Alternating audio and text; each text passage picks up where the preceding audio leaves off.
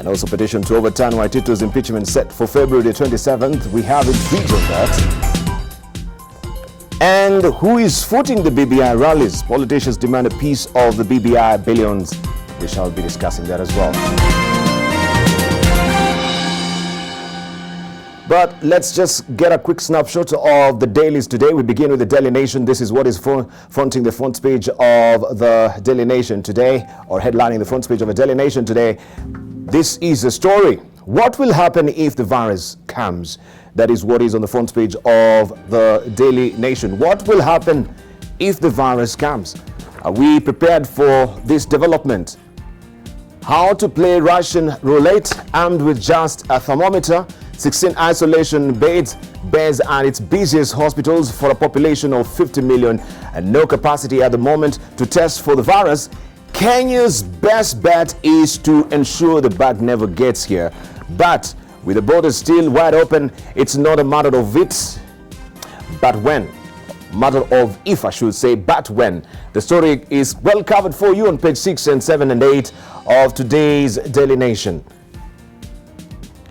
And I'll be remiss if I don't show you also what is on top of the Daily Nation today. Tragedy as 13 die in school stampede. This is on page 5 of the Daily Nation today. Country thrown into mourning after tragic incident at Kakamega Primary, which occurred as the pupils were leaving their classrooms at the end of lessons. And so far this number has risen to 14. We're given to understand the last or the two of the pupils that were in intensive care unit, one of them has succumbed. The number has risen to 13. This is a developing story, such a sad story that happened yesterday in the evening, and we do not know what really stopped the pupils to actually be in this particular stampede. Investigations are still underway, and we shall be giving you details also of this much later in the course of the program, and also we'll give our panelists also a moment also to just weigh in on this particular predicament that happened yesterday. This is how the Daily Nation looks today. 50 billion shillings for maize imports missing. This is on the back page of the Daily Nation today. Betrayal of Solai victims is another story. The lives of 48 people swallowed alive by the powerful river of mud on that dreadful night in 2018 when Patel Dam burst its banks did not seem to matter.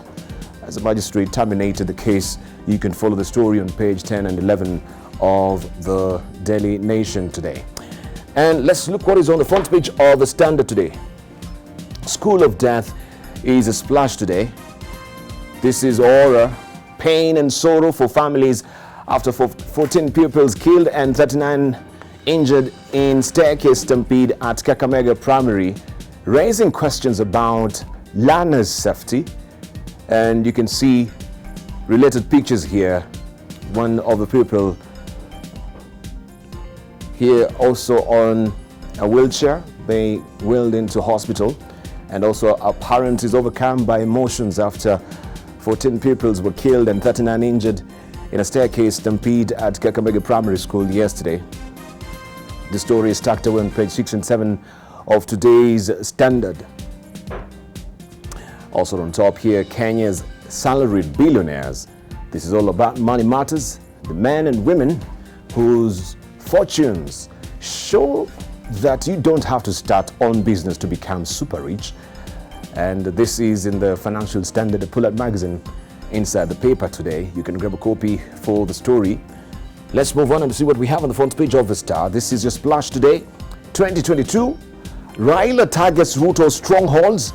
Duale insists the region is intact in Jubilee and will support Ruto in 2022. Raila schemes to cut down Ruto in Northeastern as Uhuru ages him out of Central. The story continues on page 4 and 5 of the Star this morning. And also these moving pictures from the tragedy. 13 pupils killed in Kakamega School stampede. That number as of now has risen to 14.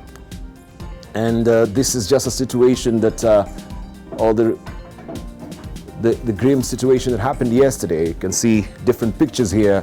Parents and teachers gather at Kakamega County Teaching and Referral Hospital where injured pupils were rushed. All that is tucked away inside the Star this morning. Also, Kiunjuri Kinyua to face MPs over maize imports. A parliamentary committee has summoned Head of Public Service Joseph Kinyua and former Agriculture CS Mwangi Kiunjuri over the 48.8 billion shillings spent on maize imports for 2 years. You have the story continuing on page 8 of the Star this morning. US won't cut funding for AIDS epidemic in Kenya. The US will continue funding the fight against HIV, sources told the Star. The US President's emergency plan for AIDS relief will not enforce donor cuts that had taken effect last October. The story continues on page 7 of the Star this morning. This is how it looks. Also, tiny lamp that changed my life. This is a story of a survivor here on cancer menace. You can follow the story on page 12 and 13 of the Star today. Let's move on to see what we have also on other dailies. We can grab the Business Daily briefly. I try and retrieve also the People Daily for you. CMA to regulate sale of coffee in worn cartels. That is a splash today. It's all about regulations. Move is expected to improve openness in the weekly auction of cash crop and also increase incomes for farmers, many of whom have been turning to real estate. You can follow the story on page 4 of the Business Daily this morning. And Nakumatt Wars continues. This is Atul Shah, the founder of troubled Nakumatt Holdings, is facing jail time over failure to pay 74.4 million shillings to former landlord at City Mall, Mombasa. The former MD has been summoned to show cause why he should not be committed to jail. Also, judge compels JKUAT to pay Imbuga's exit package. The Jomo Kenyatta University, I should say, of Agriculture and Technology has been given 21 days to calculate and pay its former Vice Chancellor, Mabel Imbuga, her exit package after she complained that she had been denied the packs on the basis of a circular issued by the Public Service Commission in 2014. You can follow the story on page 4 of the Business Daily. Also, we have a standalone picture here, tax matters. This is Albert Matambo, the KRA Scanner Management Unit Chief Manager, showing Dr. Kunio Mukirio, the World Customs Organization Director General, how the agency tracks transit cargo. Dr. Mukirio was on a tour of the Integrated Scanner Command Center in Nairobi yesterday, where he observed that KRA had put in place tax administration and modernization measures that have facilitated cross-border trade. You can follow the story also inside the Business Daily this morning. Hospitals lack capacity to fight outbreaks. This is according to a study.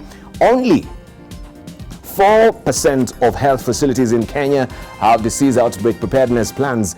A new survey by the Health Ministry has revealed, underscoring just how ill-prepared the country is to handle an epidemic. The Kenya Harmonized Health Facility Assessment reports for 2018-2019 indicates that only 5% of public health centers are prepared for disease outbreaks, while both dispensaries and medical clinics fared worse at 2% each. Follow the story inside the Business Daily on page 4. Also, on the ticker this morning, farm exports tipped to rise despite locusts. Earnings from key agricultural exports are set to recover from last year's slowdown. Economists at a UK farm have predicted, even as the threat of migratory locusts hangs over farmlands. The story continues on page 6 of the Business Daily. Today's digit is 28. That is the price that milk processor Brookside will pay farmers per litre or a 3 shillings increase. And Kuramo faces 699 million shillings loss on TransCentury. Private equity firm Kuramo Capital risks losing a total of 699 million shillings worth of loans it had advanced to TransCentury, the parent company of East African Cables, which is facing a liquidation suit. The story continues on page 7 of the Business Daily. Foreign inflows up at the NSE. The Nairobi Securities Exchange had net positive foreign flows last month compared to negative flows in similar months in the past 2 years, even at the time its turnover was done. You can follow the story on page 19 of the Business Daily. With cross borders now, heading to Tanzania, picking up also the citizen forest there. Strict regulations out to govern microfinance is a splash. Running Vikoba and other credit-oriented groups will now require individuals to have functional constitution as well as complaints handling and disputes resolution procedures. That story continues on page 2 of The Citizen this morning. Also, government promises not to ban prayers gathering, and this is the casket where we have many of the churchgoers who we know that they died in the tragedy in Tanzania while they were really gagging for that anointing oil, and this resulted into a stampede, and this is the aftermath, the casket bearing the bodies of some of the victims. The government has no intention of banning religious gathering despite the tragic stampede which resulted in the deaths of 21 worshippers during prayers conducted by Arise and Shine Ministry Tanzania in Moshi, Kilimanjaro region on Saturday evening. This number has risen to 21 now, and the story continues on page 2 of The Citizen this morning. And TPDF to investigate mysterious deaths of 10 officers. The story continues on page 2 of The Citizen in Tanzania. While there, we can also grab a copy of Mwananchi as well to see what is headlining the front page of Mwananchi. Dr. Bashiru ama Daktari Ashiru aonya kauli tata za makada CCM na zile ambazo zimesambaa mitandaoni zikiwahusisha kuwatisha wapinzani. That is a splash today. You can follow the story also on page 4 of Mwananchi, and we have also mourners here.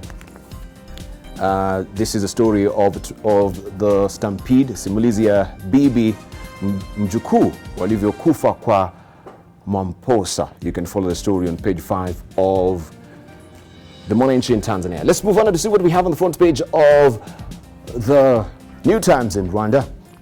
40% of Rwanda's wetlands lost their pristine nature. Remember, just on Sunday we were observing the World Wetlands Day, and a new survey has found that integrity status of Rwanda's wetlands and their biodiversity is at about 60%, meaning that over 40% have lost their quality due to encroachment. The rest of the details on page 3. Don't tolerate incitement, dehumanization. This is what scholars are saying, and we can see Faustin Ntenzilayayo, the Chief Justice, who said that the government of Rwanda has done a lot to set up mechanisms to hold perpetrators of the genocide against the Tutsis and other crimes against humanity to account. He was speaking yesterday in Kigali during an event to mark the 75th anniversary of the end of Jewish Holocaust. In 1945, genocide scholars called for zero tolerance to extremist tendencies, and you can follow the story on page 4 of the New Times in Rwanda. Food security threatened by heavy rains is another story that you want to follow on page 14 of the New Times this morning. Also, top 5 instances frustrating cashless payments uptake. This is inside the Pull-Out magazine of the New Times this morning. Just briefly, let me also show you what we have on the front page of the East African this week, just to get a snippet of what it has for you. And this is what we have on the front page of the East African this week. Get to understand what is happening across the region. Museveni's age test.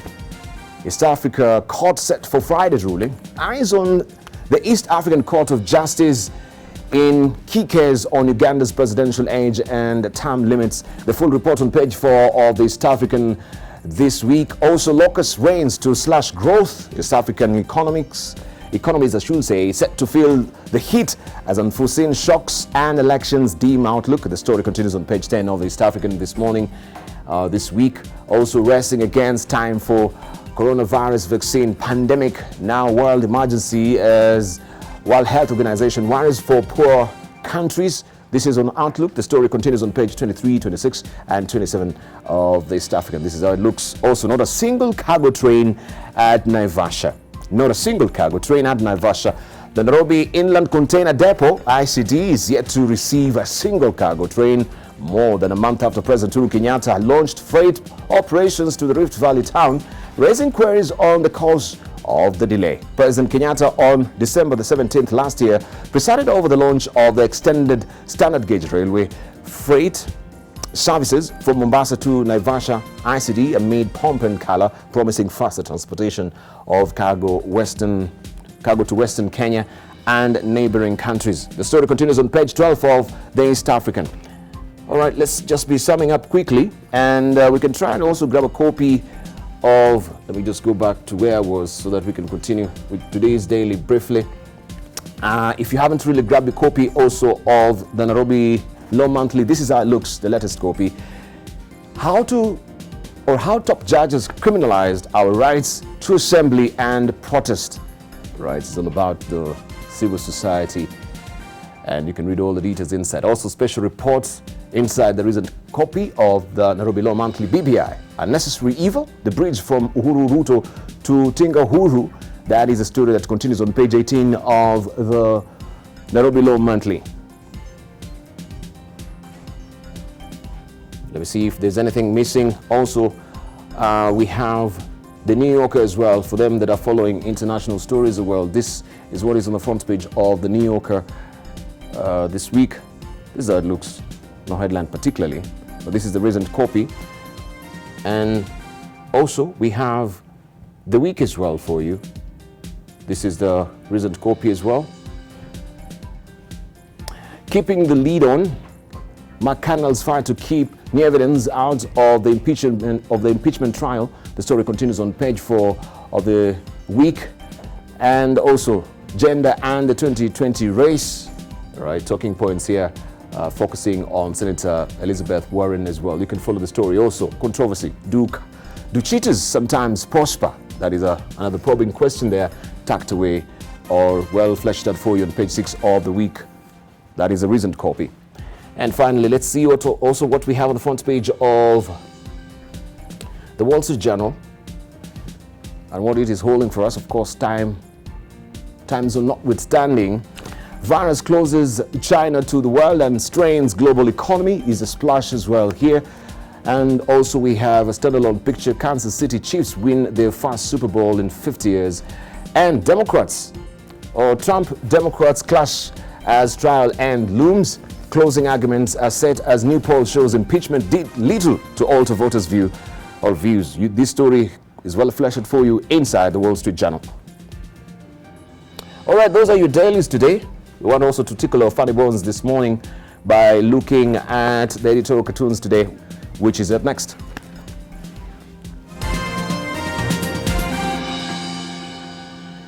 Right, and this is what has been drawn this morning by Victor inside the Daily Nation today. I dare you to cross this line again. And you know the story. This is the Tanga team. And the line has been drawn in the sand as it is right now. I dare you to cross this line again. Let's move on to see what we have. That is in the Daily Nation today. Let's see what Sano has drawn for us inside the People Daily. And this is the story. While all this is happening, coronavirus is, inching closer on us. No entry, stay away from me. We're trying to actually shut the door. And of course, the story continues with the BBI. Nobody can stop reggae. Nobody can stop reggae. And the locust invasion is here as well. So a lot of things are happening. We're juggling a lot of frogs as well in there. This is what has been captured by Stano inside the People Daily. Let's see what we have also inside the Standard today. And this is what has been drawn by Gado. Real situation, BBI records. Check out the real situation. Where did it begin? Handshake. Where will it end? Elections? And there ain't no use. No one can stop us now. Ain't no use. Nobody can stop us now. This is with apology to Bob Marley and the Wailers. I don't know if my panelists also they know this particular song, since also the UB40 were here. I'll ask some of them if they actually also were getting a jiggy at the carnival with the UB40. This is what has been drawn by Gado inside the Standard today. And those are your editorial cartoons. Right, I want to hark it back into history a bit, maybe 20 years back. And we've retrieved this particular news item from our archives way back in 2000, which is up next on Newseum.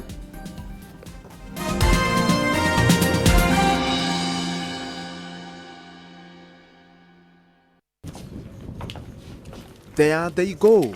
The young Turks were increasingly sending ripples in both KANU and opposition circles. This is Cabinet Minister Julius Nkuli's home ground of Kilgoris constituency in Transmara district, where he invited his colleagues Uhuru Kenyatta, William Ruto, Stephen Ole Ntutu and councillors from Masailand.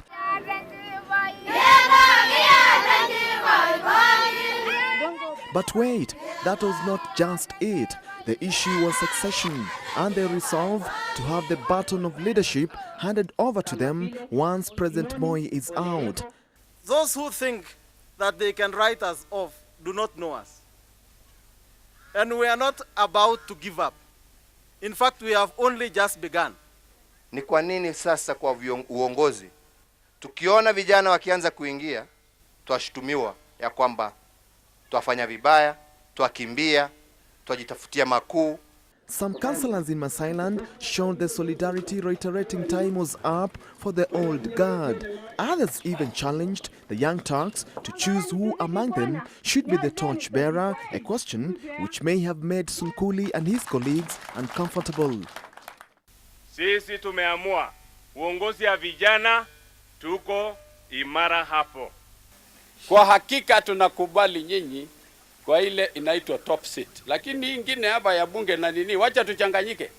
Then we can advise you young men. Speculation was rife that the young Turks had been upstaged after the appointment of the 17-man KANU NDP merger team. Seen as the forces behind a 4-man committee earlier chosen, the young Turks' influence was seen to be waning out. The 17-man committee complements the efforts being made by the 4-man committee. Why should we be against it? It's actually positive. In fact, if KANU now has taken it wholesale and the divisions that appear to be there are gone, I'm ecstatic. That's what we want. Young Turks, if they're young, sending signals that they're on the first lane of the fast-changing face of politics. And as they send ripples within KANU and opposition circles, members of the Young Turks are determined to take over the country's mantle of leadership. But will the old guard just rest on their laurels? Norman Mudibo, reporting for Nation Television, Kilgoris. Well, from archives there, Norman Modibo, who was the reporter there here on NTV. And of course, we can go back and you can see most of them were really young by then. And that is where also we want to continue with our discussion this morning. We have our guest already in studio with us. Here is their guest profile.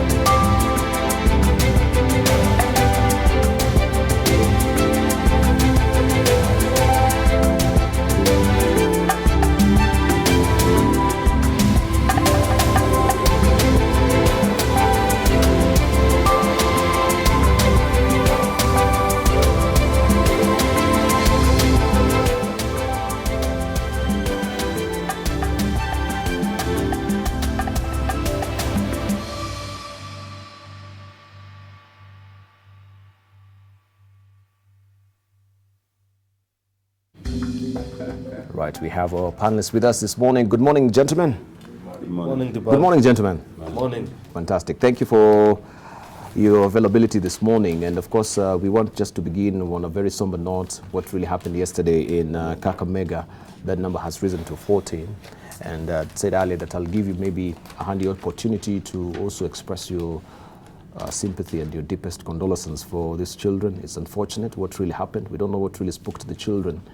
We're given to understand, yes, the bell rang and they were rushing for the gate, and most of them now tumbled over one another while they're trying, to climb down the stairs as well.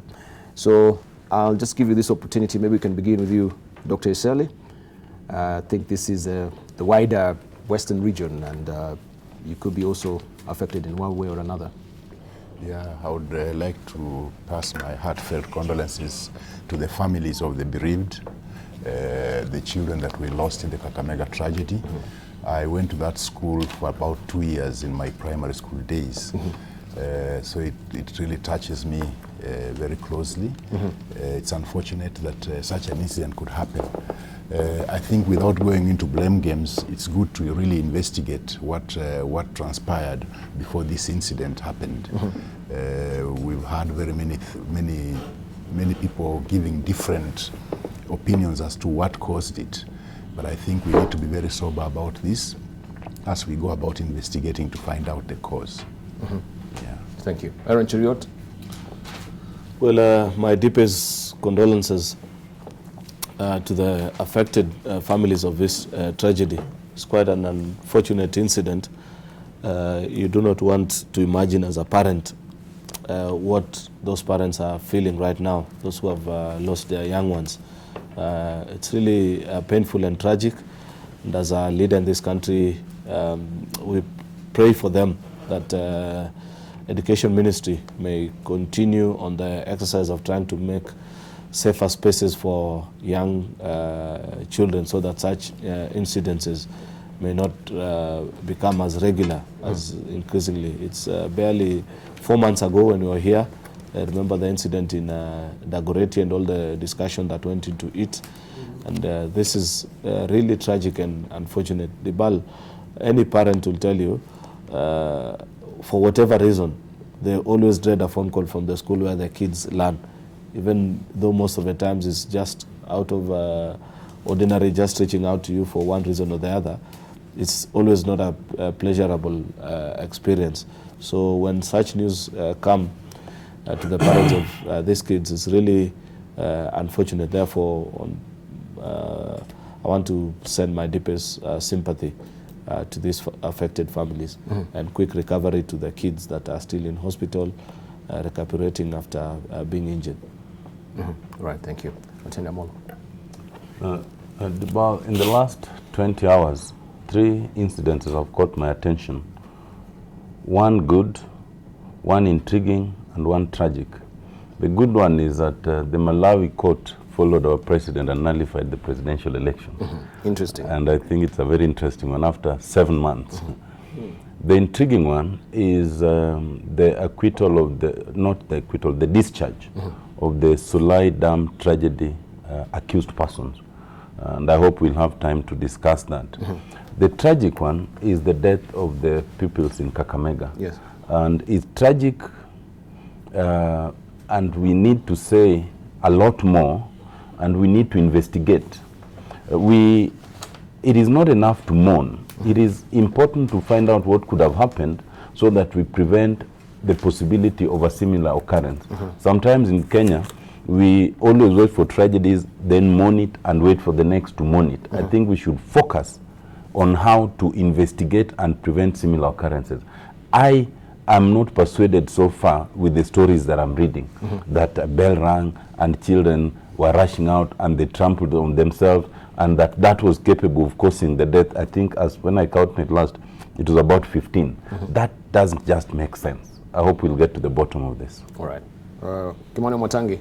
No, thank you, Liba. Let me also first begin by saying good morning to our viewers, regardless, because some of these tragedies, as they occur, we are constantly reminded that it's part of life. There are times when this country has woken up to serious tragedies, but of course not to demean this one, because when it involves children, then it becomes heart-wrenching. Dibal, my thoughts are drawn to a few aspects of school safety when this kind of tragedy occurs. The first being that you remember, just recently we were speaking about the school in Gandu village here, where quite a number of students perished when that school caved in because of poor infrastructure. And then secondly, what you notice most of the time, and you can begin probably by examining, do schools observe basic infrastructural development requirements consistent to the functions of a school, giving in mind that it's young people who are inhabiting that school. Look at, for example, like provisions of facilities for disabled children in most of the schools. Go to most of the high schools, you get even primary schools, you find that those facilities are there.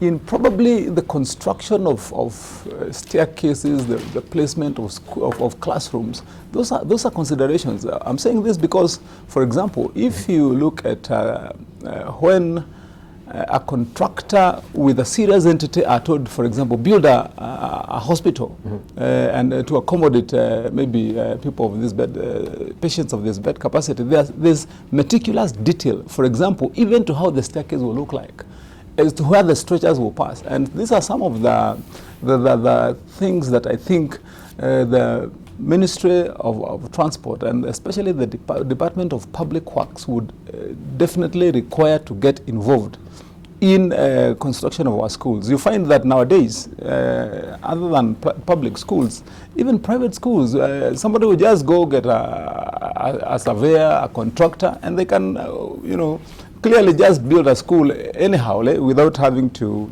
follow any safety precautions. Secondly, Dibal, this occurred when in Kakamega County there was a strike by doctors, and one of the questions on my mind is, did these kids die in did they die in hospital, or did they die in school? And so I think that's one aspect that I think would want to hear about. Lastly is to tell school heads that definitely when they are given the trust to run an institution, definitely they must make sure that they are vigilant all the time, Dibal, to ensure that our young people are safe in school. So I want to convey my message of very sincere condolences to the parents, the people of Kakamega, and say to them that in future, let us ensure that even as parents, when we meet on Parents' Day, these are some of the questions and issues that require to be raised, Dibal. Thank you. All right, let's continue to hear also from Jacomi Diwo.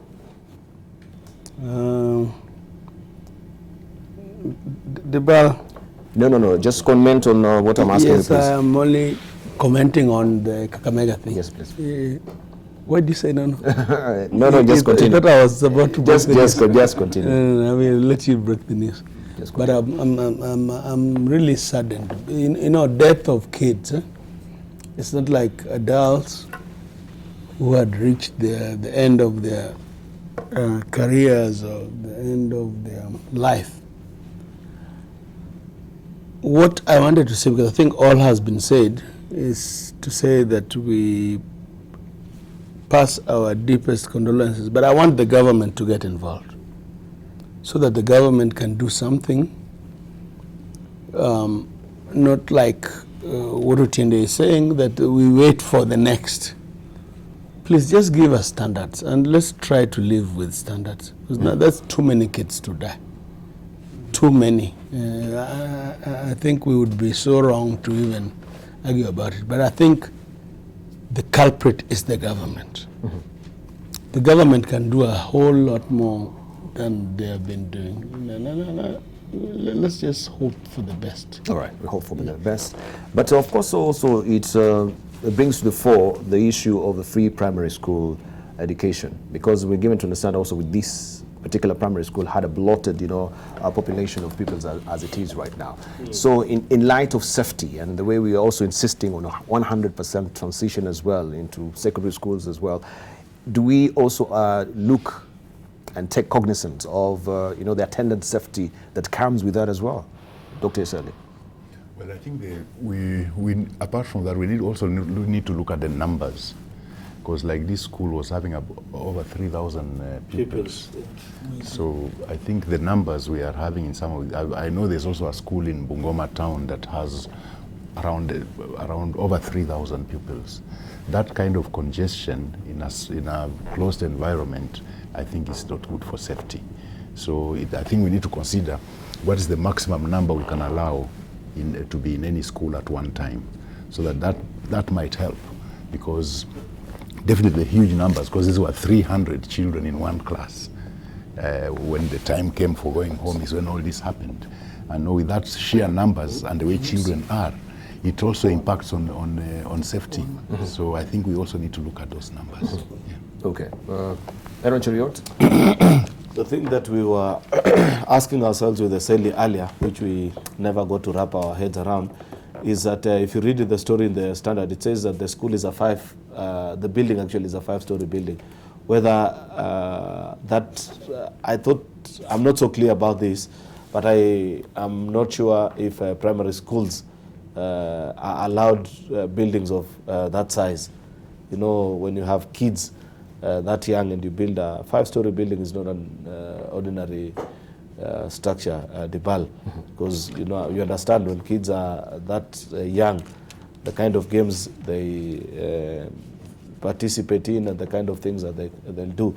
In fact, the story is that according to the Standard, that this stampede began on the stairs because of how some kids were playing. One was trying to block the other, then one thing led to the other. And it just tells you about the point that you are asking, this push by government to try and achieve 100% transition. While it is laudable, it still needs to be matched by equivalent checks on the standards. One, standards of education in terms of holistic education provision, and also the infrastructure. I know that continues. Of course, in this administration, the biggest budget head is actually to the education ministry. I think close to 500 billion each and every year, but that is still not enough. And we still need to do more in ensuring that while we come up with policies such as 100% transition, we match it with equivalent investment in infrastructure. Yeah. Right. Okay. Unless you want to comment also on the transition, Kimano Matangi, Otiende Molo, the blotted number, briefly. Very briefly, yes. Because this matter is much discussed. For me, it wouldn't quite be the question of transition. It is the aspect of free and compulsory primary education. Because this was a primary school, the transitional element come when you come to secondary schools. But I think the more fundamental point is we need to start emphasizing on safety and standards, not just of schools, not just of buildings, not just of roads and bridges, but of every other amenity that we focus on. Ask yourself, for all the buildings that have collapsed, for all the bridges that have collapsed, for all the school tragedies, is there a single person who has been convicted over the years? None. When I was ombudsman, I investigated a number of collapsed buildings around Kiambu and Nairobi, recommended some prosecutions. Yes. In some of those aspects, about 40%, the court simply nullified my findings.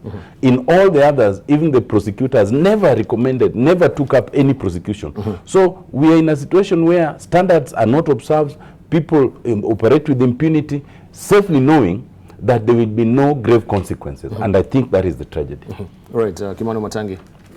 Maybe just to comment quickly faster, but let me take a shot just to add to what Otiende is saying, and I think part of the problem, Otiende, in those prosecutions is, I think we've taking the wrong people to court, because you find when a building collapses, they go and arrest the owner, and they take him to court, but the people at City Hall who approve those buildings, the ones who are supposed to be enforcing the law, they're left free. And so thank you. Kimani Matangi, I need to, I'm sorry to butt in and just also move on with the story that is now actually taking the top notch of the news right now. And information coming to hand right now is that the retired President Daniel Arap Moi is dead. The information coming to hand right now is that the retired president, that is Daniel Arap Moi, is dead. This is according to President Uhuru Kenyatta, who also sent condolences to the family. This is information which is still trickling in. We all understand that he was ailing. He's been in and out of the hospital, and of course right now this is now the final end of Daniel Arap Moi. This is the news that is coming to hand right now, filtering into our studios. President or retired President Daniel Arap Moi is dead. This is according to President Uhuru Kenyatta, who has sent condolences to the family. And also we can see tributes are still now trickling in on social media. Hashtag also rest in peace Moi is trending right now. And this changes our conversation also this morning, just in honor of the retired president who ruled this country for 24 good years. And we'll just cross it over to our panelists this morning to weigh in and also, of course also give the deepest sympathy and condolences for the Moi family, who are now grieving the passing on of retired President Moi, who is dead. Let's just begin with you. I think we were on Kakamega. Yes. Yeah. Yes. Let's just begin with you. Your fond memories, looking back at the life of Daniel Arap Moi. Of course, we know he took this country in different plateaus as far as the progression of Kenya is concerned. Highlights. What were some of pivotal moments? Of course, let me just give you a chance to with the family. The deepest condolences, because I've been imagining I wanted Moi to see this country through the next phase of our lives, especially politically. I'm deeply touched because, when Moi said we will miss him, I personally have missed Moi. I think Moi has made more sense than most of the current political leaders. I would want to really, really express my deepest condolences to the family. I think we can emulate the old man. And I think maybe his death will jog our minds and memories of him to peace, because he always preached peace. He was never heavy-handed, and may God put his soul in peace. Right. Otena Molo, your fond memory of the retired president? If you agree, and if the panelists agree, I think this would be one moment we should observe a minute silence. In standing, we should stand for 1 minute in silence in honor. Why don't we hear then maybe your deepest sympathies and condolences, then we do that, all of us. Okay, that's fine. Love him or hate him, the late President Moi held this country for at least a quarter of a decade. And this is not an easy country. And while, yes, for quarter of a century, yes, for quarter of a century. While we might, and you could lament many times on many issues, it is only once Moi left that we realized how deep our schisms and our divisions were and are. And you start to understand some of the things that he used to say or do. Secondly, I think no one would fault and no one would challenge the fact that President Moi meant the best for the common Mwananchi. He tried everything he could to make sure that the lives of the ordinary person was good. Whether the policies that were formulated by some of his handlers matched that is a different matter.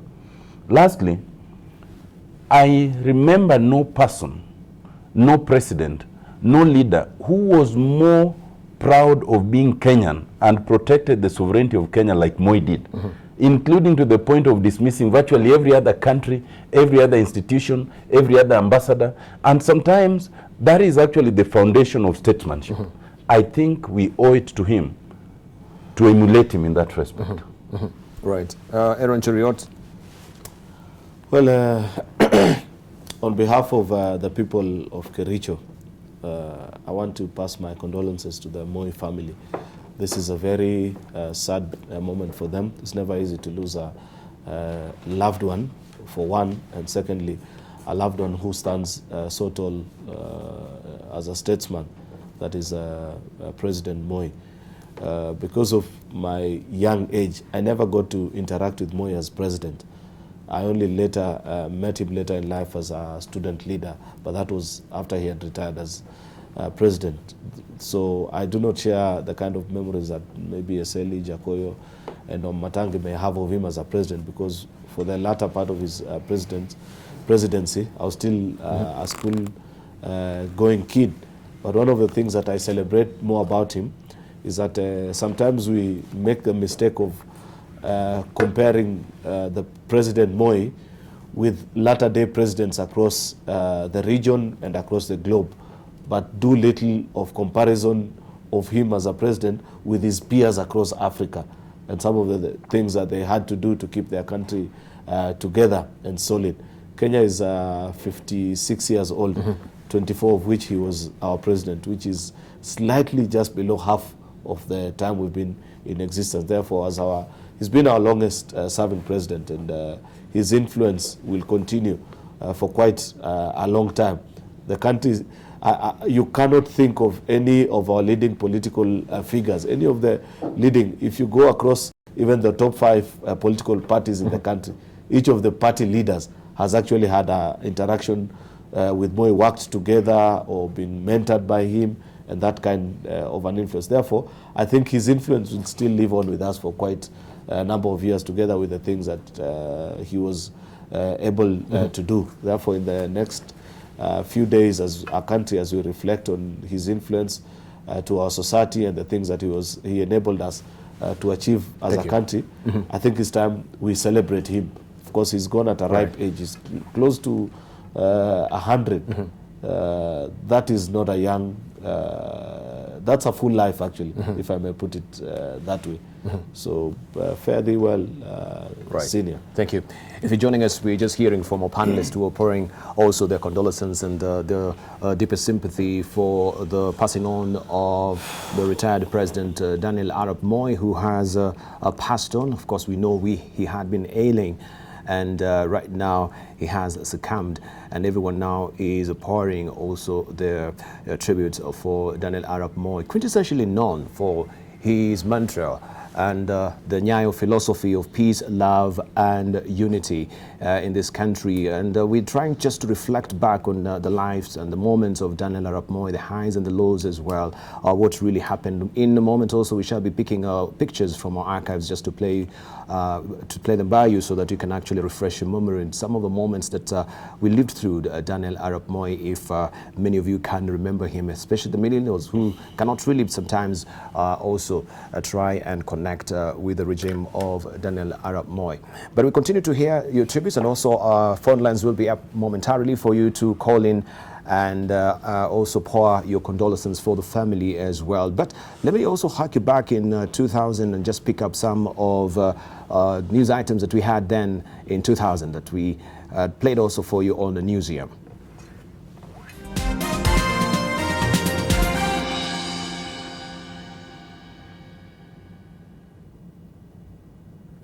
The British Airways commercial flight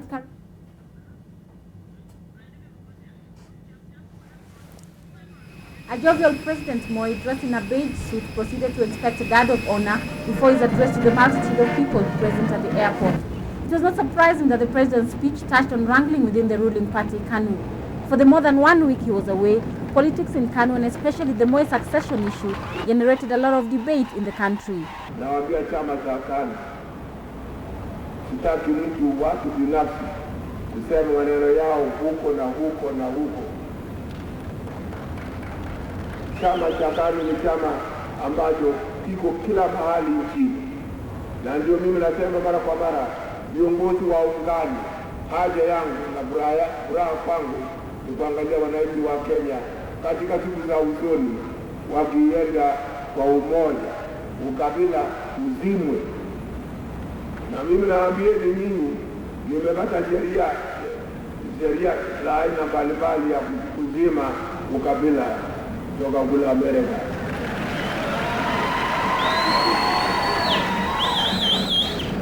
Na utanaswa na sheria hiyo.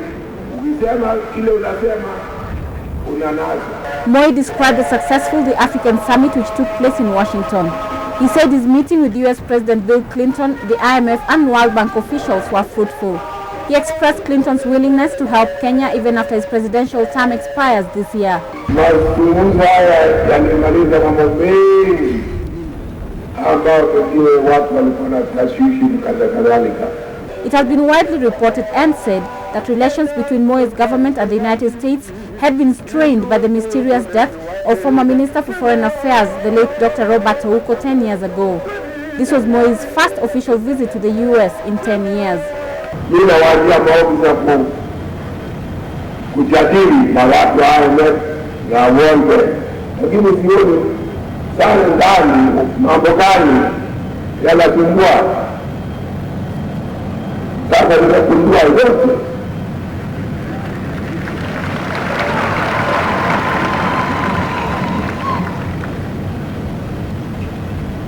Na kwa sababu nimesumbuka miaka mingi kulala sidhani, kwa sababu ya vitendo vya watu ambao hawajali. Ndipo tunapata jina mbaya. The president was hopeful that the Bretton Woods institutions will resume aid to Kenya after their second visit to the country at the end of March. The Washington meeting on Africa is being looked at as one of the positive steps ever made to help solve the problems facing the continent of Africa.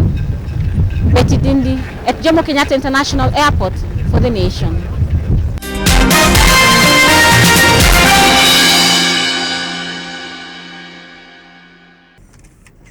The president, who was officially opening the Castle Brewing Kenya Limited plant in Thika, said in his off-the-cuff speech that he would like to leave a United Nation when he retires. Viongozi wakitaka kuongoza nchi hii wawe na watu wakae na amani wenyewe, wawe na amani wenyewe mbele ya kuitisha uongozi. Kama unataka msijana apembeleza, hapana kwenda kwa vita. Kama unataka kuongoza, utawezaje kupata watu wa kuamini kama wewe hapana pembeleza polepole, ujulikane wewe ndio mtu wa amani. Sisi tumekula yetu, tunataka wengine wale kwa amani. He announced that South Africa, Nigeria, Egypt and Kenya had reached an understanding to increase trade opportunities between the four countries. Ningetaka wananchi wa Kenya hasa muende mbele kwa umoja wenu. Sina haja na makombano haya yote. Kitu kikubwa ni tuwe umoja ili tufanye sisi kuwe na uhuru. The president, who was taken on a guided tour of the brewery, denied having denounced the Chris Okemo team which led negotiations with the IMF team in Nairobi. And I want the press to be more responsible.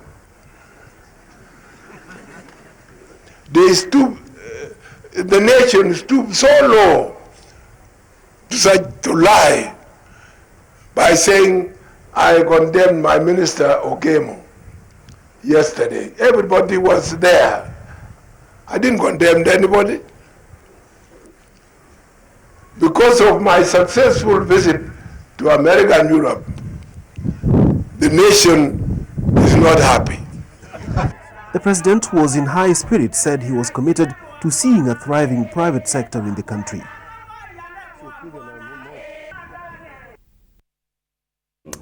Just pictures there from our archives of the retired President Daniel Arap Moi, who is now dead. And that is the information that is filtering into our studios this morning, as you're aware. And we're just reflecting back on the life of the retired President Daniel Arap Moi. That also, the resumption of aid from the Bretton Woods institution, that is IMF. Remember also when we had the structural adjustment, right? And also, if you may remember, that is the Castle Breweries as well, that it's no more as well as far as competition is concerned. And that was the launch of it way back in 2002. So these are some of the things that we can actually remember about Moi. And I think that was a critical moment as a country where we had issues with IMF and the structural adjustment, I can't remember the entire word, that also brought some of the things that we normally complain about right now, the kinks and some of the kinks that we're trying to iron out right now as far as our economy is concerned, because of the policies that we picked also from the Bretton Woods Institution. Just begin from there. I don't know, I've lost my count, my sequence. It was Otende. Let's begin with you, Otende. I think you gave me an opportunity to mourn Moi. Yeah. Then I actually broke in with the news. I think I said it was you saying something, but it was dramatically different. Yeah. Well, to what we were discussing. So the conversation has changed. Then you butted in. Yeah, I'm sorry to had to butt in. But of course it was worth it because it was with the breaking news. And Dibal, first let me express my very sincere condolences to the family of the retired president, Daniel Arap Moi, and especially to our colleague in the Senate, Senator Gideon Moi. I must say it's very hard to mourn a man like Moi. Very hard, because he's a man who stood for so many things in this country. And at this time of mourning, I think in summary, one can only summarize Moi's life and say that he was a strong leader. He was a strong man. He was a symbol of national pride and strength, despite of so many other aspects that one may look at. I met Moi when I was a young man, myself in person. By then I had just been elected to lead one of the associations in the country. There's the Kenya Auto Bazaar Association as a vice chairperson. I was very young. And then that was in the 90s. And so I had an opportunity to go and meet him, and he was a bit amazed at how we were able to mobilize quite a bit of resources when we were young. And actually, that morning when we went to see him with a former chairman there, we donated a car to him, and he was so amazed and full of grace. And so I remember him fondly, Dibal.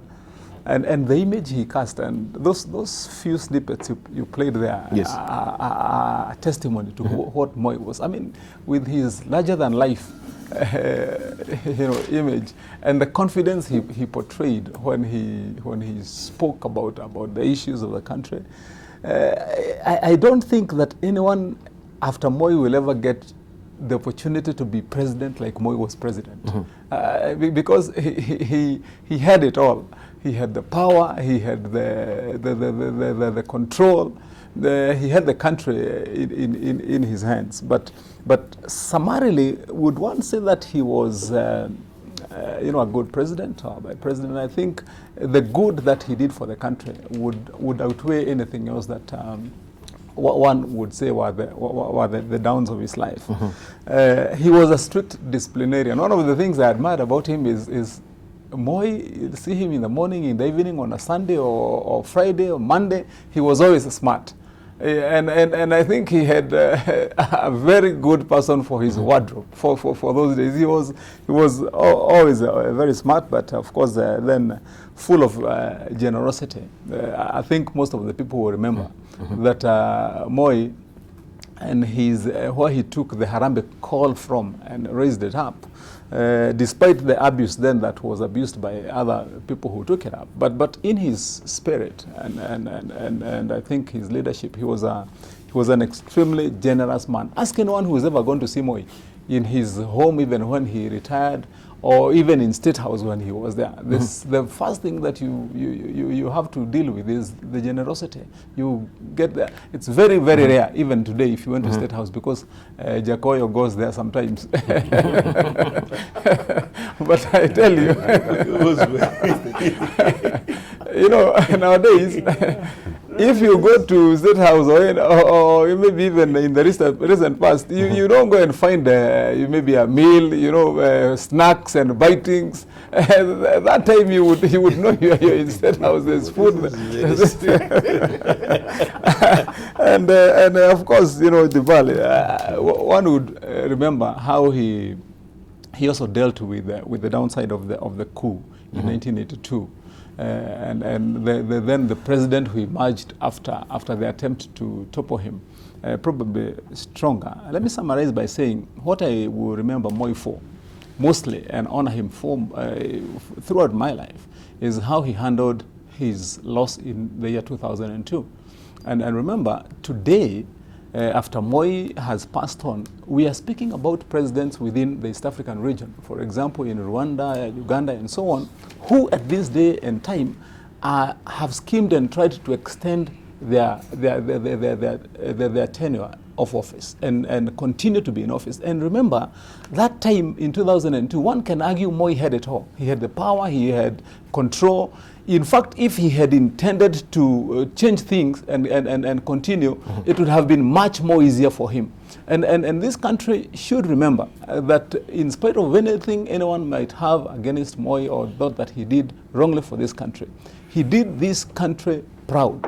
And he did this country a whole lot of good by agreeing to honorably exit the seat of power and retire and retreat to Kabarak. And then he kept his peace throughout that time without interfering much with politics.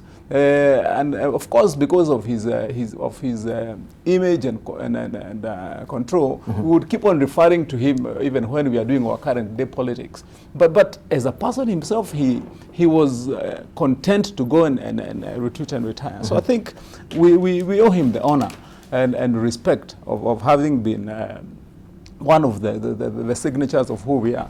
I will miss his fresh rose on his lapel every day. I mean, I was wondering, asking myself when I went to Kabarak one time, did he used to grow these roses in his garden because he had a fresh one every day?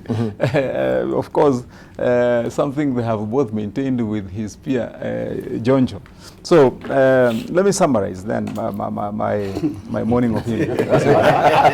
I'm glad. And this is Obasangi giving a I'm press glad that conference. God has given him a long life. Sure. He's one man I would want to emulate Yes. in so many ways. Iban. Thank you. Thank you. Finally, give it to finally, I give it to Eseli. Okay. Before we come to Eseli, we want just to take a short break. Then when we come back, we shall continue with pouring out our tributes, our deepest sympathy and condolences for the family of the late retired President Daniel Arap Moi, who passed on this morning. That is information coming to hand right now. We shall be giving you more of this also on the other side of break.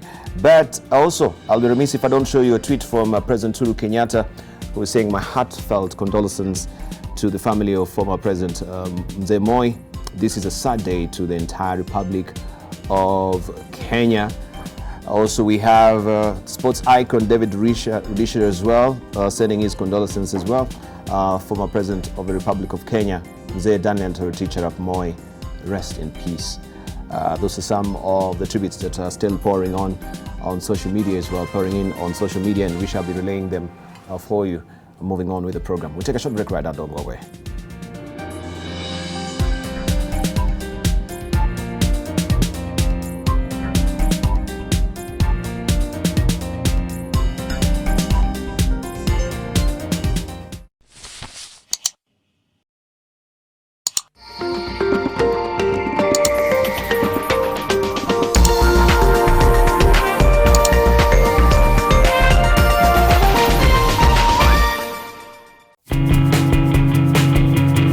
Ni shughuli huku kama DJ ama mtu anataka kuvua maiti. Na wewe kazi yako ni kuja kuchungulia manyumba hapa Nairobi. Nimesema kudidio.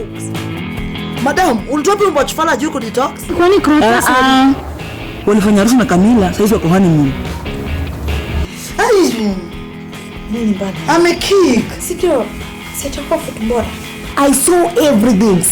Hii si sinia yangu ya haitepo. Si wewe ndio umesoma. Na mboga zangu na nyama za fridge. Shingo ya mabati zinakutoka rodini. Maid analala wapi? Mpaka maid yako hapo. Kwa nafikiria nani analea mtoto? With Lipa na M-Pesa, you get more. Lipa na M-Pesa. Every 100 shillings spent on Lipa na M-Pesa earns you an entry into the draw. Do more with Lipa na M-Pesa. Every day, NTV News Team moves you to the center of the action. The security forces will take that in this operation. Police are not taking anything to chance it. Moves you to the heart of the story to witness and record history. Rendering the declared results null and void. Telling the story of Kenya. The growing importance of border in Mandera. Matatus will be on strike. And beyond. The politics in the United States capital. It is the 7th edition of the Global Education taking place in Dubai. When it comes to business, we crunch the numbers and unpack the detail with the latest information for your investment decision. It's time to say goodbye to this note and karibu to this note. In order for the manufacturing sector to be elevated from the ground. Despite the government's promise to create at least 1.3 million jobs, moves you fast past the planes and trucks to bring you the triumphs and joys of our great men and women. Moving stories that touch our hearts. I didn't know that I could go back to school. The Back to School program has brought hope to these young mothers. NTV News. News that moves you. Uko na msichana wa kazi? Niko naye, mbona unauliza? Ndinda, unataka kuniambia unakunywa pombe kwa nyumba yangu? Toka. Toka. Toka. You mean to say that I am suffering from postpartum depression? Yes. Wewe ni jina nani unashout hivyo? Ai, sasa juko na gari usitajwe jina. Hata sio yake. Hata sio yake. Kutoroka uone. Kutoroka uone. Hebu toa mshipi na kiatu.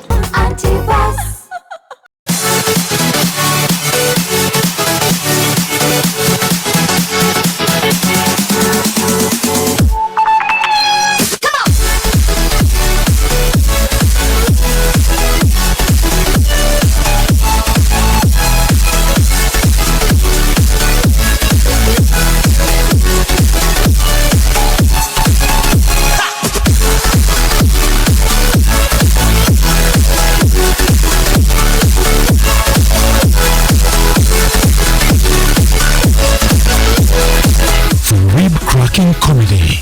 Just move to NTV.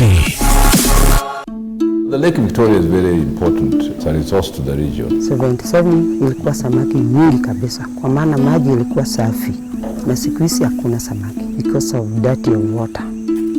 Hatukunywi maji, ni kama hii maji mbaki wanyama. What we release back to the lake meets the regulatory standards. Hii maji ilikuwa maji safi. Na sasa hii huwezi fanya nayo kazi kwa maana ni mafi kila wakati.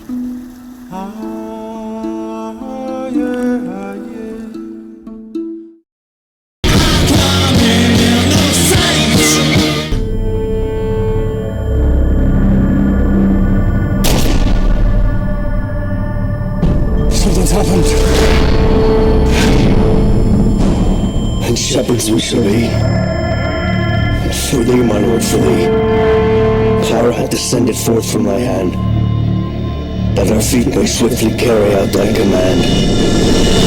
Nomine Patri et Filii, Spiritus Sancti.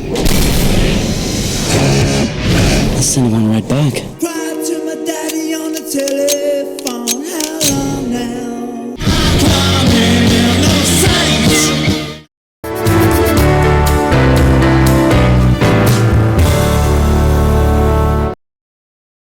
How to use our e-levy portal. Click Sign Up to begin the registration process. Once you have filled in all the necessary information, click Register and complete the registration process.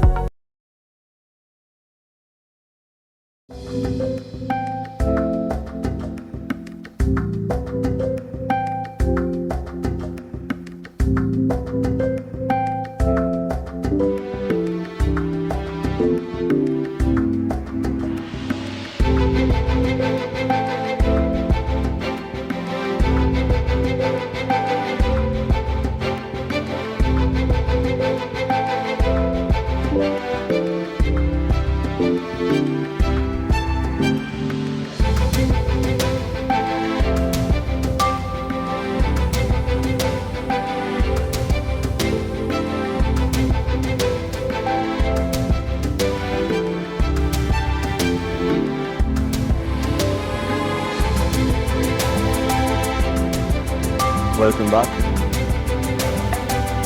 You're watching People and Politics, And we're just taking a moment here with the People and Politics family to observe a moment of silence for the late retired President Daniel Arap Moi.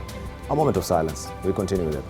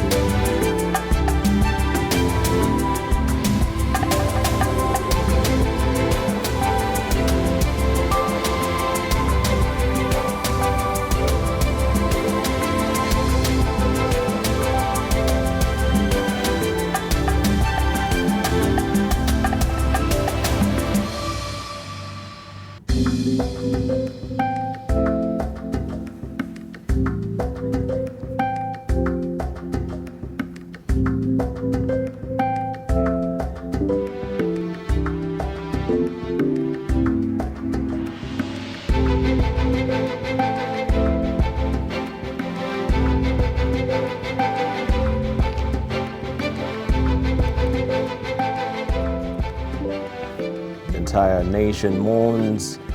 What a morning it is today, waking to this very breaking news that is monumental for a very iconic person in this country. Many loved him, many missed him, many missed his politics. He had his quintessential mantra, Nyayo philosophy, peace, love and unity, and we all remember the late Daniel Arap Moi. He had also very iconic style.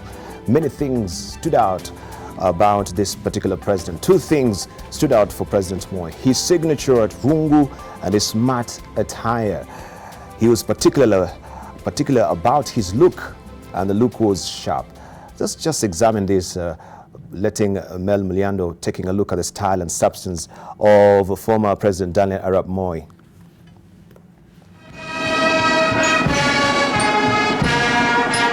Mimi Daniel Arap Moi. Known for his iron fist rule, former President Daniel Arap Moi reigned in power for 24 years after founding President Mzee Jomo Kenyatta died in 1978.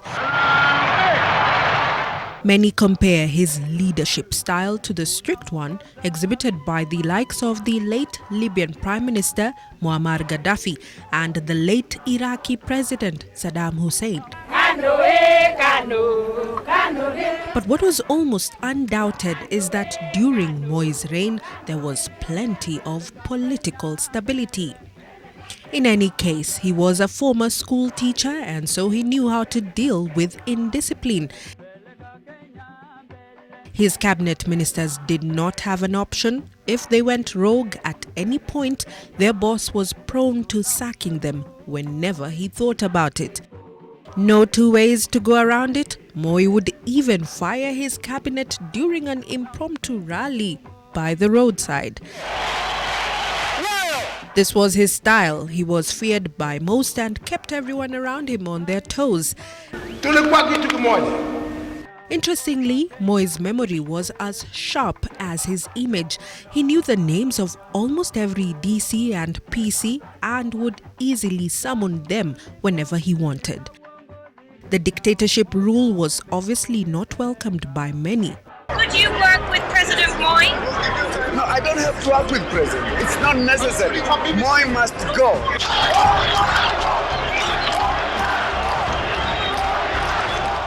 We felt that President was holding on this one-party system too long. Nimewasaidia kwa kila kitu hapa, mwishowe wanaondoka. But this did not deter the former president. He remained consistent, and this flowing even to his style of dressing. Image is everything, so they say, and former President Daniel Toroitich arap Moi was well aware of this. He awed Kenyans with his well-matched sharp suits, ties and shoes during his tenure and even into his retirement. The former head of state embodied a picture of a man who had a sharp taste for fashion which many strived to emulate. Of particular was the three-piece suits which were his favorite, especially in his younger years. Matching of colors, shirts, socks, neckties and shoes, Moi had a team of aides who handled his wardrobe and were privy to the presidential diary. They were charged with the selection and preparation of the former president's clothes to ensure the desired look is achieved. A senior officer was in charge. He would then make the final decision, after which a presentation would be made. Moi was specific, and there had to be a sample of varieties that he would choose from, exact to his taste. Not to forget the signature rose on the left side of his suits, a trademark for the former president which had to be accorded utmost care and tending. It was almost impossible for him to leave State House without a rose on his lapel. And as was part of his main attire, the symbolic rungu almost never missed. Just one rise of his hand holding the rungu as a sign of authority, and this he even carried while on visits outside the country. In virtually every public function Moi attended, he had a unique dressing style, different dress codes for different occasions. He had the official, ceremonial and dinner clothing, and when traveling out of the country, he took his staff to ensure correct dressing. All the while, he maintained the same tailor who would stitch his suits while in power to date. For state functions, Moi kept it official, and this was similar to church Sunday services which he never missed even one. During Harambes or tree planting exercises or trips to the coastal region, he would don designer short-sleeved shirts. He never wore a double-breasted suit or trousers with turn-ups. His neatness was uncompromised, and as such, he liked honest and neat people. In 1980, he became the second president to wear the ceremonial military outfit, 2 years after succeeding Mzee Jomo Kenyatta. Donning the attire in a different manner, unlike his predecessor, Moi had his own signature look, even to the military regalia. Moi's fondness to socialize was his favorite pastime. President Moi enjoyed the company of his peers and would spend time catching up with friends. He engaged in conversation with controversial figures just to keep fully abreast with the happenings in the country. Na kama yuko mtu ambaye nimesema chochote ambaye kimeumiza roho yake unisamehe. He loved addressing the public, be it in rallies or meet the people tours. It is even reported that he twice slept in a tent while on such a tour, as the places he was visiting were too remote. And for his dietary needs, Moi loved eating boiled green maize for breakfast with either porridge or tea. It is said that he did not take alcohol and influenced those around him while in power not to drink in his presence. And though there have been rumors that he did not eat meat and survived mainly on boiled cereals, those close to the former president deny this. The centrality of Moi's food is meat. You want to see meat there. Other things are additions like vegetables, ugali, and the rest. He has got his animals. He slaughters one every day.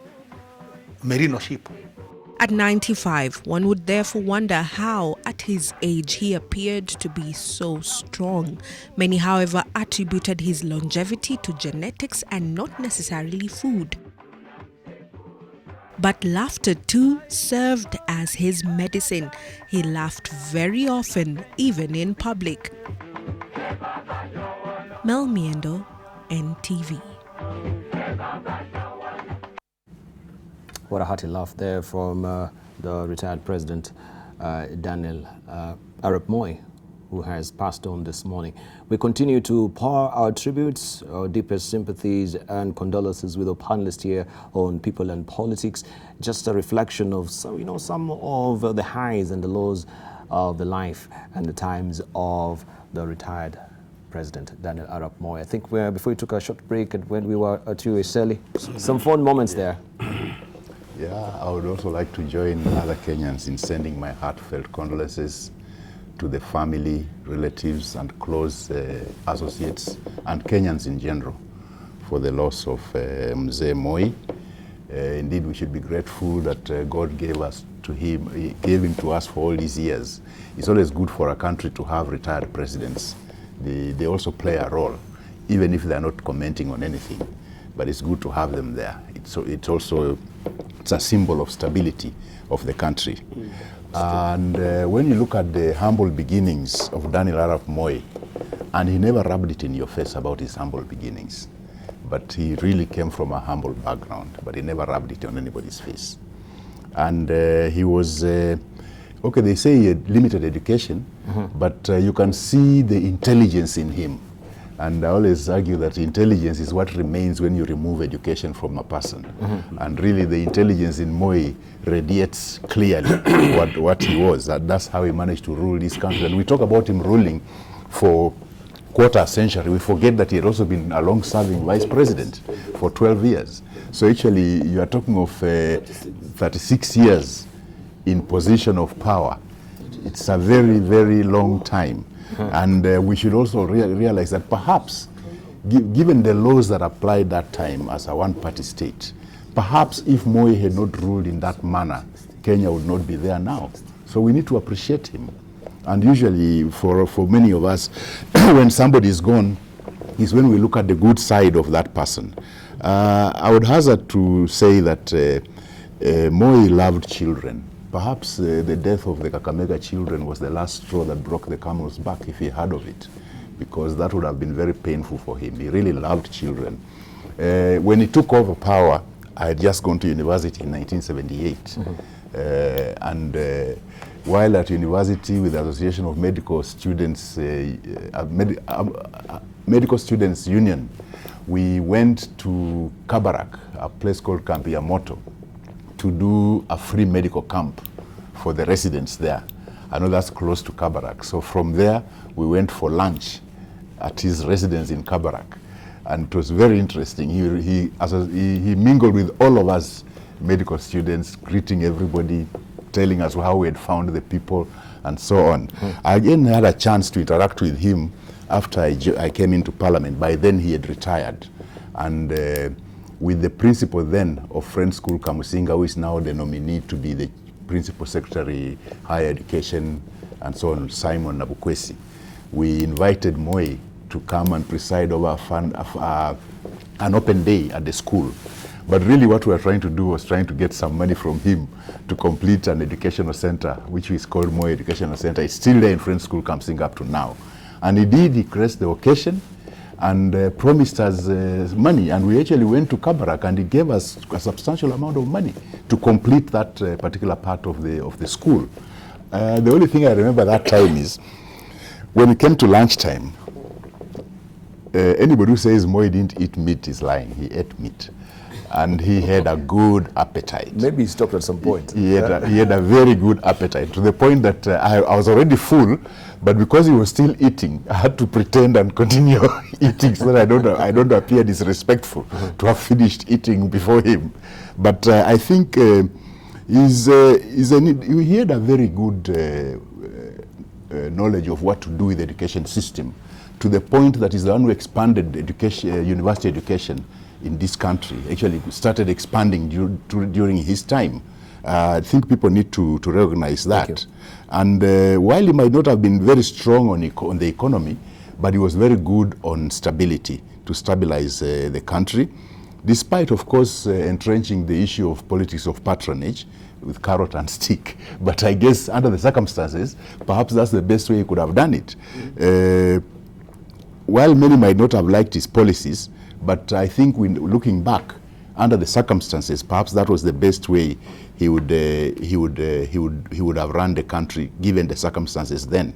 I think there's a young man in Kitale, Trans Nzoia, who likes imitating Moi during public functions, and that's how he makes his living. When there's a public function, he comes there with the signature rungu, with a rose, a suit, and so on, and he imitates retired presidents so well, and he makes his money that way. People like my party leader, Moses Wetangula, I'm sure they give their entry into politics was because of Moi. Moi is the one who nominated him to parliament. And that time, Moi controlled nominations. He knew who he was nominating. Thank you. As they say, he knows everybody by name.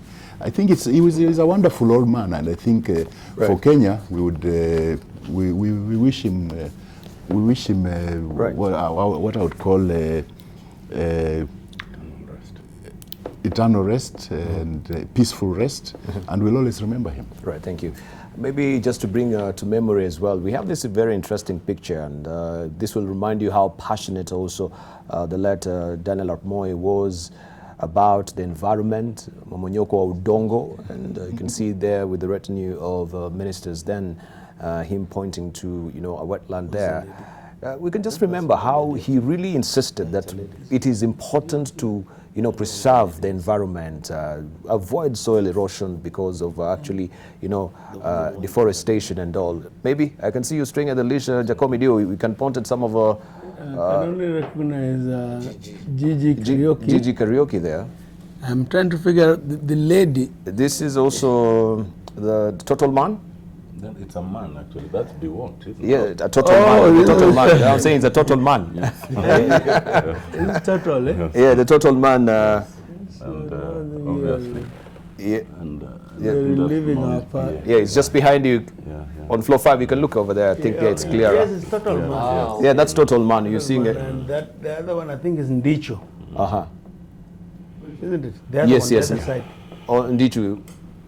Right, but still on the comment of preserving the environment, this is how he was a man really on the ground, concerned about really what is happening, with our country environmentally.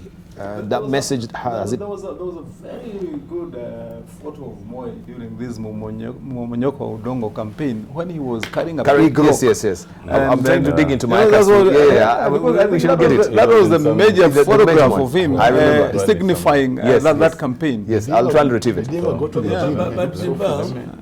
let me speak. Jacoy had finished before you come to It was me. It was you. Yeah, No, it was I'm the one who started. I'm the one who started. So okay. I thought we started with the sell it today, so after I sell it's me and then it goes just up. A moment. Jacoy, let Otede continue. We'll continue. No, it's true. You want to mourn again? No, it's true actually. Okay. But just, first of all, I think it's important to observe that the death of Moi represented the last doyen of frontline independence struggle, in my view. Frontline independence struggle. And so it should also be a reminder to those who never interacted with him that other than the struggles we have now, there was a major struggle in the past. But there are a few personal attributes of Moi that we should also bring to the fore. One is his fitness. I have never seen a fitter president, and many of us here try to be fit, fortunately, Secondly, Matangi is fit. We are all fit. That's because I can tell you we ran with Matangi and Jacoy, we play football with Aaron, and I know Dr. Seli is also very fit. He goes to the gym and runs. Secondly, were his Christian values. But those Christian values, some people, it was to the point that you could fault them sometimes. In 1999, and I interacted with Moi at various stages, but I remember in 1999, he appointed me as the secretary of a task force to conceive what the country should do about the HIV and AIDS issue. And at that time, because of his Christian values, he was so mad, he came back to the airport, declared AIDS a national disaster, and then said anybody who transmits the virus should be castrated and jailed for life. Now, my team, which was chaired by my partner, Rachir, and others, went through that task, and we had the difficult task of going to State House and giving a report together with a draft law and telling him, unfortunately, we can't do what you had asked. And he sat there and looked at us, but eventually that passed. The third attribute was punctuality, and I think it's a lesson to most leaders. People have this excuse that in politics, people are never punctual, that you keep people for hours on end. That is just hogwash. Moi was ever to be punctual, and I think it's unfair to people to keep them for long. The fourth attribute is what I would say is what he did for this country. In Moi's time, Kenya's dominance in the region was unquestioned. And that is the time when our role was to bring peace to other places. Kenya was described as the island of peace. Quite honestly, I think we have in time lost this centrality, and that is something to be mourned. Now, it is not to say that Moi did not have his faults. First of all, starting with the human rights, I mean, there were certainly issues of human rights and excesses.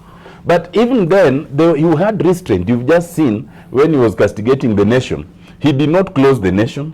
He did not send people to come and bludgeon people here.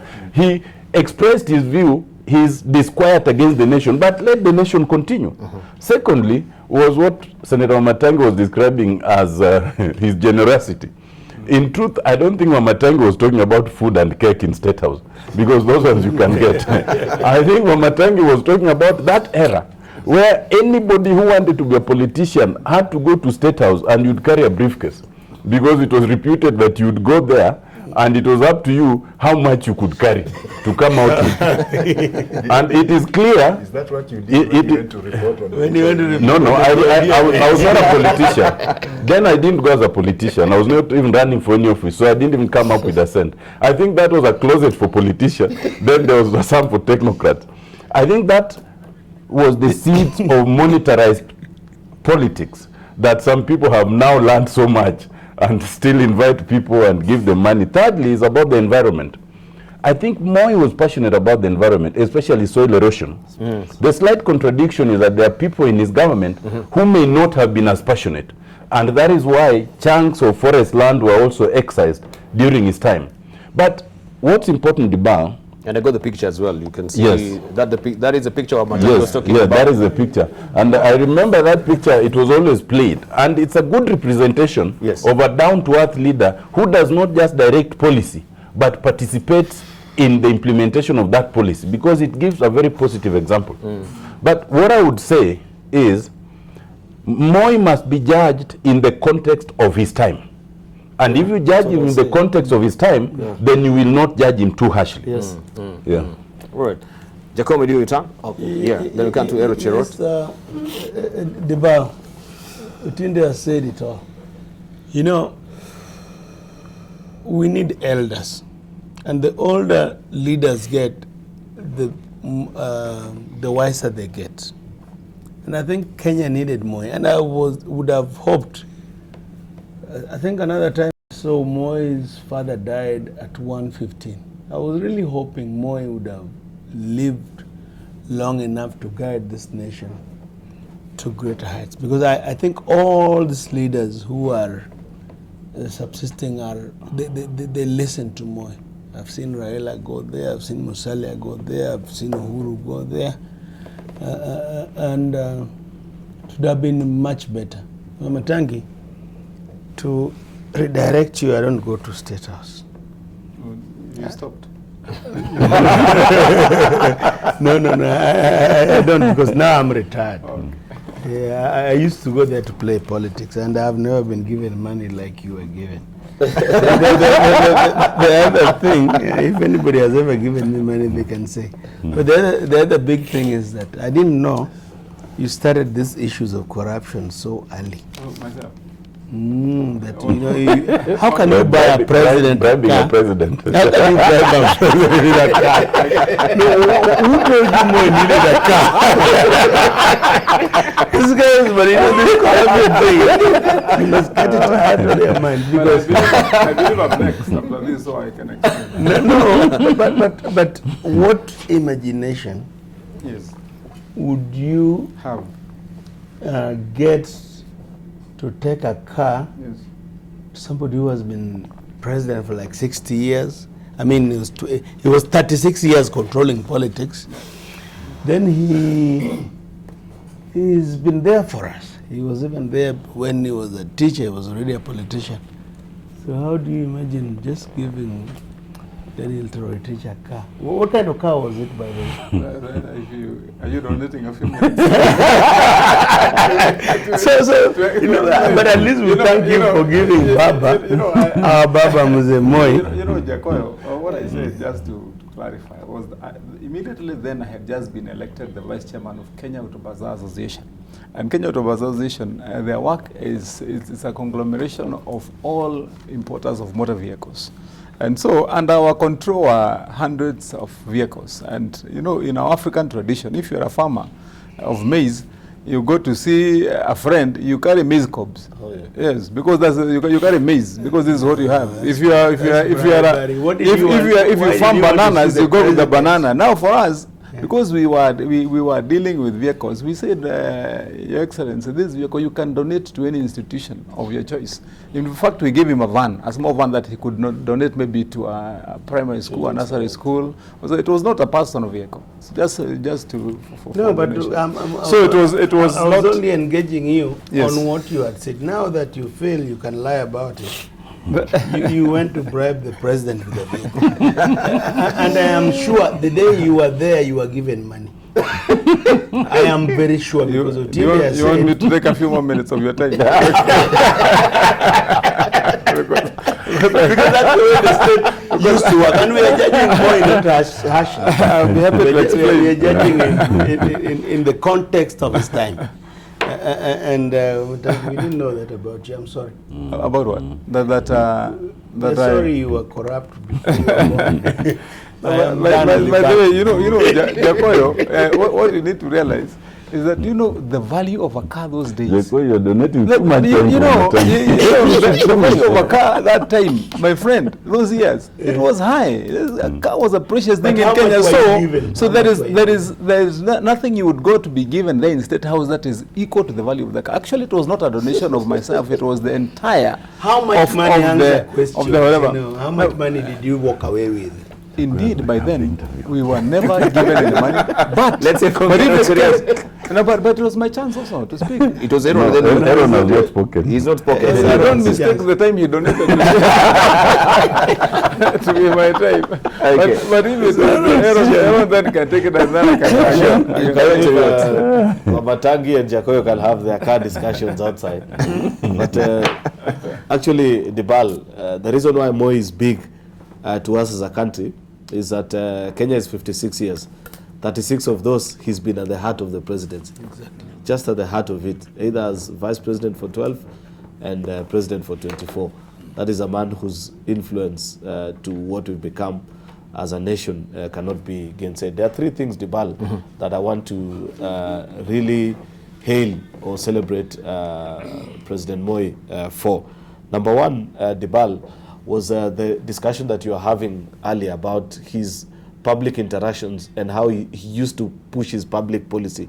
This idea, and I think it later on, everybody has their style of leadership, but Kibaki's was different, and I have seen even the same for President Uhuru, same for the last, I think, a month or two, where President prefers to give directions and let his ministers or different people carry out their assignments.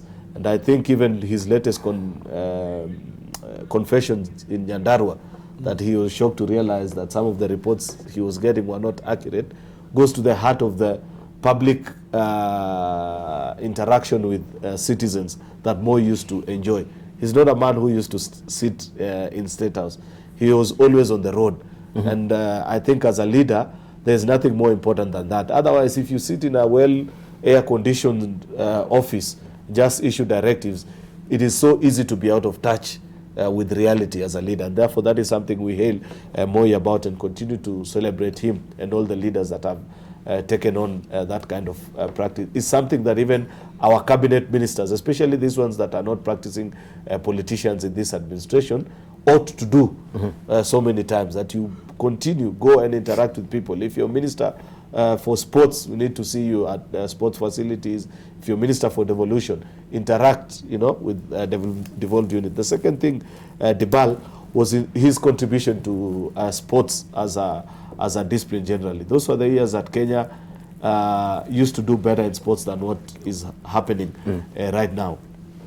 Successive administrations, that is that of President Kibaki, and now just to interrupt you a bit, you see this particular picture, it really cognates with what you're saying. Yeah. How he was really down to earth, interacting with the people, and I think you can remember, was it Kai Kai, the singer? You remember those songs for them that have done a bit of music history? Yeah. Mama le le le le le le. Oda fanya kazi. Na na na. I know. I don't know that one. But they used to play. He was listening to lullabies.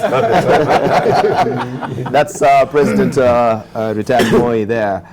And Kai Kilonzo, who was also a quintessential musician here in the country. We just want to also get the feel from the ground as it is right now. Kenyans also are reacting to this shocking news as they're heading to work today, or the various places of their occupations today. We have Kevin Mutai in Mombasa. We just want to cross over to him. Good morning to you, Kevin. A sad moment it must be also in Mombasa. Just give us a feel of it. Well, good morning to you, Dibal. It's indeed a very sad morning where the country has just woken up to the news of the death of the retired President Daniel Arap Moi. These particular news are of great concern, not only here in Mombasa, but of course the entire nation, many remembering Moi for the good tidings that he brought to this nation, his great service to this country. I personally remember Moi for the famous Nyayo, Mama Ziwa ya Nyayo. Those are the moments when we used to queue while back in school. We used to queue along the road singing Nyayo, Nyayo, Nyayo, waiting for his convoy to pass by, and of course also among many other things that Mzee Moi will be remembered for. He's left a very vast legacy, and many will be remembering Moi for the various projects that he's done in this country, especially the institutions named after him. Remember Moi International Airport here in Mombasa, Moi Air Base, Moi Barracks, and all other institutions that are named after Mzee Moi. But let me just quickly, Dibal, get a feeling of what the people of Mombasa have to say about the passing on of Mzee Moi. Kwanza jitambulishe kwa majina, waitwa nani, halafu kisubiri kidogo, jitambulishe kwa majina, halafu tueleze, tupe hisia zako baada ya kupata habari kwamba Mzee Moi ameaga dunia. Wamkumbuka kivipi Mzee Moi? Naitwa Ibrahim Idi. Mimi nakumbuka Rais Moi sababu pia wakati wa uongozi wake watu walifuata sheria, kulikuwa na pesa. Kwa hivyo mimi kumtambua kwangu, namtambua kama rais shujaa. Naam. Na ukisema kwamba kulikuwa na pesa, ni nini hasa wadhania pengine Mzee Moi alikuwa anafanya ambayo hauoni saizi ikitekelezwa? Naona saa hii kwa wakati huu biashara zetu ndogo ndogo tunafinywa, tunashikwa, tunasukumwa hivi, lakini wakati ule pia tulikuwa na mwanya wa kuweza kufanya kazi zetu hata ikiwa ni biashara ndogo. Kwa hiyo tunashukuru pia tulikuwa tukipata. Okay. Sawa, asante. Let me also try Dibal and get someone different to get a feeling of what he remembers about Mzee Moi. Sijui kama zazungumza kidogo. So people looks like they're really afraid to speak. Let me just get this guy, gentleman. Please just come speak to us. Dibal, people are not ready to comment about this, but we'll try and get a few more. This is a busy morning and people are rushing to their workplaces, and njoo kidogo tuzungumzie kuhusu mambo ya Moi. Mzee Moi ameaga dunia. Wamkumbuka Moi kivipi? Jitambulisha kwa majina. Naitwa Shum. Hebu wamkumbukaje Mzee Moi? Mzee Moi as the first president of Kenya, and then as the man who introduced free milk to pupils back then. Yeah. Sawa. You heard her saying that he remembers Mzee Moi that way, but of course also let me try and get a few mzee kidogo tutafute maoni ya sasa. Those are people are rushing the ball, and of course also it's just a sad morning, Dibal, and I'm sure that so many people have a lot to say about the passing on of Daniel Arap Moi for the things that he has done in the country, his leadership, his political party, what he's done for the political party. KANU, remember, he died at the age of 95 years old, and he is the president that is said to have introduced the multi-party system, and of course also his death has left behind a number of things that maybe so many leaders will be yearning to emulate, and of course a great example of leadership in the country. Moi has been a member of parliament in 2 constituencies in Baringo, that is Baringo North and Baringo Central. Baringo North from 1963 to 1967, Baringo Central from 1967 to 2004. He was born in 1963 and he just he took leadership of 1963 and of course to 2004. Those are 24 years of his leadership, and leaving us at the age of 95. Of course, a man that has really delivered, or that has been of great service to this nation. And as I said, many people will be emulating his roles which he played in the political field. And as I said earlier, after Moi took leadership, if I can remember very well, he was forced to allow multi-party elections in 1991, which he led his party KANU to victory in 1992 and 1997 elections. He took leadership after the passing on of the first president of this republic, Mzee Jomo Kenyatta. I can see people are from the ferry right now. Let me try and grab a few to just check if I can have a few comments about Mzee Moi. Njoo kidogo mama tuzungumze. Boss, njoo kidogo hapa. Njoo hapa. Hebu tueleze, tuwazungumze mambo ya Mzee Moi. Wamjua Mzee Moi, wamkumbuka kivipi? Naambia mzee ameaga dunia, tupe maoni yako, wamkumbuka kivipi Mzee Moi? Mzee Moi si tunamjua kama mzee wetu wa kitambo.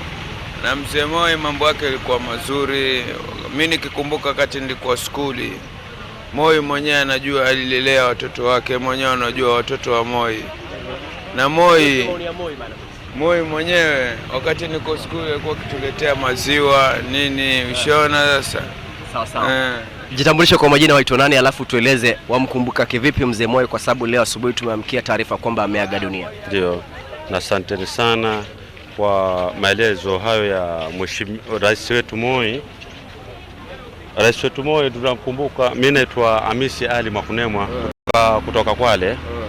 Tunamshukuru mzee wetu Moi kwa sababu alituletea mazingira mazuri katika urais wake. Pia alikuwa anaongoza mzuri, kazi ziko zinapatikana, na hata masomo yake yalikuwa ni masomo raha.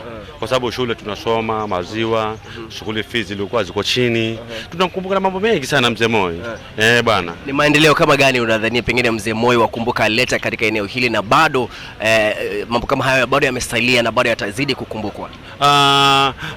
Maendeleo yake, maendeleo ambayo alikuwa ameleta ni maendeleo mazuri kutoka, yani ilikuwa hakuna mambo ya chuki wala hakuna nini. Watu walikuwa wanaishi kwa umoja, watu wanaishi kwa amani, watu wanaishi vizuri sana katika Kenya yetu ambayo ni ya umoja. Bana. Na je, pengine kwa maoni yako ni pendekezo ipi ambayo pengine ungewataka wanasiasa wa hivi sasa waweze kuiga ule mtindo wake aliyekuwa Rais Daniel Moi? Kusema kweli sahihi, tunaomba viongozi na hao wanasiasa akae chini zaidi, au kuwa atafuatilia mambo kama Mzee Moi, ya kuwa yani yule mzee alikuwa hana ubaguzi wala hana nini wala nini. Kwa hivyo yule mzee alikuwa ni mtu ambaye yeye alikuwa hajali alikuwa ni mtu ambaye hajali mtu wa chini, hajali mtu wa juu bwana. Kwa hivyo naomba viongozi na waheshimiwa wote akae chini, aigize mwagizo wa kwamba yeye ataingiza mwagizo wa Mzee Moi bana. Shukran. Well, Dibal, again, you heard him say that he remembers Mzee Moi for different development projects that he did to this region, and of course he'll not forget about his humility and the style of leadership. He was a down-to-earth kind of a leader who brought together Kenyans, and of course asking the politicians to emulate his style and of course also do great things to this country. I'll try and see if I can get one last more person to just have the last comment of Mzee Moi. Mzee, njoo hapa kidogo. Asante sana. Tupe majina yako, waitwa nani? Alafu leo asubuhi tumeamkia kwa taarifa za tanzia aliyekuwa rais mstaafu Daniel Arap Moi ameaga dunia. Hebu tupe maoni yako kuhusiana na swala hilo, na vile vile pia tuelezee wamkumbuka kivipi Mzee Moi. Mzee Moi, anza kwa majina tafadhali. Kwa majina mimi naitwa Silas Ngare. Mzee Moi tunamkumbuka ni mtu mzuri, anafanya wengi, na pia alikuwa anatuongoza vizuri, si mbaya, alikuwa anatuongoza vizuri. Wewe hasa wamkumbuka Moi kivipi? Ni nini alitenda ambayo unahisi kwamba iliguza maisha na ikabadilisha pengine minendo yako? Mzee Moi wakati alikuwa anatawala tulikuwa tunapata pesa ya matumizi, lakini saa hii tangu aondoke hata hiyo matumizi yenyewe yamekuwa sinda. Kuna baadhi ya miradi ya maendeleo ambayo Mzee Moi aliweza kuanzilisha na bado, ama miradi kama hayo bado yako, ni kama gani hasa wakumbuka? Ni kama watu wengi waliendelea na masomo na hakukuwa na sinda hivi. Na pengine himizo lako kwa baadhi ya wanasiasa katika eneo hili waweze kuiga, ni mtindo gani ungependelea waweze kupata kutokana kwa uongozi wake rais mstaafu Moi? Ni waige tuwe na amani. Sawa. Siku njema, asante. Well, of course, also those are just a few comments that we've managed to gather from the street of Mombasa, and of course also we'll be traversing across other places within here, the county of Mombasa, and of course also we'll be getting comments from leaders from this particular region, the coast region, and of course we'll be highlighting those views to our viewers, of course also, and updating more on this particular concern. People are still rushing to their workplaces, and we'll be going through the gatherings. Remember, Mombasa also has this Bunge la Wazalendos, and of course also I believe that this is one of the key issues that most of them will be discussing today, and of course will be in those particular spots, and of course also at the county assembly, try and get a view of course also from the leadership of this particular region, and of course get the highlights on what they think about Mzee Moi, and of course the legacy that Mzee left behind, and what they have to really say about that as well. So Dibal, that's it for now. We'll still be going around, and we'll be gathering more views from Mombasa with regards to the passing on of the retired President Daniel Arap Moi. Back to you, Dibal. Many thanks indeed, Kevin Mutai from Mombasa there. And it seems also the residents of Mombasa there are a bit gun shy to also comment, because I think this particular news is shocking, so most of them are spellbound to actually comment on it. But we shall be going back to Kevin Mutai much later in the course of the day. This is shocking for everyone, so people are bound to be, processing the information as it is before they also give their comments as well. But we have our panelists here. We continue with the conversation as it is, and of course we shall also be relaying you some of the clips that we do have on the lifetime of Moi. Before we actually went over to Mombasa, we were listening from Senator Aaron Cheriot. I hope you've not really lost your track of thought. No, not any Dibal. But there's something I picked from one of the things that people are saying in Mombasa, Dibal. And I think this is a common man's, ordinary citizen's view of the leadership of President Moi. Yes. Where one of the people that Kevin Mutai interviewed said that during President Moi's term, we used to have money in our pockets, something that has become scarce of late. And I think that is a hallmark of the measure of leadership, the fact that your citizens can be able to afford everyday living. And I think it's a challenge to us who are in present-day leadership. That's something that we need to work hard at, so that people are able to go about their lives with minimal struggle. I think if I may put it that way. I'd say there are three things, and I've spoken about one. The second, Dibal, was his contribution to sports as an industry in this republic. That this was during a time where, as a country, we used to do so well in sports. You remember, it was during his presidency that we hosted the All-African Games. In his contribution to football, a sport that I am passionate about. Remember Moi Golden Cup and all that that stuff about it. It was during his term that we built quite a number of stadiums. Successive governments have promised to do, but they haven't been able to achieve that feat, something that is really worth commending about, and I hope those in leadership can pick up from this. Final thing, Dibal, something very important that we don't mention is his contribution to the political stability of us as a society. And the fact that, and I think Otiende alluded to this earlier, that you may want to judge him for some of the excesses that his administration got involved in.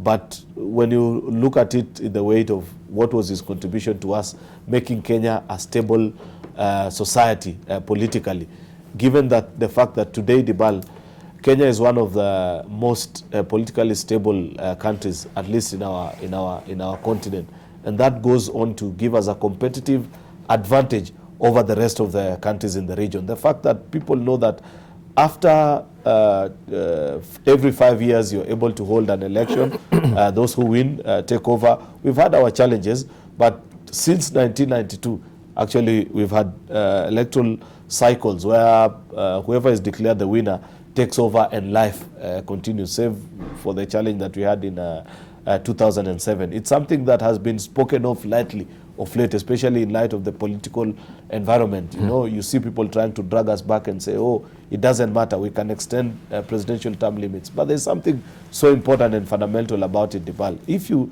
read the IMF and all these Bretton Woods institutions analysis of contributions of political stability in the determination of investment into a particular country, this is a really big point. I see people saying countries like Rwanda, Ethiopia are catching up with us, but at the back of the mind of people who are making these decisions on where to invest in Africa, this is something that they look up to. If you look to the countries that you are being told that they are competing with us, these are nations that have still not matured in terms of political stability, because they are built along the influence of one particular man.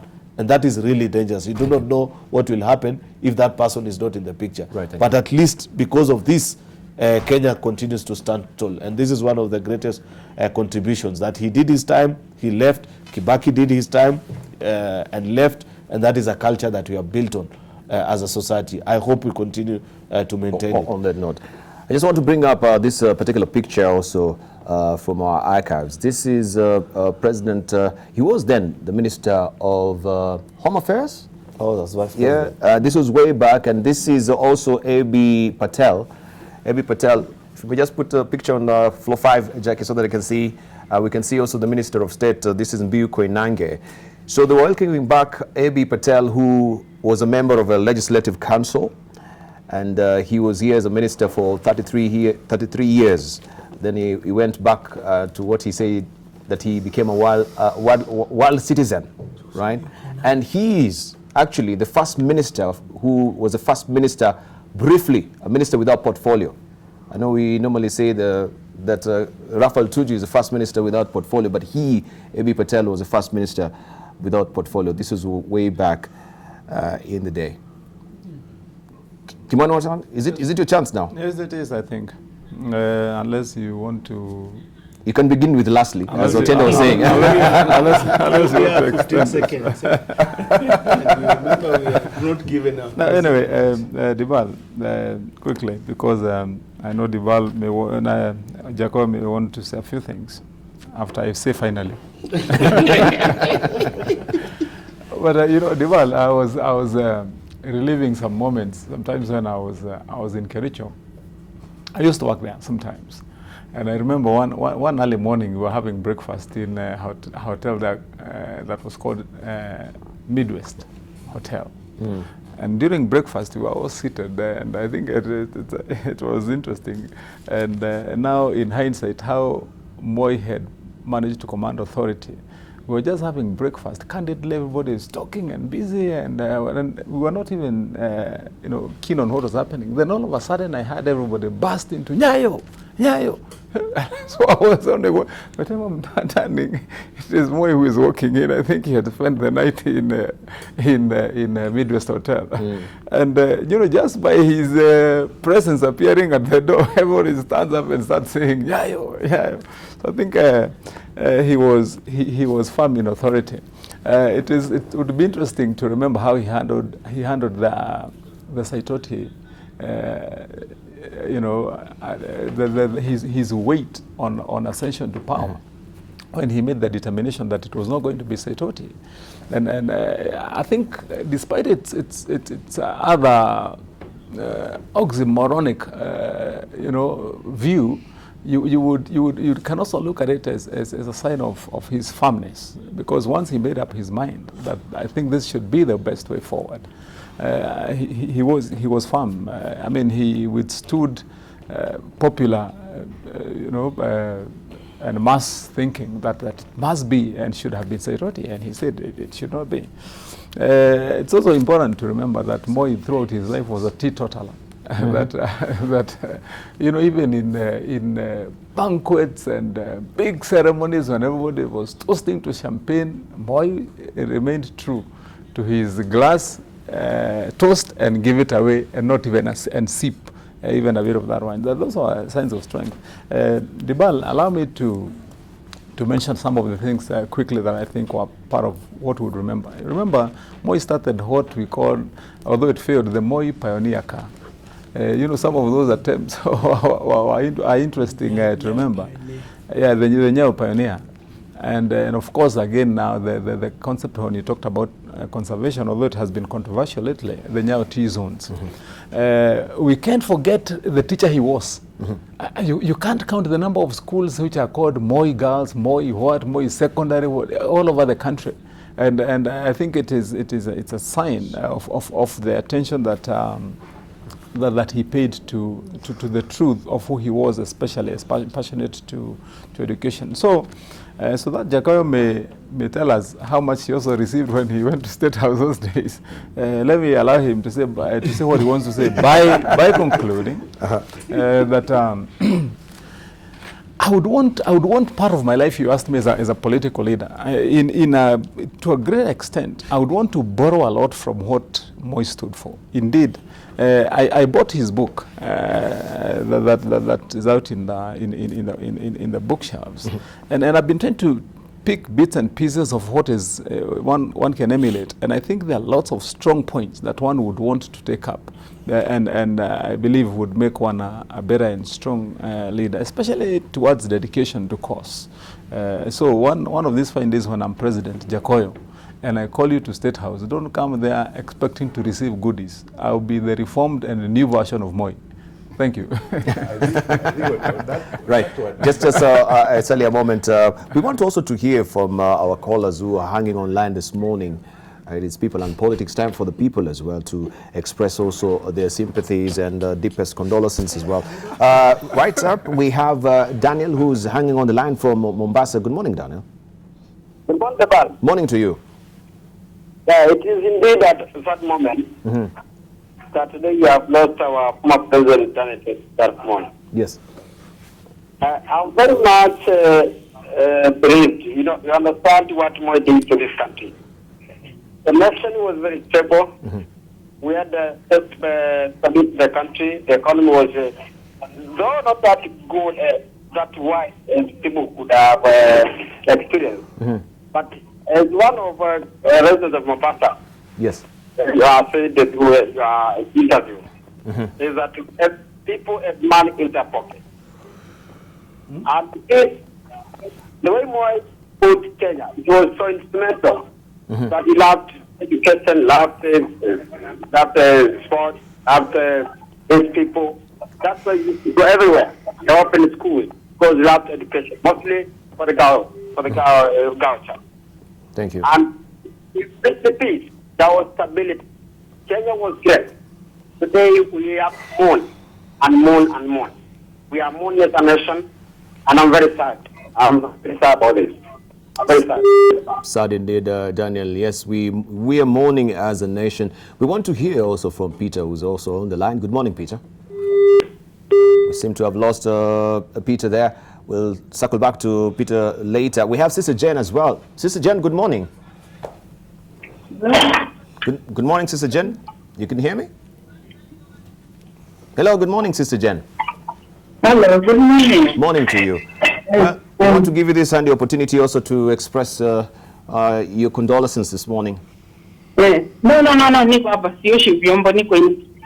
Oh, okay. Allora, sasa mimi nasema condolence sana to the family. Yes.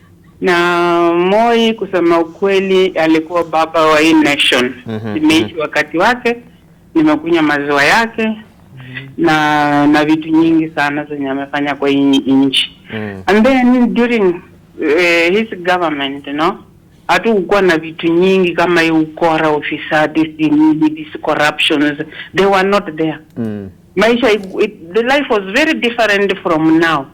Sasa unaona even wabunge wanaiba, wanafanya nini, sio wana vitu corruption kabisa. But during wakati wa Moi it was really, yani maisha ilikuwa sawa. Ukienda hata kununua vitu they were not really expensive kama now. Maisha imekuwa tu something else nowadays. But wakati wa Moi really nilipenda Moi kabisa hata wakati wake. But what to do, tutamuombea, mimi nitamuombea kwa Mr. Mungu aweke roho yake kwa amani. Hiyo tu. Asante, Sister Jen. And we want to cross over to Oko Okusa, who's standing by before we come back to a panelist, also to just give us a feel of what is happening in West Kenya, reactions there on the ground as well. Good morning, Okusa.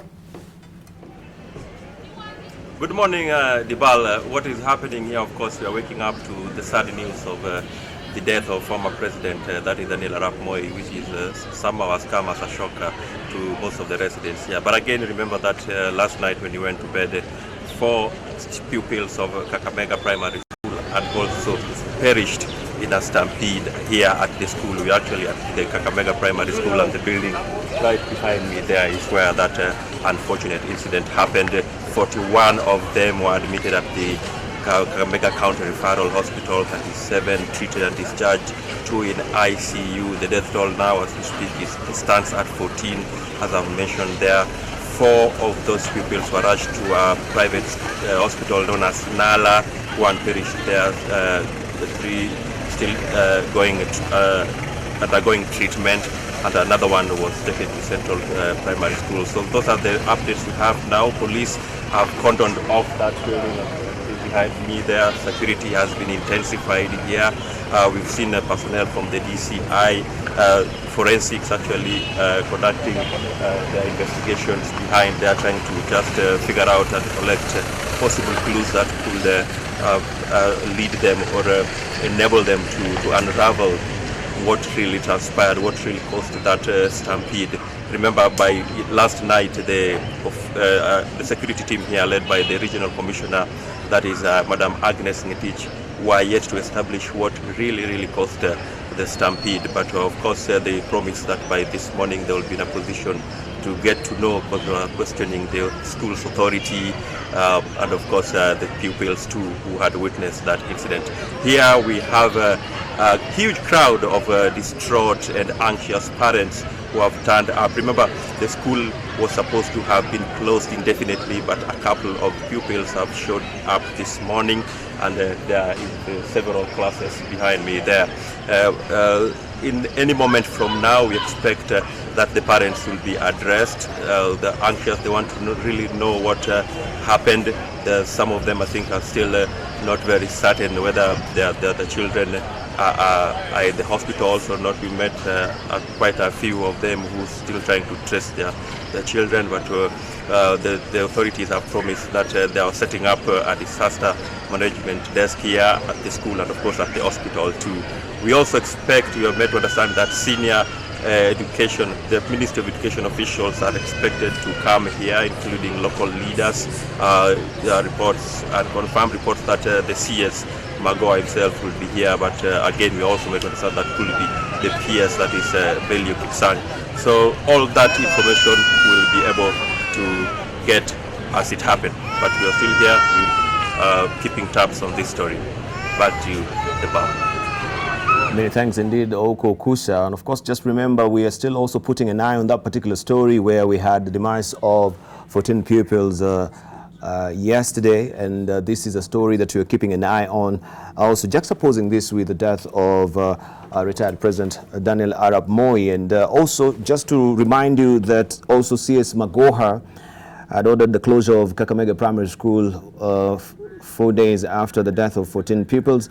And counseling also starts today, that we're just being refreshed of what is happening right now on the ground in Kakamega. And any moment from now, just to remind you that we had also a presidential proclamation where the former President Daniel Arap Moi passed on at Nairobi Hospital in the presence of his family. This is a picture that you do have right now. And any moment from now, we're going to be getting information, presser being given from the government's official. I can see there CS Fred Matiang'i and also the Senator of Baringo, who is the son also of the late retired President Daniel Arap Moi, together with the wife there, who they'll be speaking momentarily. Once they do that, we'll just go over there. Let's just listen in to see what is happening. This opportunity to tell my fellow Kenyans that they passed on this morning at 5:20. He passed away peacefully. I was by his side, and as a family we've accepted. And mine is just to give my heartfelt gratitude to all Kenyans and non-Kenyans for the prayers and thoughts that have been given to Mzee and to our family. Thank you all, and God bless you all. Thank you.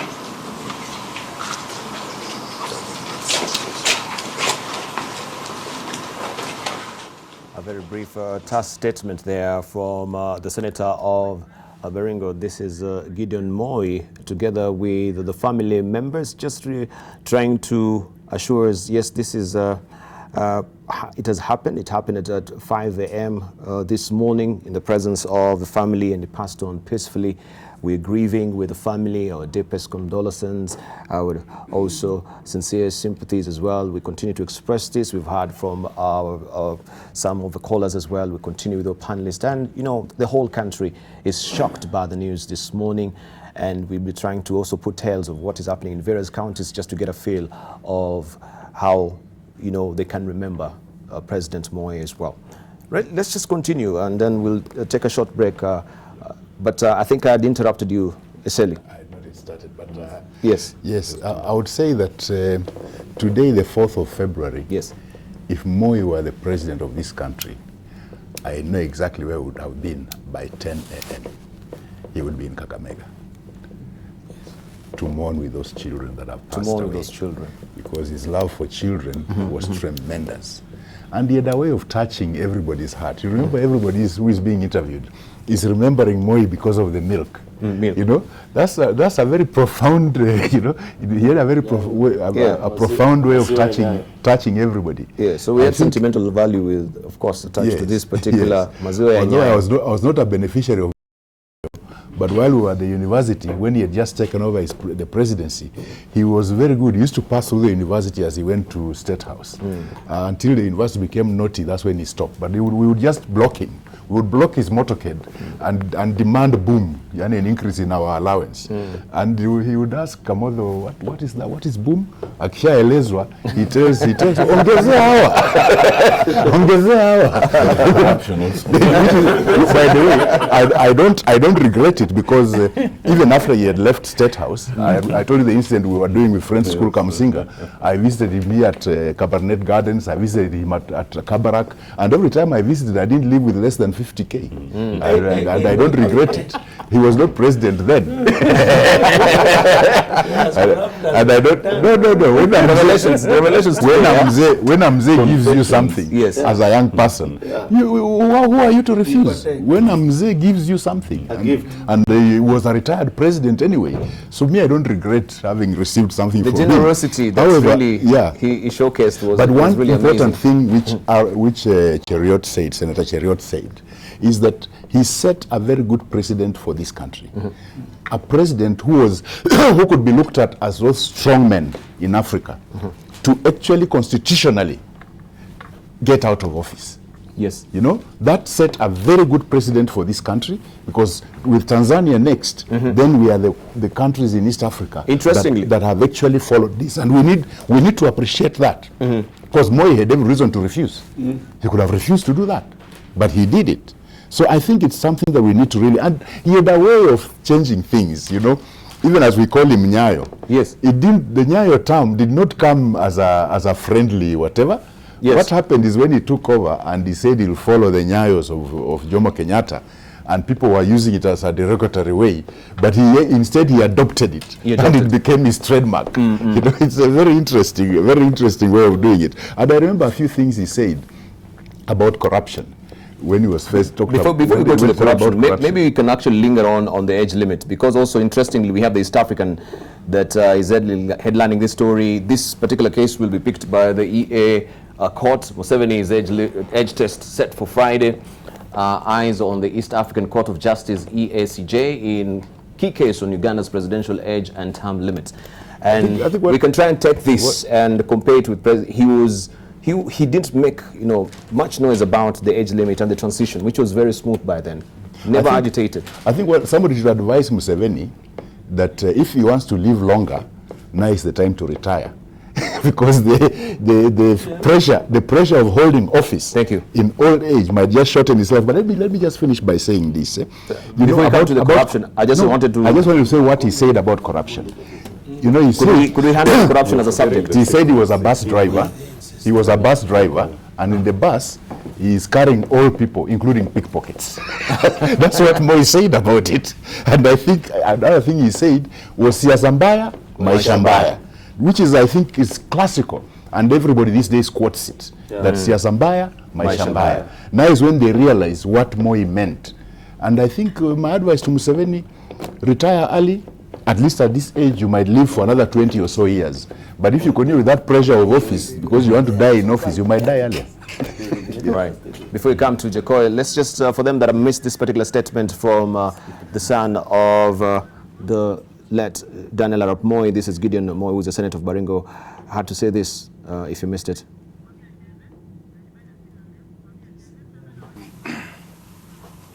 I'd like to take this opportunity to tell my fellow Kenyans that they passed on this morning at 5:20. He passed away peacefully. I was by his side, and as a family we've accepted.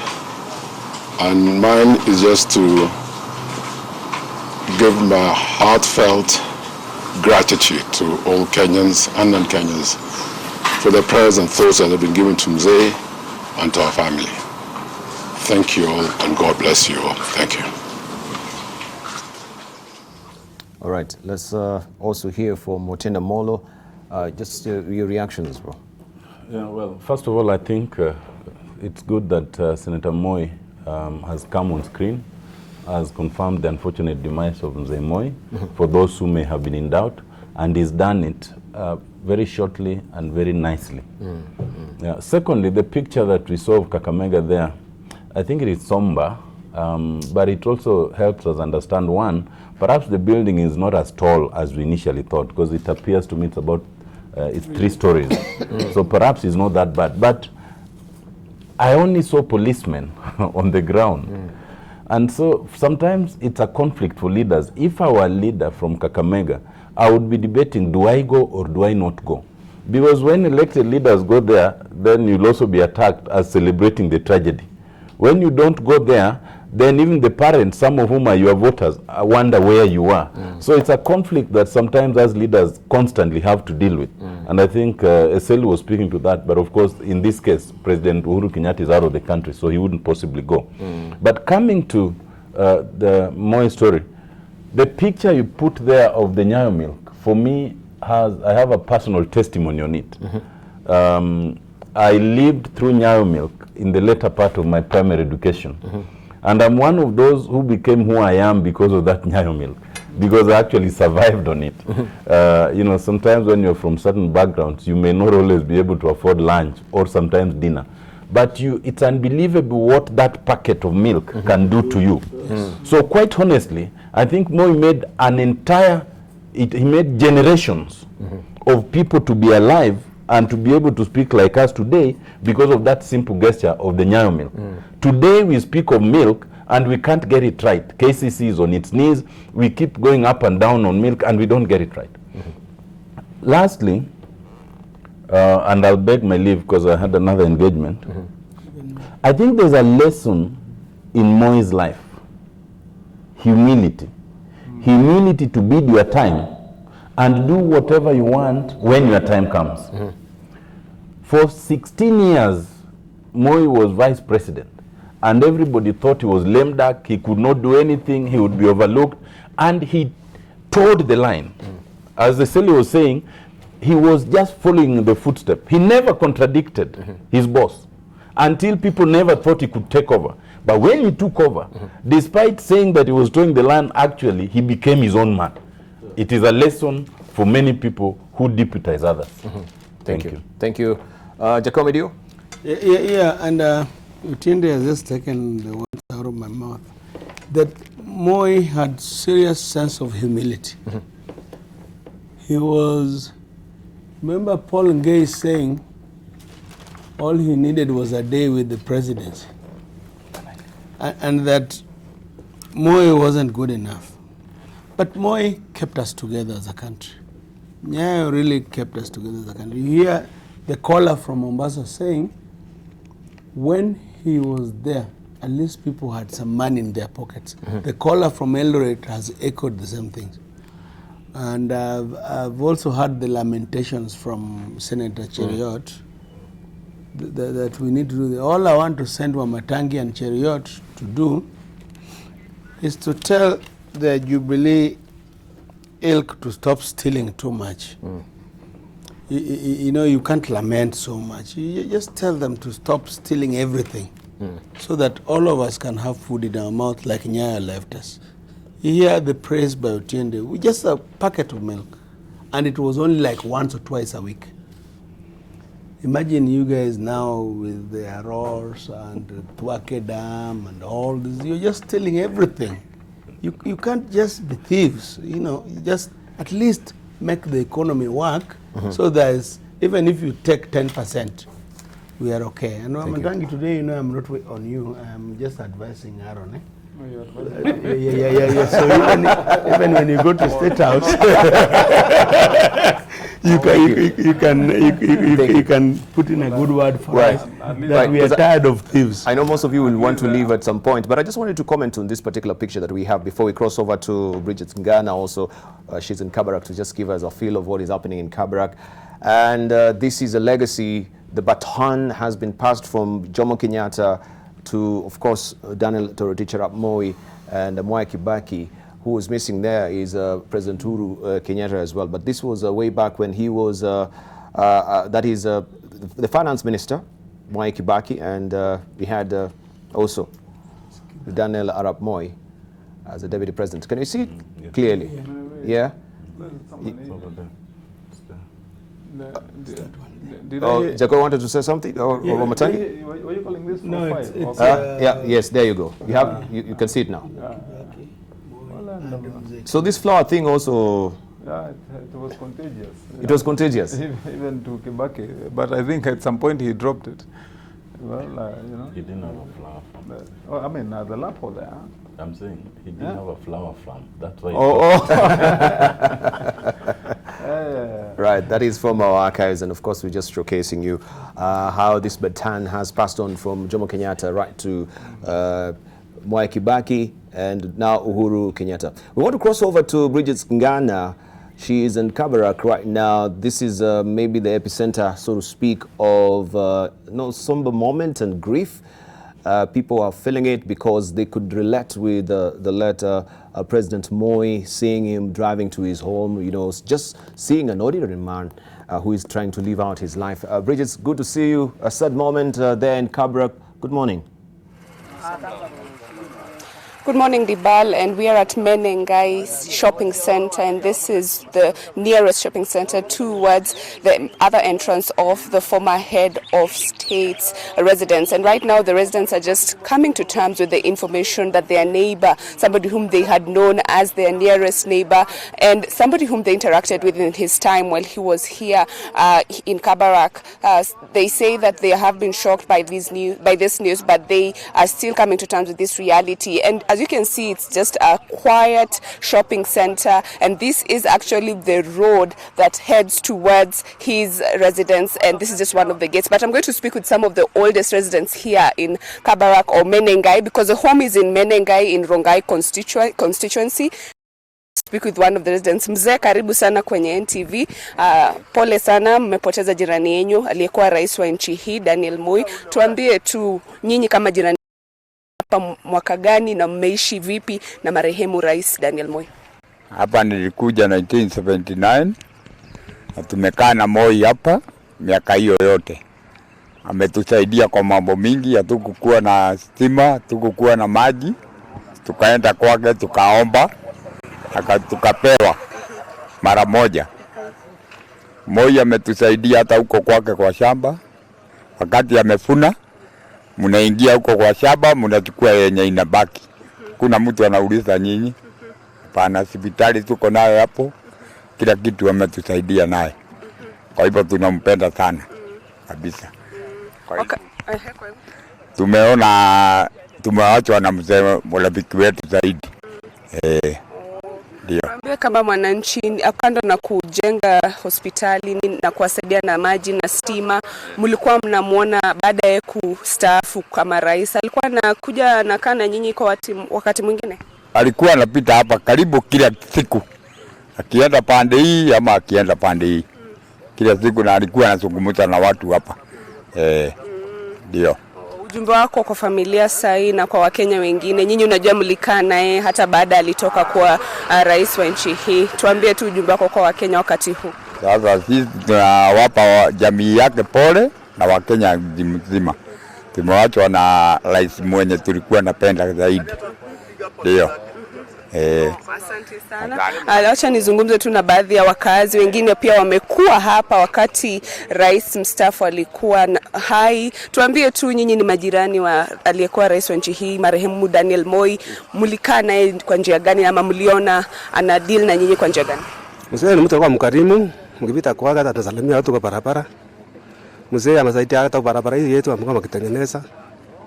Kwa hata hospitali tunaenda kwake. So Moi anasaidia kwa mambo mingi sana area hii. So hata sisi tunaomboleza pamoja na familia yake kwa sababu mmetuacha kwa huduma mingi kama ya maji, ametusaidia kwa hali ya barabara na whatever. So mzee ni mtu wetu na tumampoteza. Pole sana. Acha nizungumza na mzee mwingine. Karibu sana, majina yako? Pole sana. Tueleze tu mlikuwa mnamjua vipi marehemu Daniel Moi rais? Mimi naitwa Mushemi. Na mimi ni jirani ya mtukufu ila kushaenda, na ametufanyia mambo mingi sana. Yeye ndiye alitupatia title ya hapa Mangu, alituletea stima, hatukukuwa na stima, alituletea maji, alituletea lami, na tumshukuru ni hiyo mambo yote ametufanyia. Na hiyo miaka tumekaa na yeye hapa, alikuwa anatusaidia, akipita hapa anatusalamia mzuri, na amesaidia watu wengi hapa. Kwa hivyo tumemkumbuka na mambo mingi ila tumefanyia hapa, na tumesema Mungu amweke pahali pema, peponi. Asante sana. Let me just continue speaking with some of the residents. These are young men actually who have just grown up in this area. Tuambie tu wewe kwa majina yako, ulikuwa umemjua rais mstaafu marehemu Daniel Moi kwa njia gani na nyinyi ni majirani wake? Mimi naitwa Kibet, mimi ni mkaaji wa hapa. Tumeishi kufanya kazi kwake. Na mzee Moi tumemjua amesaidia kama vijana tangu ya siku ya mazoea yake tukiwa shuleni na kazi. Vibarua tumepata kutoka kwake. Sasa saa hii imekuwa nipigwa sana na tumepatwa na mshangao kusikia mzee wetu ametuacha. Na tungeomba wanasiasa na watu wengine wakubwa wote waige mfano yake. Maana hiyo pengo ameacha kupata mtu ataziba ni ngumu sana. Maana ni mzee wetu, alikuwa mkarimu, alikuwa mcha Mungu, na siku zote alikuwa akipita hapa. Alikuwa anafika, anatujulia hali, anatusalimia na anatuachia Kenya, anatuachia. Na hata mimi nilipofanya kazi kwake, alikuwa anatuita kama wafanyikazi. Kama ni siku ya sikukuu tunasherehekea pamoja, kama ni siku hakuna anatuambia ukweli, hakuwa anaficha, anakuambia ukweli. Hapa amefanya vizuri, hapa amefanya makosa. Sasa tulikuwa tunaomba wanasiasa wengine wakiiga hiyo mfano, tutaenda mbele na tutaenda mbali. Naomba Mwenyezi Mungu amweke mahali pema peponi. Kama umesema umeweza pia kufanya kazi kwenye shamba lake hapa Kabarak, tuambie tu ni nini kama wakazi wa hapa mtamkumbuka zaidi? Na tutamkumbuka kwa kitu kama maji. Hatukuwa na maji, hatukuwa na stima, barabara zetu hapa ilikuwa mbovu. Security hapa, security miaka ya nyuma haikuwa mzuri, lakini juu yake tumepata maji, tumepata security, barabara, vibarua, na hata kama hospitali. Naona tujengea hospitali mbili iko hapa, iko kwake kwa boma yake nyingine. Sasa sisi tunajivunia hiyo kupitia kwake. Tunashukuru sana. Hizo hospitali ziko ndani ya boma lake na mlikuwa mnaruhusiwa kuingia? Mpaka sasa hii hata ukigonjeka iko nyeko Kabarak na iko nyeko hapa station. Naona yeye ndiye alijenga yote. Tunashukuru sana. Asante sana. Let me just continue with the residents. Karibu sana mzee, majina yako. Pole sana kwa msiba, tumempoteza aliyekuwa rais wa nchi hii. Tueleze tu ulikuwa unamkumbuka kwa njia gani? Mimi naitwa Joseph Moi, ni mkaaji wa hapa Kabarak. Moi ni jirani yetu. Nimepea pole kwa Wakenya wote kwa rais Moi. Ile kitu naweza kukumbuka Moi ni ajenda moja tu ya peace, love and unity.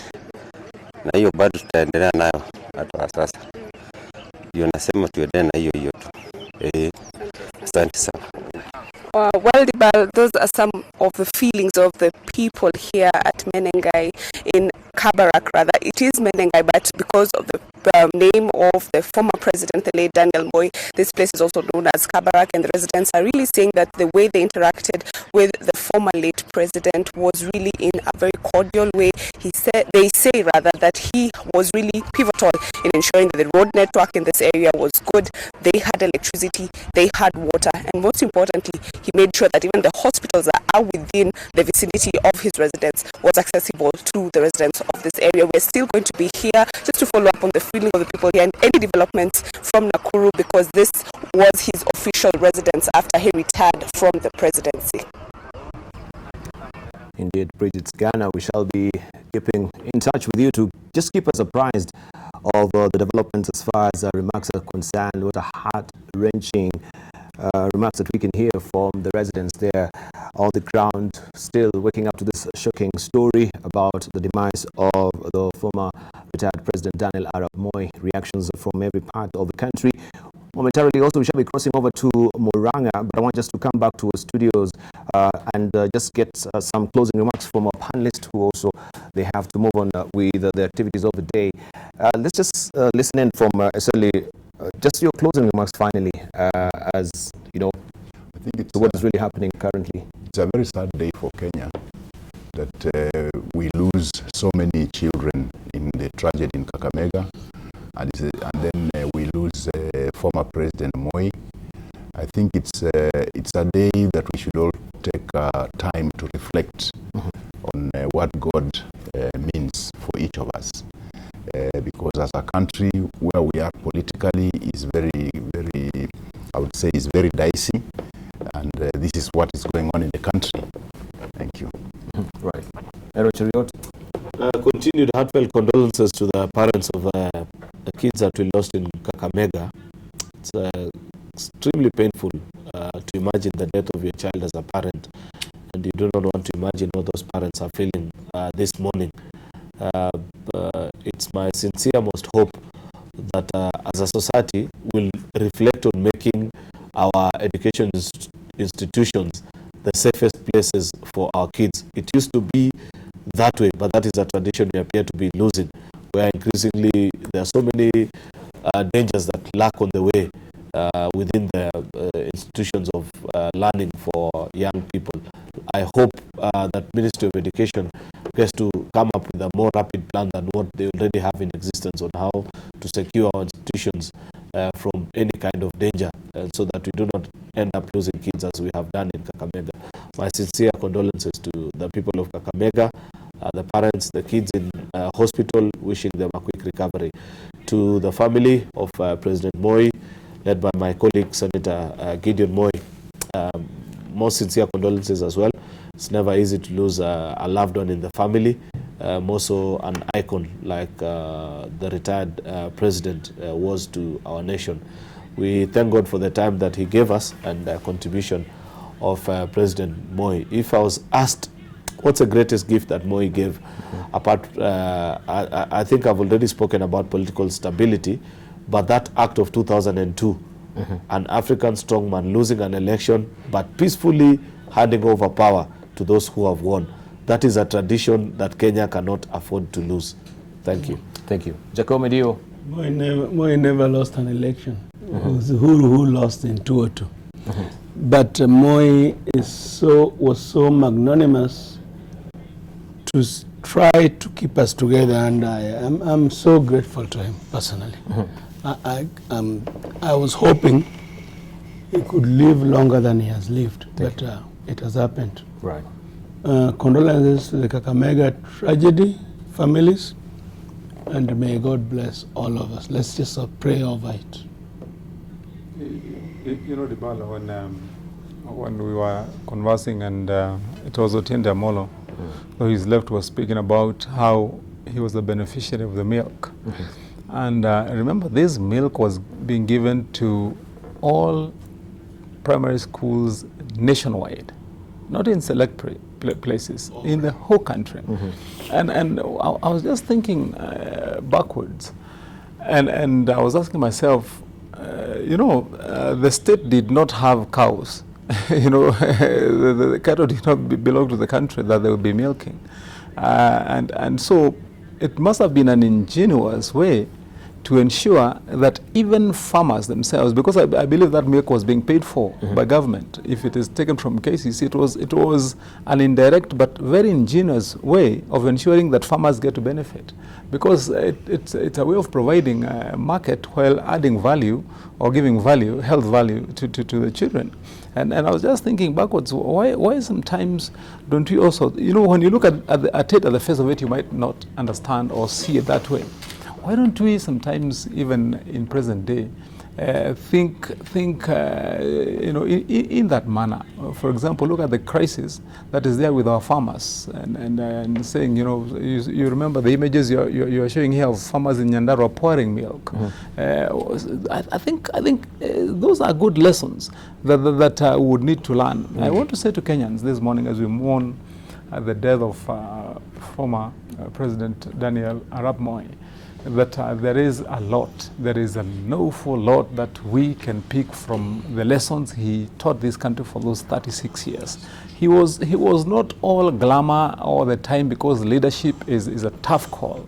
And there are times when you have to make decisions which are not even popular to the people who are nearest to you. Sometimes you even have to hurt family, for that matter, but to be strong in leadership. I think the leaders we have today, ourselves in government, I think even future aspiring leaders, we need to take lessons of Moi and take them seriously. And because I don't want to reopen the debate, I just want to remember, for example, how he built, even in politics itself, how he built KANU into a powerhouse.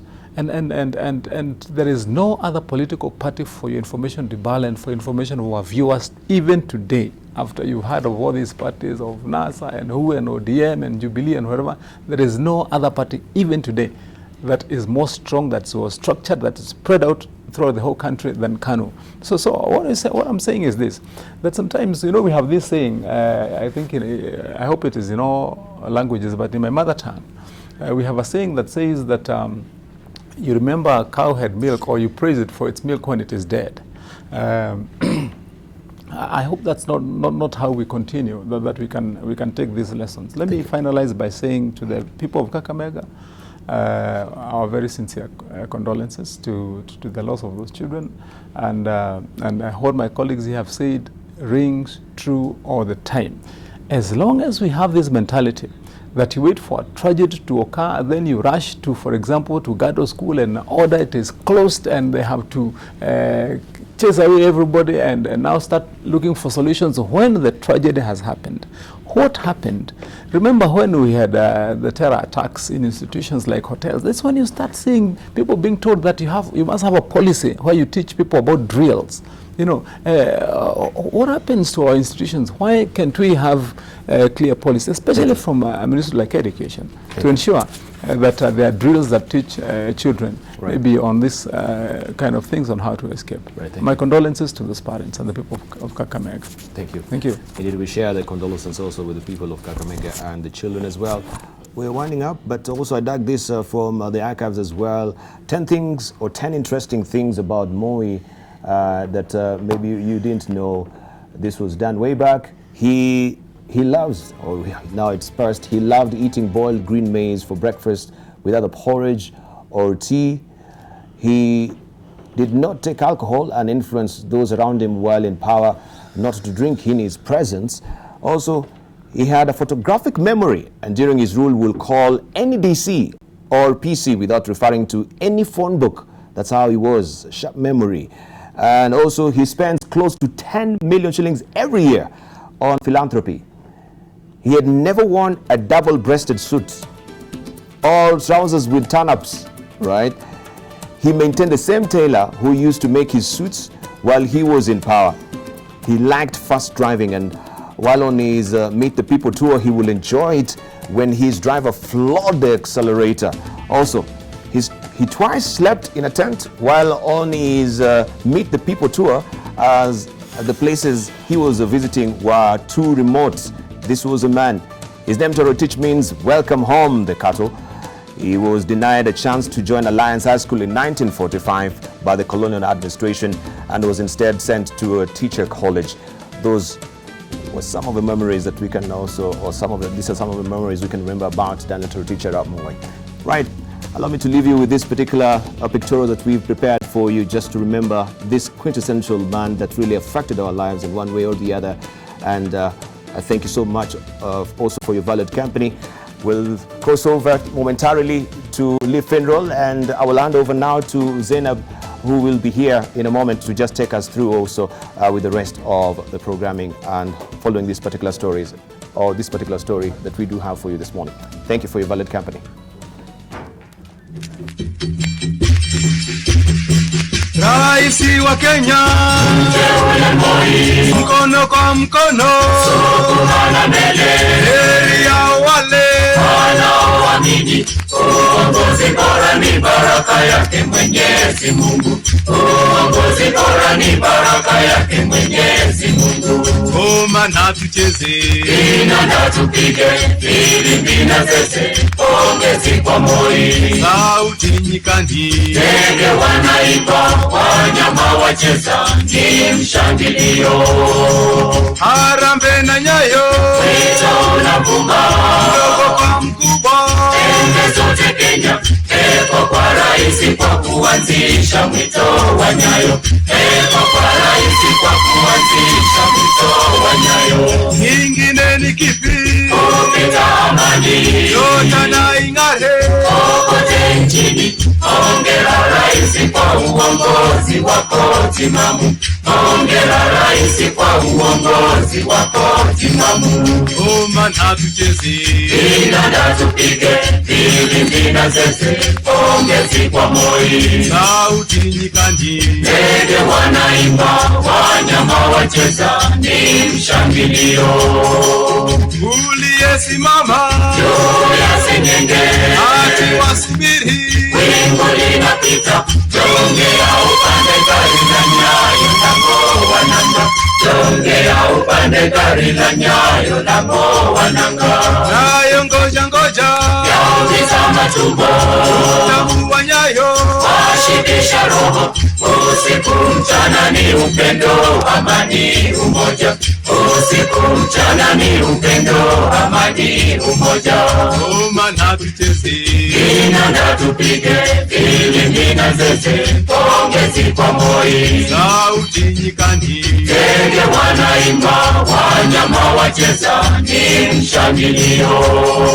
Ye kipenzi changu, mimi nimeapa, milele na milele, nitakufa na wewe Kenya. Kenya kipenzi, hakuna mwingine duniani. Kenya kipenzi, hakuna mwingine duniani. Nami naliapa kwa ulimi wangu, mate nikatema ya uchungu wa mwana. Kenya kipenzi, hakuna mwingine duniani. Utarau au kukutukana kamwe siwezi.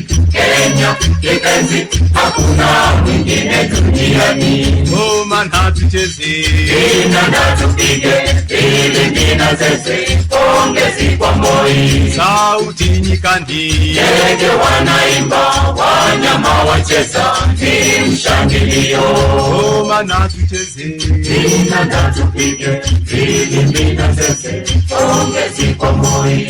Sauti nyikani, ndege wanaimba, wanyama wacheza, ni mshangilio.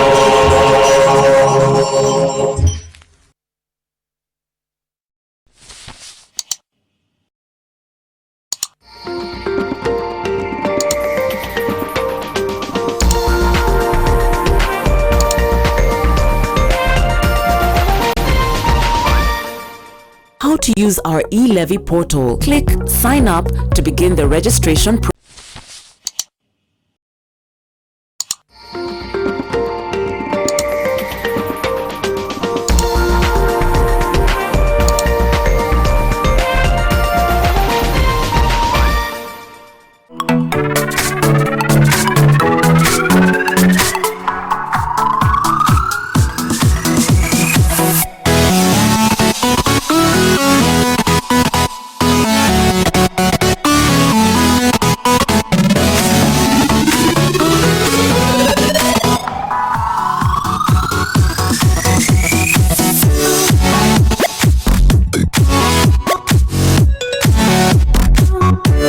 For exhilarating drama, just move to NTV.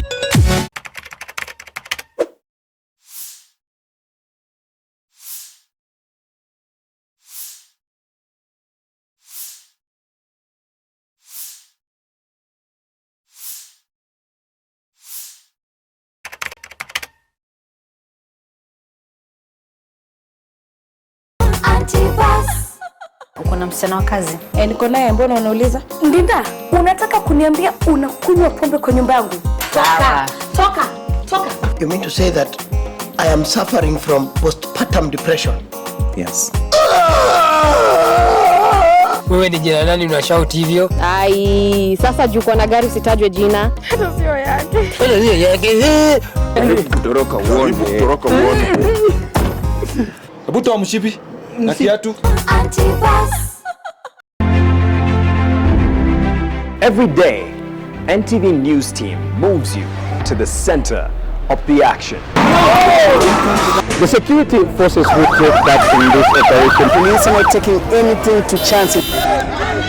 Moves you to the heart of the story to witness and record history. Rendering the declared results null and void. Telling the story of Kenya. The growing importance of border in Mandera. Tatus will be on strike. And beyond. The politics in the United States capital. It is the 7th edition of the Global Education taking place in Dubai. When it comes to business, we crunch the numbers and unpack the detail with the latest information for your investment decision. It's time to say goodbye to this note and karibu to this note. In order for the manufacturing sector to be elevated from the ground. Despite the government's promise to create at least 1.3 million jobs, Moves you fast, past the planes and trucks to bring you the triumphs and joys of our great men and women.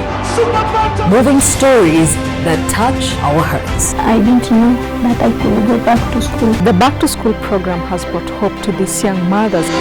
NTV News. News that moves you. The Lake Victoria is very important. It's a resource to the region. 77 ilikuwa samaki nyingi kabisa, kwa maana maji ilikuwa safi, na siku hizi hakuna samaki because of dirty water.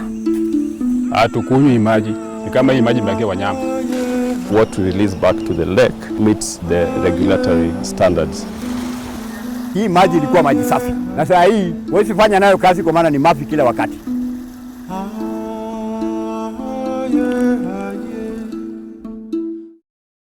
The Three Sides of Anna. Stop behaving like a spoiled brat. Don't interfere with what your grandma does. Tell me, don't you want your sister to be found? Whether you like it or not, she would keep on being part of my life until the day I die. Then perhaps she'd be first to die. I only know that all those feelings of yours are going to crush you, and I won't let that happen. Is it true that your friend is amnesia, or is it another sham? Like when he was supposed to be dead? Is that Marcelo's new trick to fool all of us? Your grandmother found out Marcelo wants a divorce, and that's why she felt sick. Who told her that? The Three Sides of Anna. With Lipa na M-Pesa, you get more. Every 100 shillings spent on Lipa na M-Pesa earns you an entry into the draw. Do more with Lipa na M-Pesa.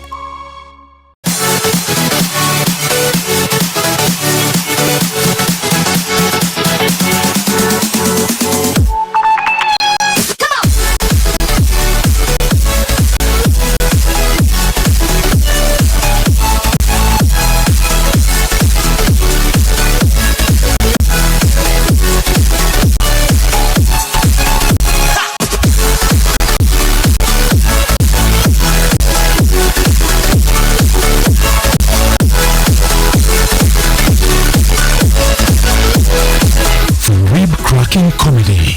Just move to NTV.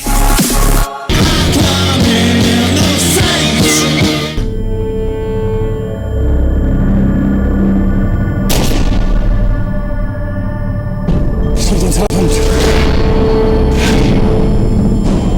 And shepherds we shall be. And for thee, my Lord, for thee, power hath descended forth from thy hand, that our feet may swiftly carry out thy command. Nomine Patri et Filii, Spiritus Sancti. I'll send him on right back. Cried to my daddy on the telephone. How long now? Coming no saints. Nizae kama hajalema. Serikali leta dawa gani?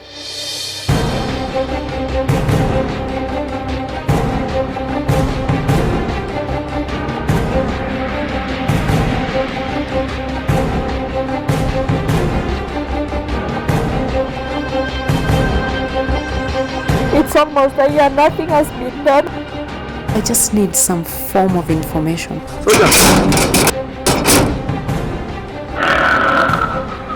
Dr. Mugo Wairimu first hit the headlines when a video clip showing him raping an unconscious female patient in his clinic. Wale wanaohusika pia wanajulikana lakini hawashikwi. With the puzzle surrounding the sugar saga yet to be cleared. How many times were you sexually abused? Like 3 times.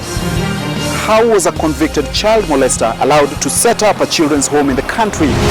NTV News. Bold, balanced, authoritative. Just move to the next level with the Daily Nation. Every day, every Monday, Junior Sport will move you to the top of your class with KCPE revision papers. To move to a healthier, fitter, and more conscious you, read The Healthy Nation every Tuesday. My network will inspire your career, your passion, your biashara, and your network every Friday. Just move to the truth. Health is a human right, and science facilitates the enjoyment of that right. Healthy Nation is an informative and insightful pullout on matters health and science. Join the conversation. Get your copy of Healthy Nation this and every Tuesday, only in the Daily Nation. Powered by Nation Media Group and the Bill and Melinda Gates Foundation. Kisha tusonge mbele, kisha tusonge mbele. Kisha tusonge mbele, kisha tusonge mbele. Tusonge mbele. Tusonge mbele na Fiber Mobile. Get a Fiber SIM card today and enjoy Tusonge mbele bundles at affordable prices.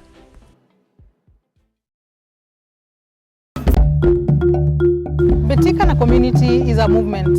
We started this initiative to support grassroots talent because we want to change and transform lives. Ball imechange maisha yangu. Ball imefanya nimerudi shule, nimemaliza shule.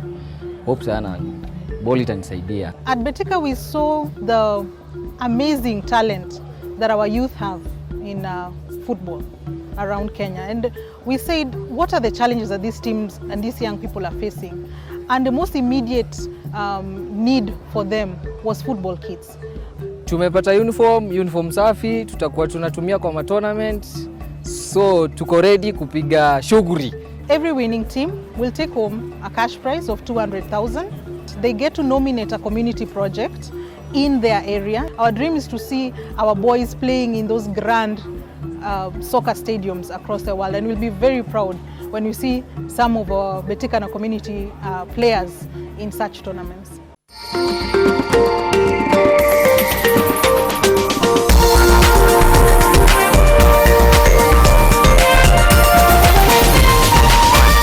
This is NTV.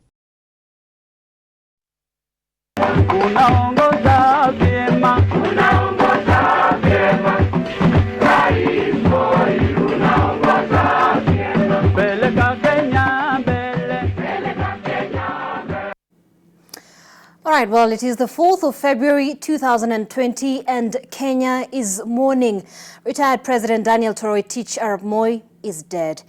President Uhuru Kenyatta has issued a presidential proclamation announcing the passing on of the retired president at the age of 95. Last month, doctors at the Nairobi hospital were forced to take Moi back on life support machines. His health situation has not been stable since he was rushed to the facility in October last year. Daniel Toroitich Arap Moi was born in 1924 and he held the office of the president between 1978 and 2002. And remember, he was popularly known to Kenyans as Nyayo, which means footsteps. As he often said, he was following in the footsteps of the first president, Mzee Jomo Kenyatta. He also earned the title Professor of Politics due to his long rule of the 24 years, the longest in Kenyan history to date. He was currently the oldest living former president.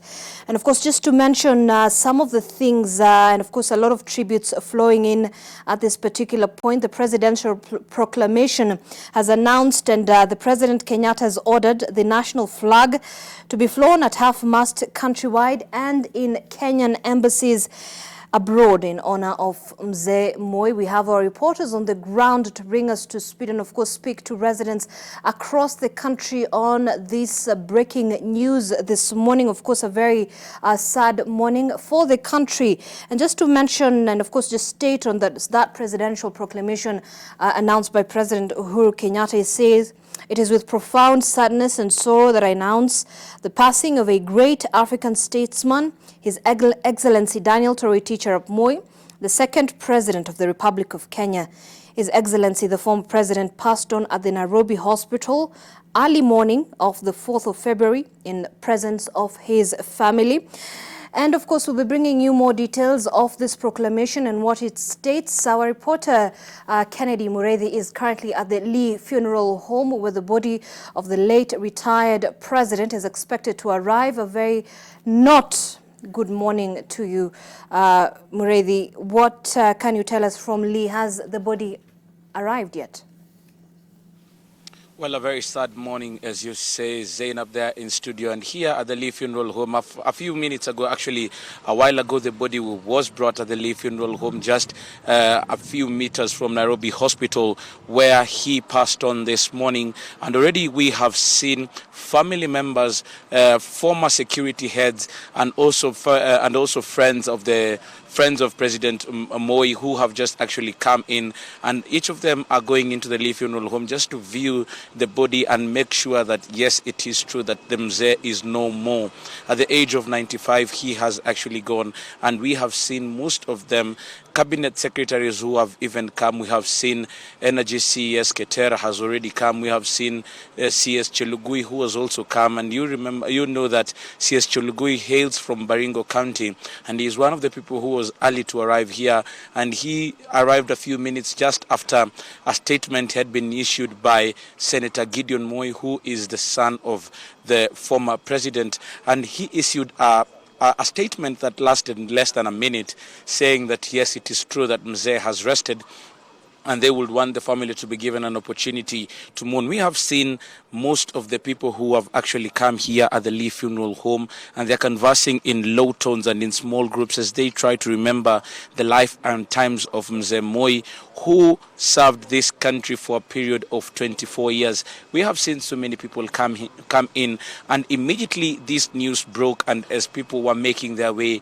into Nairobi Hospital just to come and know this information themselves, already the GSU had already taken over, and everything, all roads that are leading to Nairobi Hospital and to Lee Funeral Home, and the gate itself has been taken over by the security. What we know is that Ralph Bunch Road has already been closed, and nobody is being allowed to use that road, and they are saying that it is only essential access.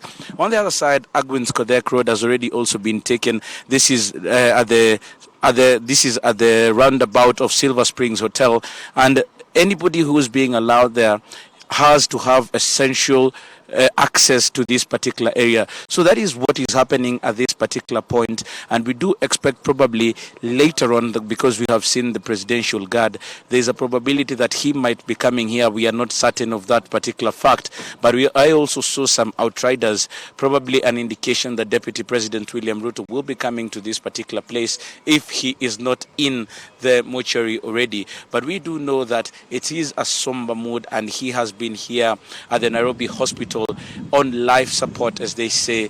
And when the president gave that presidential proclamation, then it is what people had been waiting for. There are those who are here and they're saying it is not a sad day, but it is a day to celebrate the life of former President Daniel Toroitich Arap Moi.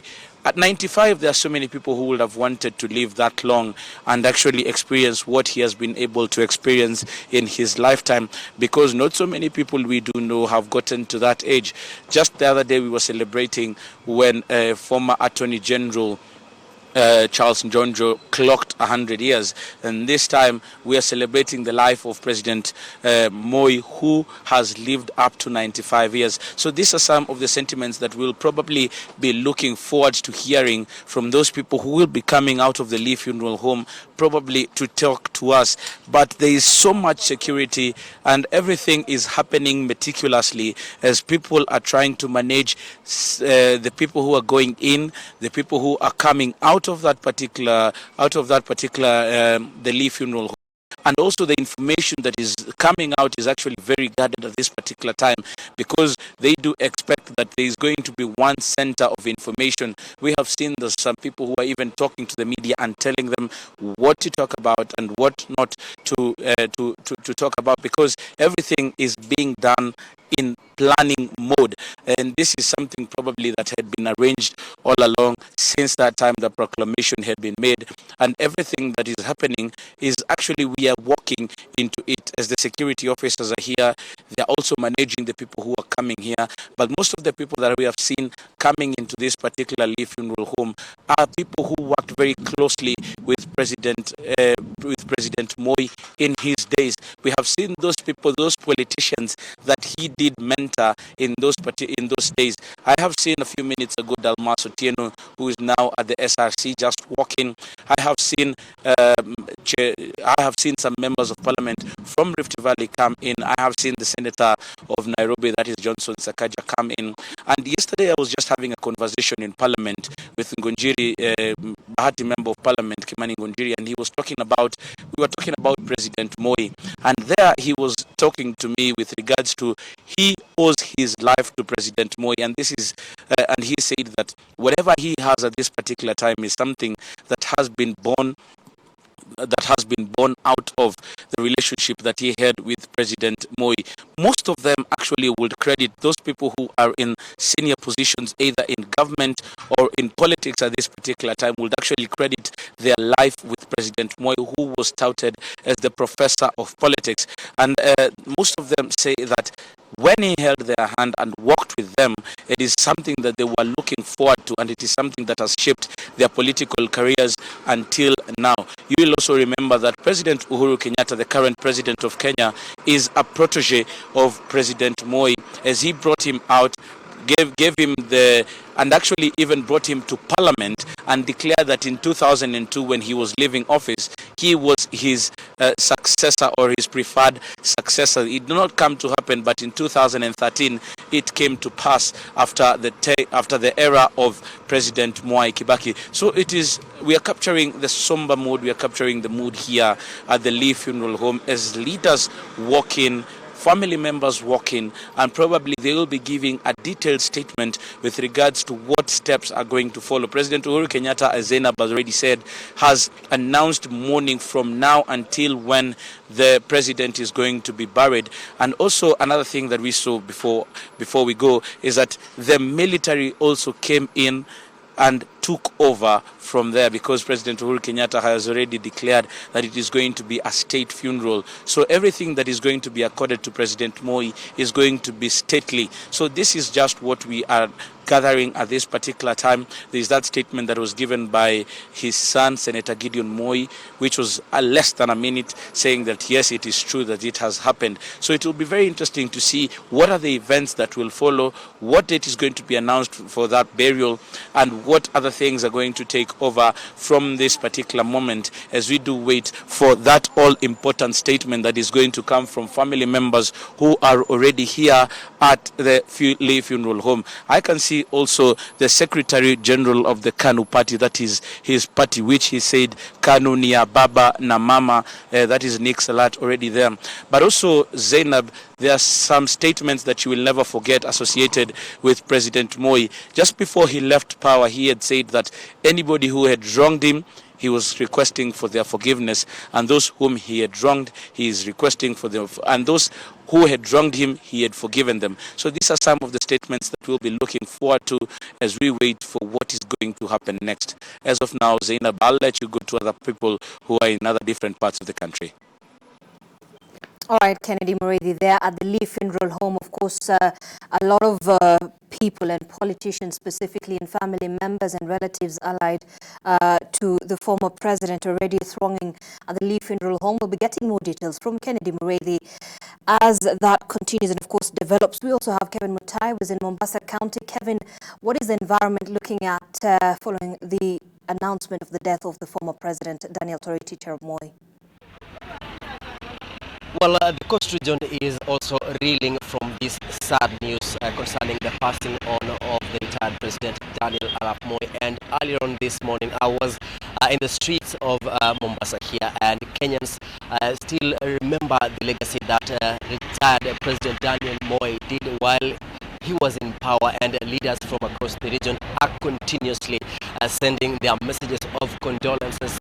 Governor Hassan Joho of Mombasa and of course his counterpart from Kilifi, that is Amason Kingi, have both sent their statements, and I'm just quickly going to go through them before I talk on other issues. And Joho's statement reads, "Every generation has a story to tell. Mzee Daniel Toroitich arap Moi played a big part in writing my generation's story. I therefore wish to pass my condolence and a message of comfort to the people of Kenya, the family and friends of Mzee. It is not every day that we live through the passing of a great man. I pray that the Almighty God gives you all some comfort and peace at this time. To my friend Senator Gideon Moi, may you find a refuge in God's love, and may He bring you understanding during this difficult time. Mzee was our leader in our complicated time. Leadership, a lot of times, called for complicated decisions, and in difficult times, may we learn from the lessons of his time, that we may be leaders of our future. We shall forever be grateful for his efforts towards peace in the region, his love for education, and his role in a peaceful transition of leadership in Kenya. There's a lot of my generation can emulate from this. Thank you all, and may God the Almighty rest his soul in eternal peace." That is the message from His Excellency Mombasa Governor Ali Hassan Joho. His counterpart from Kilifi, that is Amason Kingi, says, "I join millions of other Kenyans and the entire world in condoling the death of the second president of Kenya, Mzee Daniel Toroitich arap Moi. Having been president for 24 years, the late Mzee Moi leaves a rich legacy behind him and will be remembered for his famous Nyayo philosophy, and of course also of peace, love and unity, and for repealing Section 2A of the Constitution to create room for multi-party politics in Kenya, which expanded the democratic space. He was a true statesman. We extend our deepest sympathies to the Moi family, friends and the entire nation at large. May God rest Mzee Moi's soul in perfect peace. That is Governor Kingi from Kilifi County. And of course also Zainab will be looking for some key figures who I believe were part of Moi's administration. Some even had to sit in the docket while he was in government, and of course also I'm sure they'll have a lot to say concerning his passing on. These are people who in one way or another contributed to the building of this country, and a lot more people in this region are saying, remembering things about what Moi delivered for this country and his service to this nation. Of course, we'll be speaking to a lot more other people, the common mwananchi, and listen to their views to what they have to say about this sad news that has gripped the nation. Back to you, Zainab. All right, thanks, Kevin Mutai there from Mombasa region, of course, covering the entire coastal region. And let's now cross over live to Murang'a County, where Martin Mora is also on standby. Martin, what is the mood in that part of the country? Yes, good morning, Zainab. As you all know, the country woke up to some breaking news that the former president, that is Daniel Arap Moi, passed on today, actually let's say today morning. Just want to talk to some of the residents of Murang'a town, just to tell me how they remember the retired president who was born in 1924 and passed on yesterday night. Now something else, Moi has been the president of this country for the last 24 years. Just want to know maybe what the people of Murang'a have to say about the retired. I'll talk to both the old and the young. Welcome to NTV. First of all, ladies first, I want you to start by telling me how unakumbuka Rais Moi kwa njia gani? Mimi nakumbuka Rais Moi. Kwanza mimi naitwa Esther Nyabura Geshimu. Mimi kwanza ni rabirabi kupeana kwa familia ya Moi na kwa jamhuri yetu ya Kenya. Sasa ile mimi kitu nakumbuka nayo Moi ni kwamba tukiwa wadogo, kwanza mimi nikiwa class 2, kuna time headmaster alituambia anapita Murang'a na atapitia Bobo. Unajua sasa Bobo ndio stage yetu. Tuliambiwa sisi sote tutokelezee hapo ndio tusalimie Moi. Moi alikuwa mzuri juu akiwa na kitu, alikuwa anaenda na sijui ni pesa kwa mfuko. Akipatana na mtu hivi akusalimie, anakupea. Sasa mimi nakumbuka shosho yetu alikuwa anauza madizi pale Bogo. Na Moi alikuja akampatia giri moja. Shosho yetu hata hakuuza madizi tena. Alienda akafuga vitu zake akaenda nyumbani. Hiyo giri alinunua sweta hizi zilikuwa ziko na mavitu huku. Yaani mtu akivaa hiyo time alikuwa anaonekana yenyewe ni mtu wa maana. Sasa sisi tulikuwa tukiona shosho na hiyo sweta tunakumbuka Moi. Lakini shosho yetu alikufa Disemba na tukamzika. So yenyewe Moi alikuwa mzuri. Hata saa hii nikimkumbuka nilimuona hiyo siku na sijamuona tena live. Nilimuona hiyo time akipita hapo. Sasa nimesikia nimeudhika sana. Pole kwa Wakenya na kwa familia yao. Asante sana. Let me talk to another resident over here. Just join me here. I want you to tell me, how do you remember President Moi? Wewe ni kijana mdogo, unamkumbuka Rais Moi kwa njia gani? Most notably naweza kumbuka the retired Moi for maziwa ya Nyayo, and for the famous Nyayo torture chambers. Like kuna politicians wenye walimuoppose walipitia a lot, like Kenneth Matiba, and although during his times kulikuwa na dictatorship, at least the economy was stable kidogo. Huwezi compare na saa hii venye watu wanaiba do and all that, so at least tutamiss Moi. Yeah. Asante sana. Another resident here, just how do you remember President Moi? I remember President Moi, like I think Moi aliacha legacy poa sana kwa nchi ya Kenya. As in, ukikumbuka time yake hakukuwa na hii mchezo iko, watu wanachezea rais. If it was Moi times, watu wangekuwa na discipline. I still remember Moi na ile maziwa ya Nyayo. Actually hiyo maziwa tulikunywa sana. I think from class 6. Nilikunywa kutoka class 6, class 7 na class 8. So namkumbuka Moi alikuwa president poa sana. Hata hakukuwa na shida kama zenye ziko siku hizi. Wakati ya Moi kulikuwa na pesa sana. Na hakukuwa na kora mwingi kama yenye iko sasa. Nataka kuambia familia yake. For one, nataka kutuma condolence zangu kwa familia yake. watu wa Rift Valley na pia Wakenya wote kwa jumla. Nataka kusema Moi hakuwa president mbaya. Let me talk to another gentleman over here. Nataka tu nianzie kwa majina na uniambie wewe unamkumbuka Rais Moi kwa njia gani? Moi namkumbuka sana kwa vile alikuwa anatusaidia sana tukiwa watoto. Na Moi kusema uzuri wake alikuwa kama baba mkulisa, kwa sababu Moi wakati tukiwa wadogo 1979 kulikuwa na shida sana home. Na Moi alikuwa anakuja anatuletea mpaka maziwa, hata shule anatuachia unga. Then hiyo unga tulikuwa tunatengenezewa shule tunakunywa uji. Na mimi kwa natuma kwanza pole sana kwa familia ya Rais Moi, kwa sababu Moi hakuwa anabagua ati nini, kwa sababu alikuwa anaangalia family iko na shida na ile iko na wako na pesa si atu. But Moi alikuwa anatembea tunamuibia sana. Na mimi nakumbuka vile Moi tulikuwa tunamuibia tingisha. Mlikuwa mnamuibia vipi? Moi tulikuwa tunamuingia tingisha kidole juu muonyeshe alama ya kando. Hiyo nakumbuka sana kucheka kwa sababu alikuwa anatingisha kidole juu muonyeshe alama ya kando. Na tulikuwa tunafurahia kwa sababu tulikuwa tunachukuliwa primary mashule kama 6 tukipanga line. Na tulikuwa tunajua Moi biscuit tutapata. Kwa hivyo tulikuwa tunampenda Moi. Kwa hivyo natuma pole sana kwa family. Na hiyo family nasimama na kwa sababu hata miro yangu inaudhika. Kwa hiyo kifo ya Moi. Kwa hivyo na alikuwa anasema ukikata miti, kipande ukikata moja, panda mbili, tingisha kidole onyesha alama ya kando. Asante sana. Okay. Let me talk to another gentleman over here. The last gentleman, karibu. Nataka tu nianzie kwa majina na uniambie wewe unamkumbuka Moi kwa njia gani? Kwa majina yangu naitwa Gethi wa Tax kutoka hapa Murang'a, kwetu niko Kangema. Mimi kuna mambo 6 ambayo naweza kuwa nitakumbuka mtukufu rais nayo. La kwanza niseme pole kwa familia na Mungu ajalie roho yake. Jambo la kwanza ni maziwa. Jambo la pili ambalo naweza kumbuka ni kwamba wakati Moi alikuwa anatembea mahali, kila mtu alikuwa na sense ati kwamba kuna mkubwa ama kuna rais ako area. Kwamba hakuna mtu alikuwa anafanya kazi nyingine, hakuna kutembea, hakuna kufungua duka, hakuna kufanya biashara kwa sababu mtukufu rais.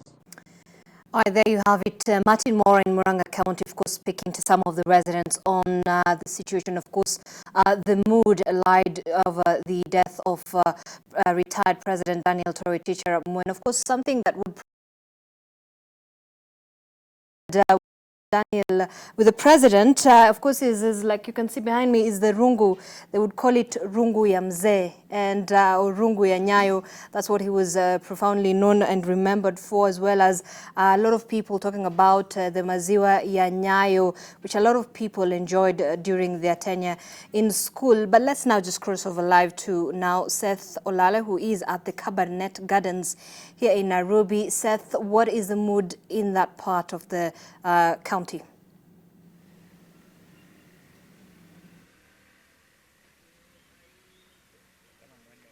Well, we're here at Kabarak Gardens, which used to be the official residence of the retired President Daniel Toroitich arap Moi, the late.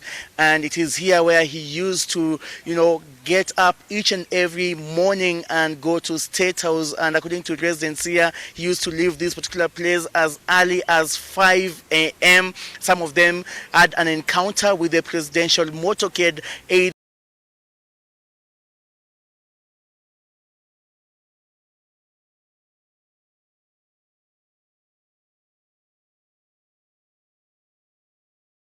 who are just neighboring, the Kabarak Gardens here along Kabarak Road. And according to residents here, they feel that they have lost their very own, because he used to be part of the community. He also used to officiate some of the projects around this particular place, because even one of the schools, Moi Girls Secondary School, is just like 1.5 kilometers from where I'm standing right now. And so this is a very significant place in as far as, just you're in as far as remembering or just having some memories about the late president is concerned. And right now I'm just going to talk to one of the residents, or two of the residents who live here around Kabarak Gardens. One of them is Ibrahim. Ibrahim, for a very long time, you used to see President Moi, leave his official residence and head to State House. But even more importantly, how do you feel like a community who used to just live around the late President Daniel Arap Moi? We have received this.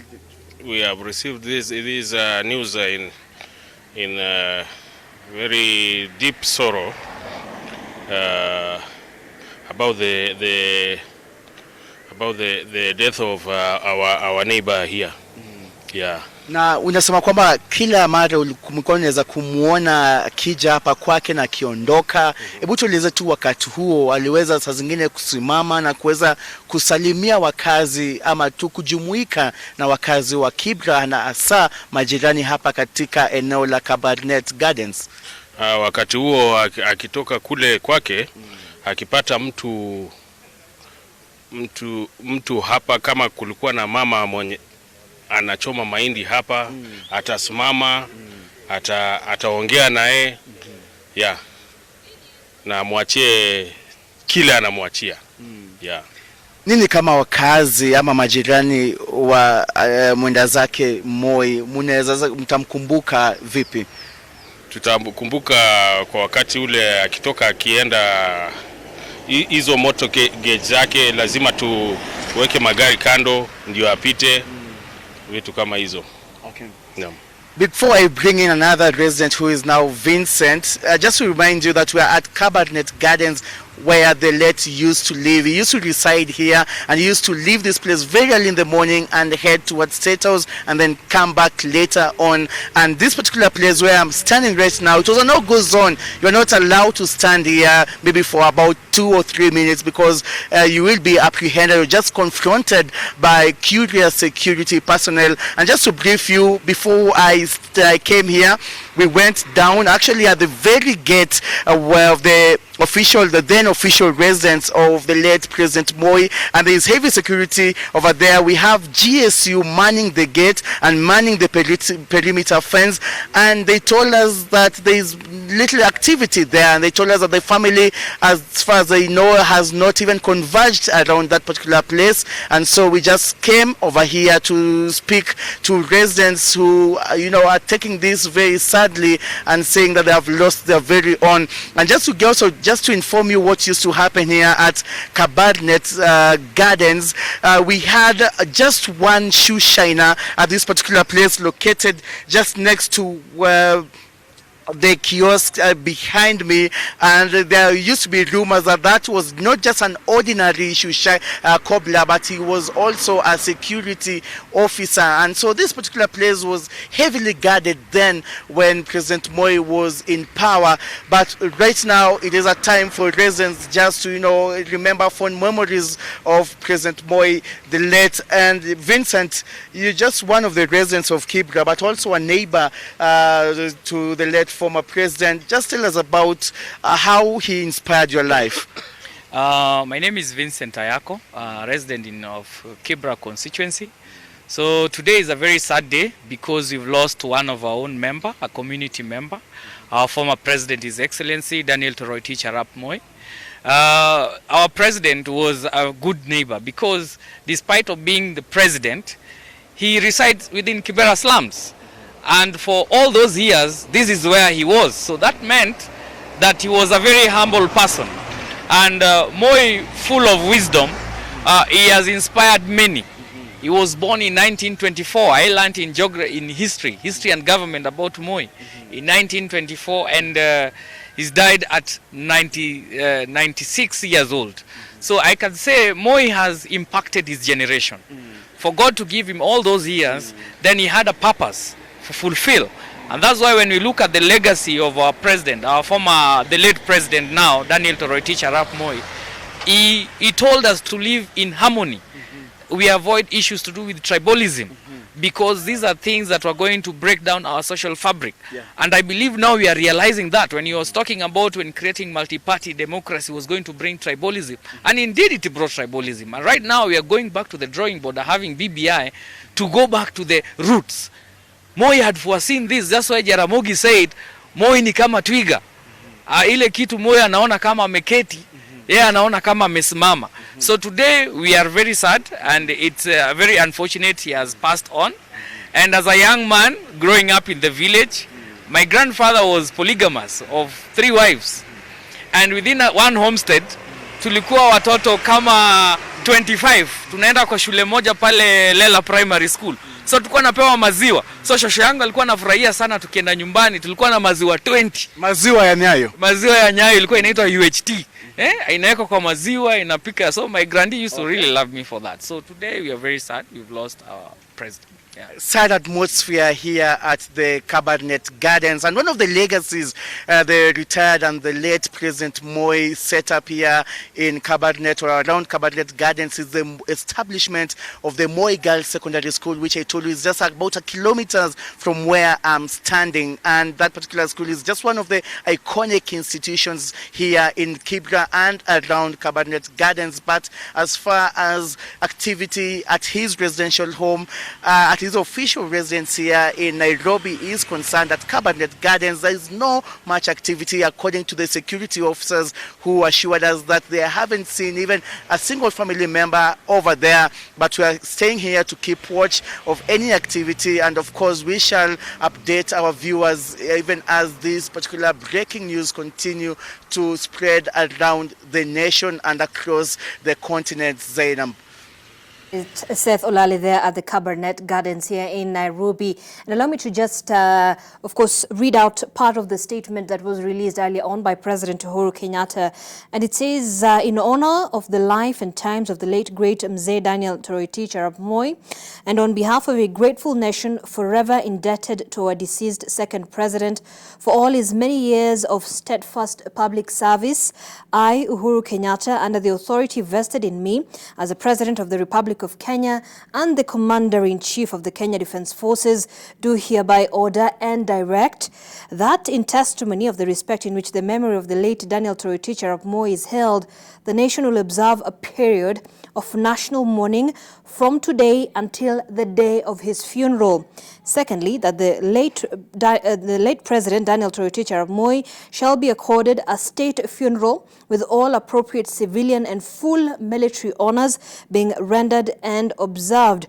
Also, that as an expression of public sorrow, the flag of the Republic of Kenya shall be flown at half-mast at State House, state lodges, all public buildings and public grounds, all military bases, posts and stations on all naval vessels of the Republic of Kenya, and however elsewhere throughout the Republic of Kenya from dawn on the 4th of February 2020 until sunset on the day of the burial. And lastly, that our national flag shall be flown at half-mast for the same length of time at all high commissions, embassies, consulates, diplomatic offices, and other facilities of the Republic of Kenya abroad. May the late Mzee Daniel Toroitich Arap Moi rest in eternal peace. And of course, that is a presidential proclamation that was released earlier on by President Uhuru Kenyatta. Let's now just cross over live to Kabarak, where Bridget Singana is on standby to bring us to speed with exactly what the situation is there. Bridget?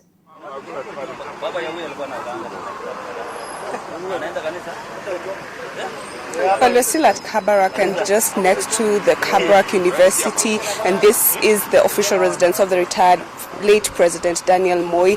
I am just at a center known as Rafiki Farm, and this is one of the parcels of land that the late president donated to the people who are working within his education institutions. You would remember that the late President Daniel Moi was very passionate about education, and this led to the establishment of the Moi group of schools. And here at Kabarak we have the Kabarak Moi Primary School, we have the Moi High School Kabarak, and also we have the Kabarak University. But I'm going to speak with the residents who have in their time lived with the retired late president just here. Let me just start and speak with one of them. Welcome on NTV. Majina yako na utuambie tu kwa sasa jinsi unamkumbuka marehemu Rais Daniel Moi. Kwa majina mimi naitwa Reverend Philip Rono, mkaaji wa Kabarak. tunasema pole kwa niaba ya wanarafiki ambaye tunaishi katika eneo la Kabarak. Tunashukuru, tunasema pole kwa yale yaliyotukia mimi binafsi pamoja na eneo hili kama jamii nzima, na tunasema Bwana atazidi kutuongoza na kutulinda kwa yale tunayatenda. Tunasema pia pole kwa sababu ya jamii, watoto kwa hali hii ngumu ambao wanaopitia, lakini Mungu atawafariji. Tueleze tu historia ndogo kuhusu Rafiki Farm na vile marehemu rais aliweza kupatia watu waweze kuishi pale. Bas hapa Rafiki ndio tuweze kuitwa wanarafiki imekuwa kwa sababu ya Kabarak. Kabarak kilipochengwa na kuenea na kuwa katika sasa kiwango cha kufika katika university, ndipo jamaa tukahamia mahali hapa na eneo ya Rafiki kaweza kukua kwa sababu ya Kabarak High School na Kabarak University. Ndipo imeweza kuchangia uchumi ya mahali hapa kwa sababu wengi wameweza kunufaika kwa manyumba, kazi na biashara. Mnamkumbuka mzee marehemu Daniel Moi kwa njia gani? Tunakumbuka yeye kwa sababu yeye ni mwanzilishi wa jambo jema, alipotuongoza kwa siasa iliyofaa, ndipo tumeweza kukua hata sisi kwa jamii zetu kwa sababu ya siasa ambayo aliiweka na pia kwa maendeleo aliyoiweka, ndipo tumenufaika kama jamii kwa ujumla kwa eneo la Kabarak. Asante sana. Acha nizungumze na mwingine, karibu. Tueleze tu unamkumbuka aje marehemu Rais Daniel Moi? Kwa majina mimi naitwa Daniel Angat. Kwa ukweli tutamkosa mzee kwa miaka hiyo ametutawala. Yeye alikuwa anasema siasa njema, maisha njema. Na kwa sasa si kwa majirani, tumeona kama tumewachwa bila baba. Yeye alikuwa anatusaidia vitu mingi kupitia uchumi hapa. Tumepata uchumi yetu imechengeka, biashara yetu iko mzuri haswa. Mimi ni mtu ya biashara na nimeona mabadiliko mengi kwa hii area. Mnaishi hapa tu kando Kabarak na mzee pia alikuwa anaishi hapa. Mlikuwa mnamuona kwa wakati ama alikuwa tu wakati mwingi ako kwenye boma lake? Kwa kusema ukweli, kuona mzee ilikuwa ngumu kwa sababu kuna watu wanakataza, lakini sisi mzee mwenyewe alikuwa mzuri, lakini sisi wenyewe hatukupata fursa ya kumuona kwake, lakini tulikuwa tunamuona akienda shamba, alikuwa tunaona tu yeye barabarani mara nyingi, lakini kufika kwake hatukuweza kufika. Asante sana. Acha nizungumze na mwingine. Wewe utamkumbuka marehemu Rais Daniel Moi kwa njia gani? Nakushikia. Okay, nitamkumbuka Rais Moi kwanza kwa majina, anaitwa Jackson Yatei, ni mkaaji wa Rafiki. Tutaweza kumkumbuka Rais Moi kama baba wetu wa taifa.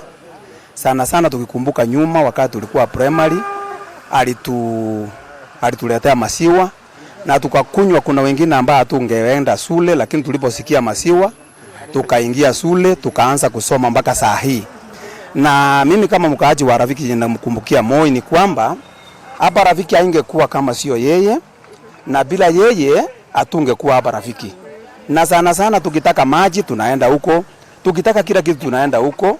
Kwa hivyo tumempoteza mtu ambao alikuwa kama mwavuli wa Rafiki hapa, ambaye tumesangaa kwamba tutakaa aje bila huyu mzee.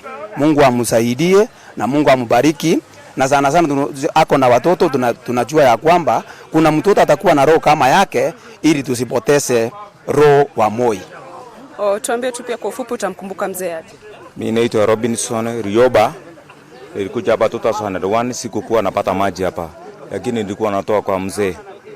Alafu kitu kingine ya pili, alisema tukikaa hapa hivi mkae kwa usalama, na ng'ombe alitupatia hapa. Kila mtu alipata ng'ombe hapa, na alituhusia 12,000 na ni masiwa. Sasa kitu nasema nimepoteza mtu wa maana katika hii hapa mahali niko, kwa sababu mimi ni Mkisii, nimetoka mbali na niko hapa. Alinisaidia maziwa, watoto wangu walikuwa nakunywa maziwa. Sasa mimi kitu maji ni hapa ni bure, sikukuwa nalipa pesa. Sasa hiyo ndio kitu nashukuru mzee, namwambia Mungu rest in peace mzee, rest in peace. Asante. Chanzungumza na mwingine, majina yako kwa ufupi na utamkumbuka mzee kwa njia gani? Kwa majina ni Samuel Marteu. Mimi ni mkaaji wa Rafiki. Mzee ninakumbuka kwa mambo mengi ambayo amefanya tangu tukiwa shule ya mzingi, tukiwa Baringo mpaka tumefika pale hapa tukahamia karibu na kwake. ametusaidia kwa mambo mengi sana. Kwanza nakumbuka wakati nilipofika hapa, maji tunapata bure, tunapata maziwa, na shule hasa wakati imeanza hapa, biashara ikanawiri. Rafiki hapa sisi tunakaa na amani. Mzee alikuwa na maneno, alikuwa anapenda mtu ambaye anapenda amani. Ninasema tu pole kwa jamii ya mzee na watoto wake kwa wakati huu ngumu. Asante sana. Utakuwa ufupi tu, utamkumbuka kwa njia gani na aliwasaidia kwa njia gani? Kwa majina naitwa Solomon. Mimi ni mkaaji wa hapa Rongai. Tangu nifika hapa Rongai nimekaa kuona mzee akitembea kutoka kwake akienda shamba yake, na nilikuwa nafurahia kama ningepata nafasi kumsalimia ningemsalimia, lakini sikupata hiyo nafasi. Na tunaambia familia na watoto wa Moi pole kwa kupoteza mzee. Uongozi ya mzee, hasa mimi ni mtu wa kutoka huko Baringo. Nikienda nyuma kidogo mpaka 1980s, nikisikia Moi kama anakuja, watu wote wanasanyana wanaenda kumlaki yeye, kumshangilia. So kumpoteza yeye ni kitu imeleta uzito sana. Na Moi alikuwa alikuwa mchangamfu, mtu kupenda watu, kupenda amani. Hata ukiona slogan zake ile ya kuandikwa peace, love and unity, ilikuwa muungano ya Kenya mzima. Na katika hata sherehe zake ilikuwa watu wanafunga maduka, wanafunga kazi zao na kwenda kwa sherehe zake. Ilikuwa mzuri sana. Yaani ukisikia raha ya Moi, kuna raha kamili. Sio kama saa hii ukisikia kama kuna kata mkutano au kuna mkutano na watu wanaenda shughuli zao. Ujumbe wako kwa familia? Ujumbe wako kwa familia ya marehemu? Kwa ujumbe kwa familia ya Moi, naambia pole na Mungu atasiti kunemesha na kuwasaidia hawa, kupatia nguvu ya kustamili hii ukosefu ya kupoteza mzee. Asante. So these are some of the views of the residents who are just adjacent to the Kabarak University, and within Kabarak University and the Kabarak educational institutions, that is where the late former President Daniel Moi was living. But right now we just have a statement from the Nakuru Governor, Lee Kinyanjui, and which I will just go ahead and read, that he says, "We join Kenyans in the continent in mourning the second President of the Republic of Kenya, His Excellency Daniel Moi, who made his final bow today. He was a self-made man who rose from the humble beginnings of Sacho, to become the longest-serving president of Kenya. He will be best remembered for his humility and political wit. His political philosophy was instrumental in molding and mentoring Kenya's current political class. He knew how to get out of every political situation, even when everybody had written him off. He set a high bar for Kenya. He set a high bar for Kenya by setting an example for peaceful succession and respect for democracy. His gift for Kenya was the smooth 2002 power handover, a vocabulary in many African states. His strong belief in peaceful coexistence saw him get involved in peace missions in Namibia, South Sudan, and the liberation of the struggle of South Africa. He was a strong believer in the Pan-African spirit. It is also worth noting that he sought medical treatment locally at Nairobi Hospital, a clear testimony that our healthcare in Kenya has become of age. We wish to thank the caregivers and the staff of Nairobi Hospital who took good care of him until his last day. We wish to may the Almighty God rest his soul in eternal peace." And that is the statement from Nakuru Governor Lee Kinyanjui regarding the demise of the former President Daniel Moi. We have been here at Kabarak just trying to get a feeling of the people here regarding how they interacted with the former president, and they do say they did used to see him when he was going to his other farms and other businesses, but we will keep tabs on the feeling here on the ground. Remember, the former president was living here in Nakuru Nakuru County at Kabarak after he left power in 2002. And the Nakuru governor has gone ahead to say that that is his legacy, that he was very, very pro-democracy and he saw this country transition peacefully in 2002. People remember him here as a champion for education and the famous Maziwa ya Nyayo. All right, Bridget Sangana there in Kabarak, Nakuru County, of course, the home of the late retired President Daniel Toroitich arap Moi. Let's not just take a look at the pictures that is at the Lee Funeral Home. Of course, the military has taken over and there is a guard of honor that will be happening there in just a moment. There you have it, the pictures there. A lot of security officials, government officials, relatives, family members of the late president have already thronged there. Of course, the media is on one side. Kennedy Mureithi is also on standby to bring us to speed with everything that is happening. So let's just listen in for a bit.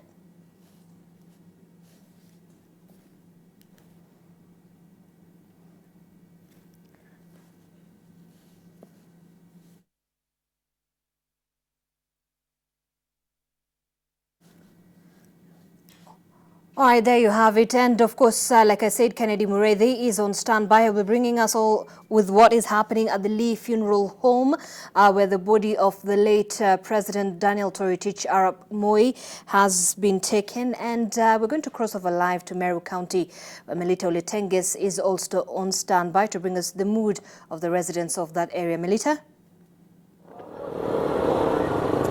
Zainab, many people have talked about Rungu ya Moi, which was the famous symbol of leadership that the retired President Moi used to use during his tenure. And this is something that many people have mentioned, saying that they will remember his club or Rungu. And the pictures you're seeing behind me, just a few meters yonder, you can see actually that is a monument of Rungu ya Moi and the fly whisk of the first president of this republic, Mzee, that was displayed by the late President Moi. So this is some of the things that they are saying. He left a mark in his leadership style, a man who led with a firm hand, a man who with no doubt was the longest ruling president of this country.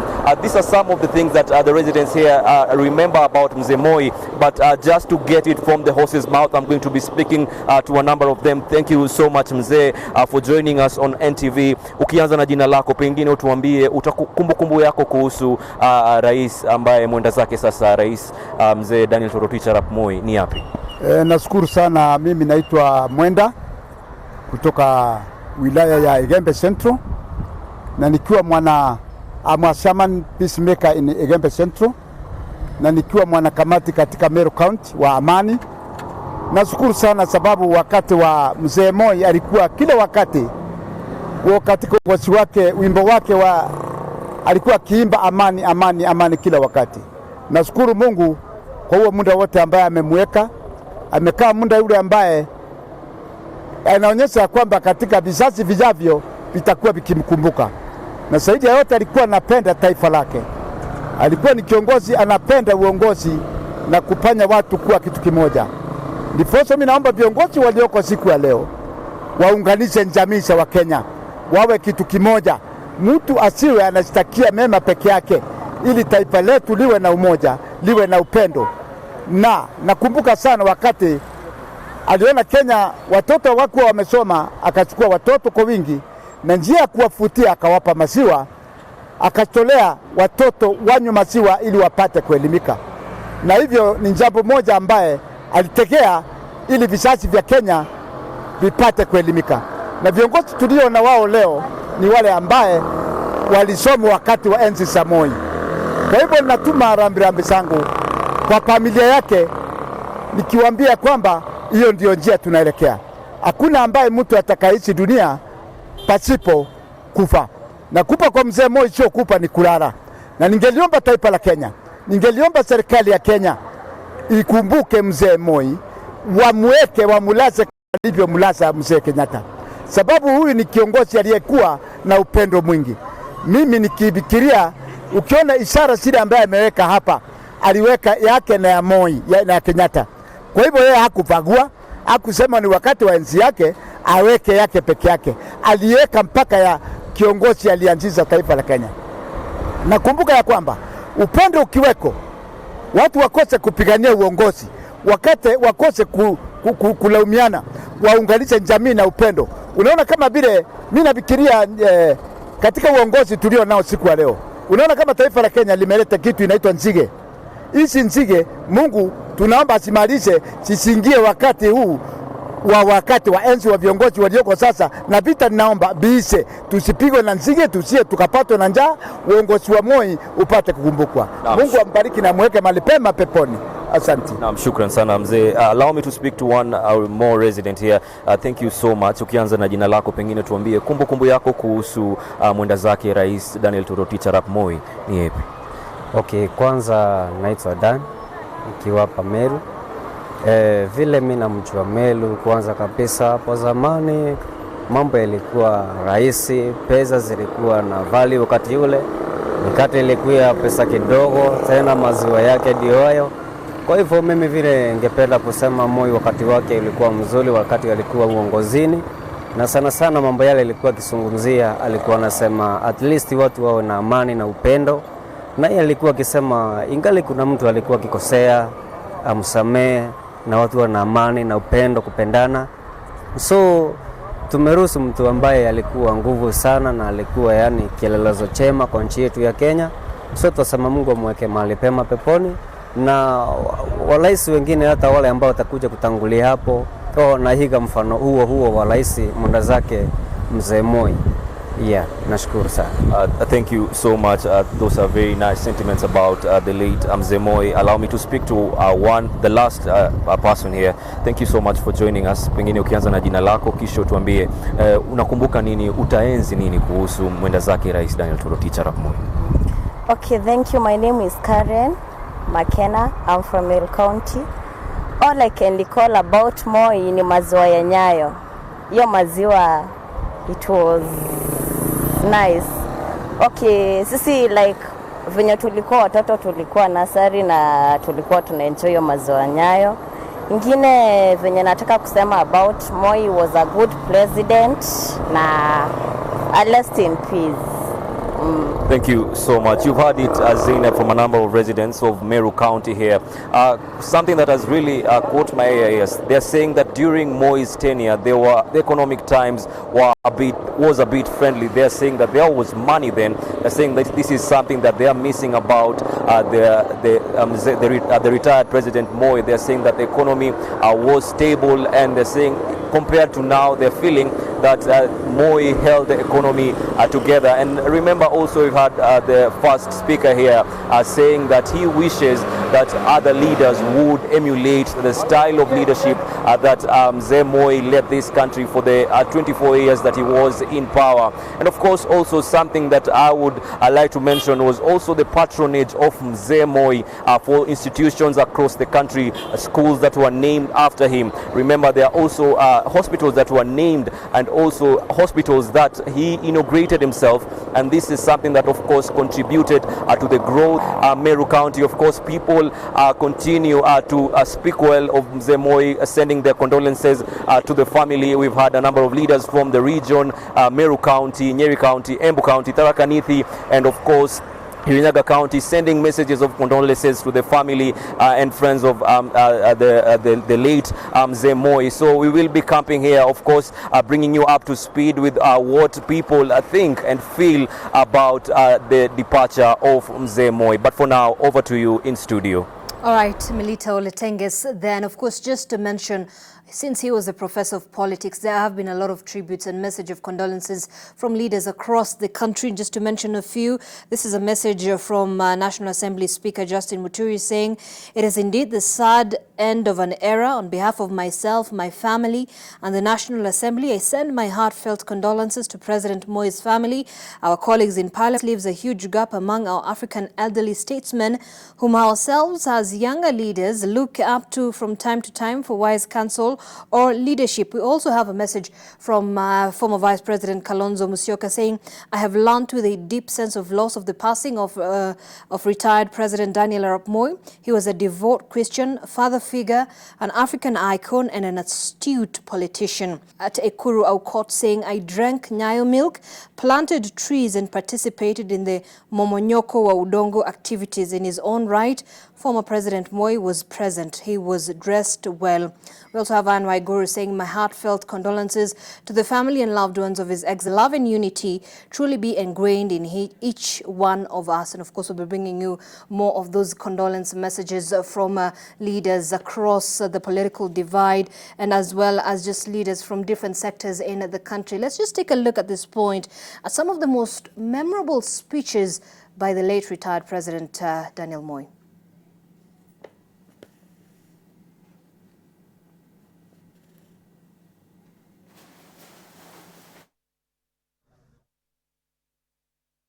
Painful to speak about Mzee Jomo Kenyatta, who has been my father, my teacher, and my leader. Mimi, Daniel Toroitich Arap Moi, naapa kwamba nitakuwa mwaminifu kwa Jamhuri ya Kenya na kuitumikia kwa moyo wangu wote, na kwamba nitahifadhi, nitalinda na kuitetea katiba ya Kenya kwa mujibu wa sheria iliyowekwa.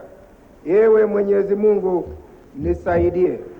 Mimi nikiwa amiri jeshi la majeshi yetu ya Kenya, nataka niseme kwamba yale yaliyotokea leo asubuhi kwa muda mfupi iliyoletea wananchi wasiwasi mwingi. I wish with humility to urge you to be loyal and patriotic to your motherland.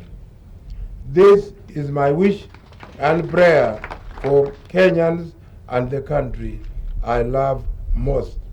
Peace and prosperity. In Kenya, businessmen, everybody be free. Foreigners, do business. You have unlimited opportunities, but not political leadership. I am glad to inform Kenyans that I have today ascended reforms. People complain about stealing, about people abusing one another, committing crimes and so on. We cannot, presidents of the world or prime ministers of the world cannot legislate the hearts of human beings.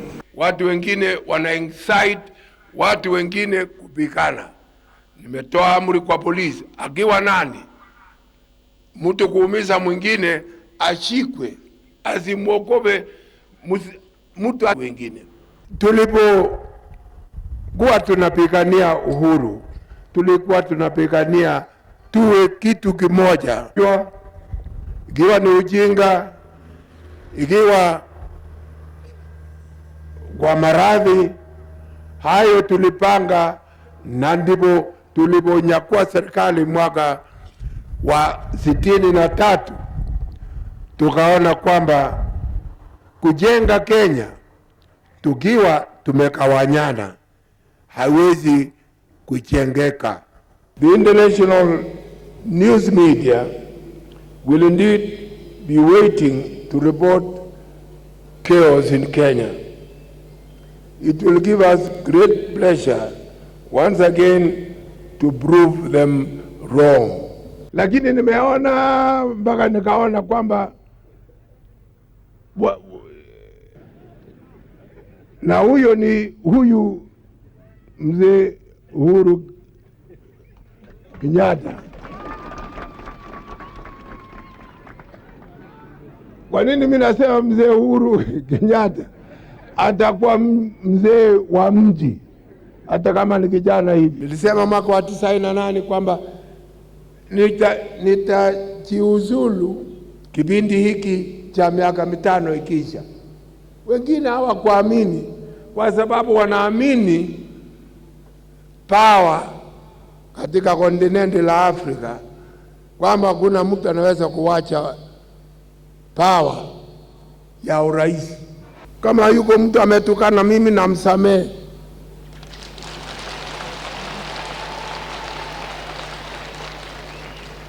na kama yuko mtu ambaye nimesema chochote ambaye kimeumiza roho yake, unisamehe.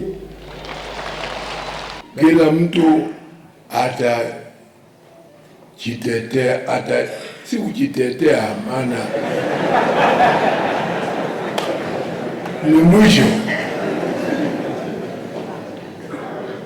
utahesabiwa yale uliofanya katika ulimwengu.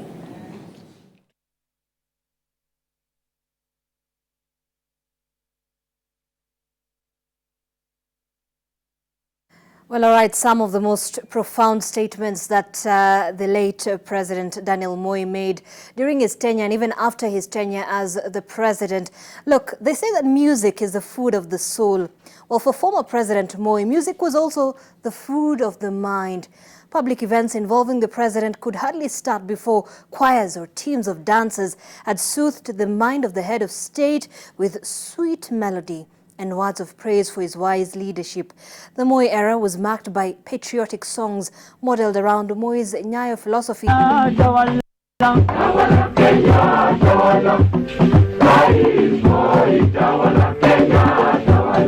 While his leadership style was viewed positively by some,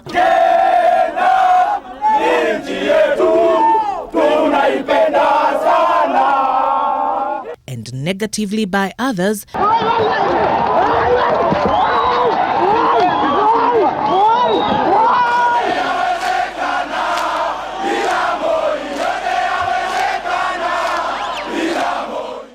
the former president seemed intentional in keeping the country in good spirits through music.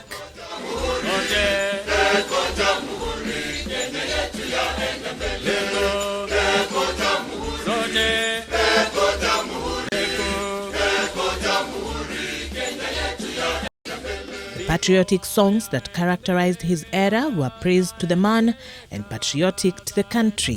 Kanyaga nchi yako kwa nguvu na raha. Hii sasa about tani tuko na mawani. Tushangilie Kenya, taifa letu tukufu, Kenya tunayoipenda. Tushangilie Kenya, taifa letu tukufu, Kenya tunayoipenda. Nienda ng'ambo nitarudi, mimi mwana Kenya daima. Sitadanganywa kamwe na wageni, mimi mwana Kenya daima. Wala sitapotoshwa na. But also sparked some degree of fear amongst those who may have intentions of disrupting the presidential agenda and frustrating peace.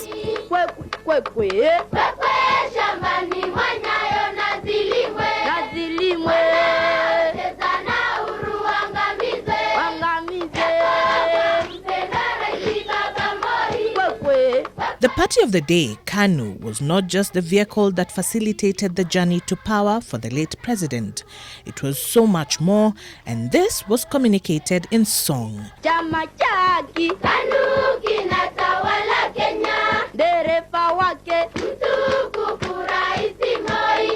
The late president's desire to ensure Kenya remains a one-party state became an ideology smoothly weaved into song, possibly to make it attractive to the citizens.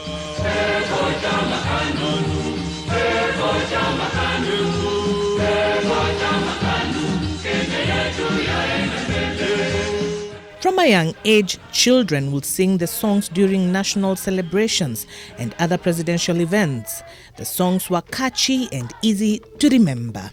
Wasiotosheka waitafute Kenya yao, wasiotosheka waitafute Kenya yao, za michafuko waende wakaitawale, za michafuko waende wakaitawale.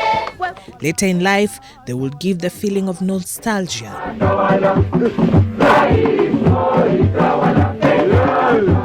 And it was not just the patriotic songs that set the mood for his presidency.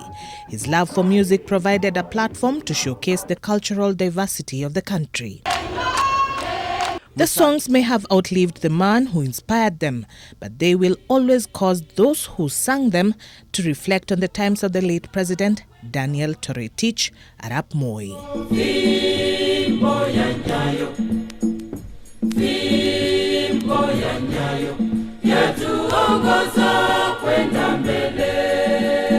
Charity Mwangi, NTV.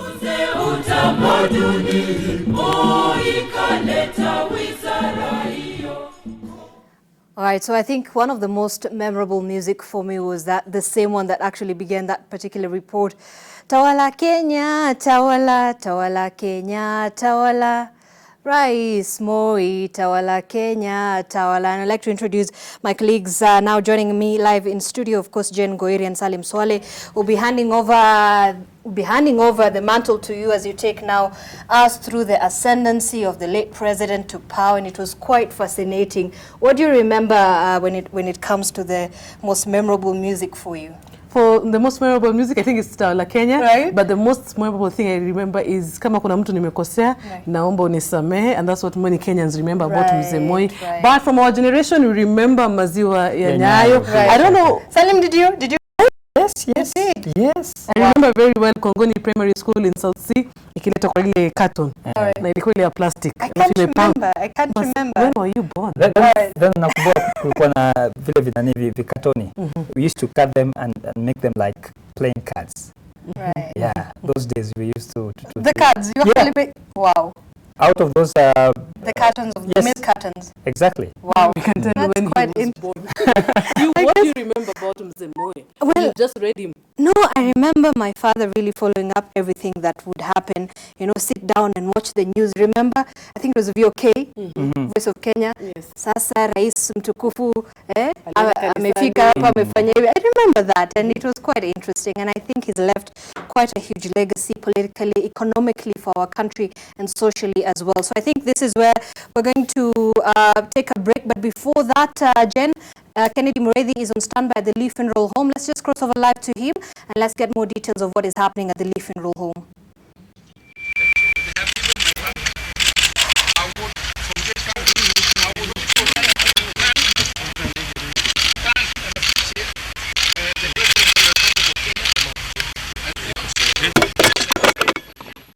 I'd like to thank the service commanders who are here, Mr. Matiangi, who's also been here, and many other people who are friends of Mzee.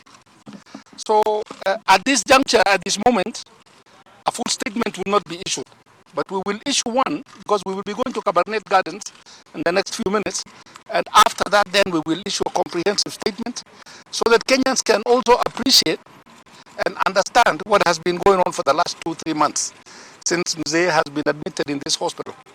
So I don't want to delve into what caused his death. You all know, or at least we are made to believe that Mzee was born in 1924. But I would assume, and we all Kenyans, maybe Mzee was even most likely more than the 95 years that we know. So it is not really with sadness. It is more of us celebrating his life and his achievements and the service that he gave to this country. That is what we really need to celebrate about our former president. So with those few remarks, I'll say thank you so much, and we will be updating you. We will not keep you in the dark. We will be updating you so that you know exactly what is going on and what the schedules and the protocols will be. So thank you so much, and God bless. Well, a statement from the family coming just after they have made sure, or they have known what has happened, and now they are saying that they will be issuing a comprehensive statement on what has happened, what will be going to happen, and they are saying that it is really a celebration of life, na wanataka tu wahakikishe kuwa wamefurahia maisha yake Rais mstaafu Daniel Arap Moi ambaye mwaka 2002 alitoka mamlakani, na sasa hivi kumekuwa na magonjwa tu ambayo yamemfanya sasa hivi hayupo tena, na kwa sasa hivi wanasema kuwa kutoka hapa wataenda nyumbani mwake pale karibu na Kibra ambapo ni Kabarak Gardens, na watakuwa wakitoa taarifa baada ya kujadiliana na kujua ni yapi ambayo yatafuata kutoka wakati huu, kwani tunatarajia kuwa watatuambia huenda je kukawa na siku ya maziko ambayo itakuwa siku ipi na vitu kama hivyo. Tunatarajia tu taarifa hii, na kwa sasa hivi wanasema kuwa wao kama familia hawana huzuni bali wanafurahia. Mwanawe ambaye ni mbunge wa Rongai pia amesema hawajui kwa kweli kuwa miaka yake ni ipi. Wanaamini kuwa alizaliwa mwaka wa 1924, lakini ni kitu ambacho wao wenyewe pia hawakitambui kwa kweli. Lakini taarifa hiyo tunaisubiri, na kutoka hapa tutafika katika makao hayo ya Kabarak Gardens ili tupate kujua mwelekeo utakuwa ni upi kuanzia sasa, kwani Rais Uhuru Kenyatta tayari ameshatoa taarifa na akasema kuwa taifa litaomboleza kutoka sasa hadi siku ambayo Rais Moi atapata kuzikwa. Na ni taarifa tu ambazo sisi wenyewe tumezipata leo hii. Kuna baadhi ya maafisa wa serikali ambao walifika hapa mapema leo, na kutoka asubuhi jeshi la Kenya limefika na kushika hatamu katika eneo hili, na wamesema kuwa kama Rais Uhuru Kenyatta alivyotoa taarifa ni kuwa kila kitu kitaendeshwa na serikali. Ni vitu ambavyo sisi wenyewe tuendelea kuvitambua na kuvijua kama tunavyoendelea, na pia tunajuzwa kuwa kutoka hapa kila kitu ambacho kitaendeshwa kwa minajili ya serikali. Ni taarifa tu ambazo sisi wenyewe tunazipata, na kwa sasa hivi nitakurudisha tu studioni wapate kukueleza mengi, kwani kwa sasa hivi askari ama jeshi na GSU ambao wako hapa watutaki tuendelee kuwa, kwani taarifa tayari shatolewa na mengine yatapata kutolewa katika maeneo mengine. Kwa sasa hivi nakurudisha kwa Jen Ngoiri pale studioni.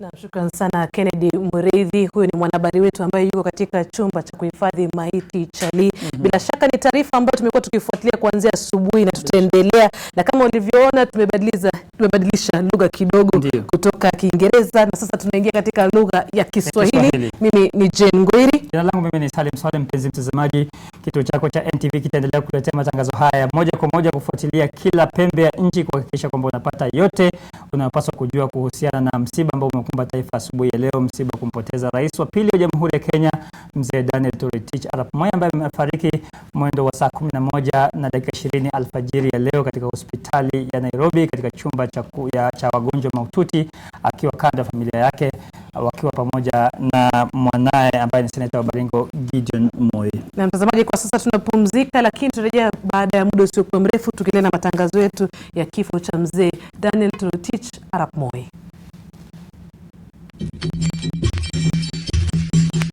Raisi wa Kenya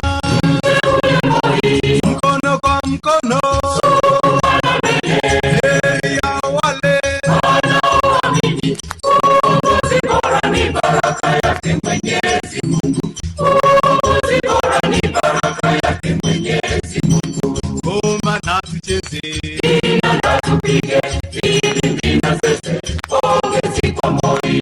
Sauti nyikani, ndege wanaimba, wanyama wacheza, ni mshangilio. Harambee na Nyayo, wito unavuma, mdogo kwa mkubwa, pembe zote Kenya, heko kwa rais kwa kuanzisha mwito wa Nyayo. Heko kwa rais kwa kuanzisha mwito wa Nyayo. Nyingine ni kipi? Kupita amani, nyota na ing'are kokote nchini. Hongera rais kwa uongozi wako timamu. Hongera rais kwa uongozi wako timamu. Ngoma na tucheze, na tupige filimbi na zeze, pongezi kwa Moi. Sauti nyikani, ndege wanaimba, wanyama wacheza, ni mshangilio. Uliyesimama juu ya sininge, asiwasubiri wingu linapita, jongea upande gari la Nyayo na ng'oa nanga. Jongea upande gari la Nyayo na ng'oa nanga. Nayo ngoja ngoja yaumiza matumbo, tabu wa Nyayo washibisha roho.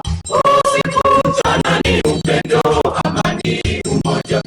Usiku mchana ni upendo, amani, umoja. Ngoma na tucheze, na tupige filimbi na zeze, pongezi kwa Moi. Sauti nyikani, ndege wana wacheza ni mshangilio. Ye kipenzi changu mimi nimeapa milele na milele nitakuwa na wewe. Kenya kipenzi, hakuna mwingine duniani. Kenya kipenzi, hakuna mwingine duniani. Nami naliapa kwa ulimi wangu, mate nikatema ya uchungu wa mwana. Kenya kipenzi, hakuna mwingine duniani. Udharau au kukutukana kamwe siwezi. Kenya kipenzi, hakuna mwingine duniani. Ngoma na tucheze, dina na tupige, filimbi na zeze, pongezi kwa Moi. Sauti nyikani, ndege wanaimba, wanyama wacheza, ni mshangilio. Ngoma na tucheze, dina na tupige, filimbi na zeze, pongezi kwa Moi. Sauti nyikani, ndege wanaimba, wanyama wacheza, ni mshangilio.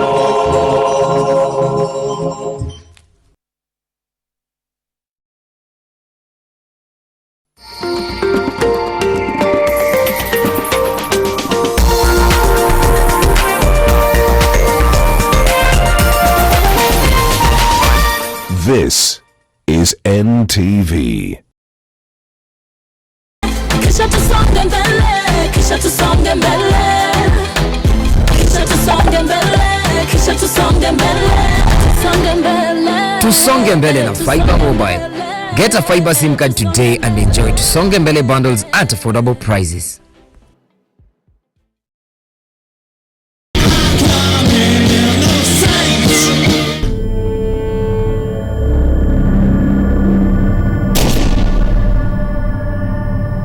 Something's happened. And shepherds we shall be. And for thee, my Lord, for thee, power hath descended forth from thy hand, that our feet may swiftly carry out thy command. Nomine Patris Filii, Spiritus Sancti. I'll send one right back. Cried to my daddy on the telephone. How long now? The three sides of Anna. Stop behaving like a spoiled brat. Don't interfere with what your grandma does. Tell me, don't you want your sister to be found? Whether you like it or not, she would keep on being part of my life until the day I die. Then perhaps she'd be first to die. I only know that all those feelings of yours are going to crush you, and I won't let that happen. Is it true that your friend is amnesia, or is it another sham, like when he was supposed to be dead? Is that Marcelo's new trick to fool all of us? Your grandmother found out Marcelo wants a divorce, and that's why she felt sick. Who told her that? The three sides of Anna. With Lipa na M-Pesa, you get more. Every 100 shillings spent on Lipa na M-Pesa earns you an entry into the draw. Do more with Lipa na M-Pesa. Kisha tusonge mbele, kisha tusonge mbele. Kisha tusonge mbele, kisha tusonge mbele. Tusonge mbele. Tusonge mbele na Fiber Mobile. Get a Fiber SIM card today and enjoy Tusonge mbele bundles at affordable prices.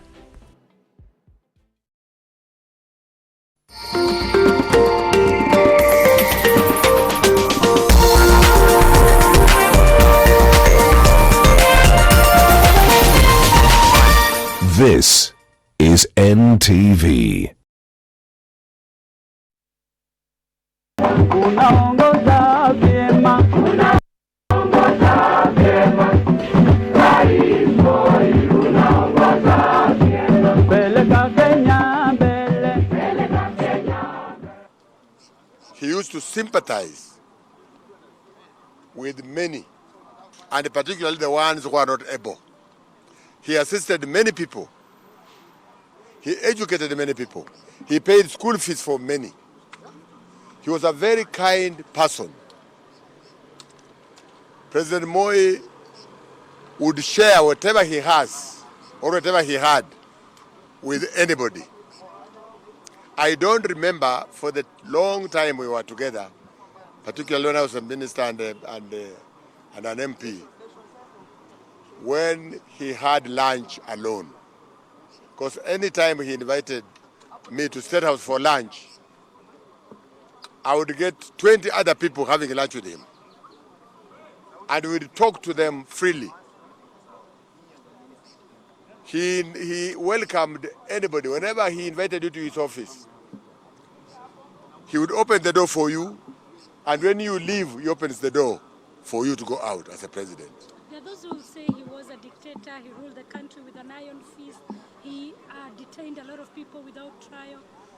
Well, the only thing Moi was not a dictator. But sometimes as a leader, you are forced to do certain things that you don't like to do. And let me tell you, to be a leader or a president, you must be respected and also be feared. Because if you are not feared, people will sit on you. So Moi had that combination. He was a good leader, he was respected, and he was not feared. Because you see, you don't expect people just to play around with you and you are the head of state. You cannot control people unless they fear you. You were a student of Moi politics. He is your political mentor. What did you learn from him? Well, I learned a lot from him. And as I have just told you, he was one person who would tell you to help people. Because he said that as a leader, you must know the problems of the people. If you don't know the problems of the people, then you don't deserve being a leader. They also say that you will not go to Moi and leave empty-handed. Well, but that is generosity. Because even today I visit the president, I visited Kibaki. But you see, if Moi was a very generous person, it's not only me. Majority of the people who saw Moi, he at least gave them some transport back. Thank you very much. Thank you. Eric, DP.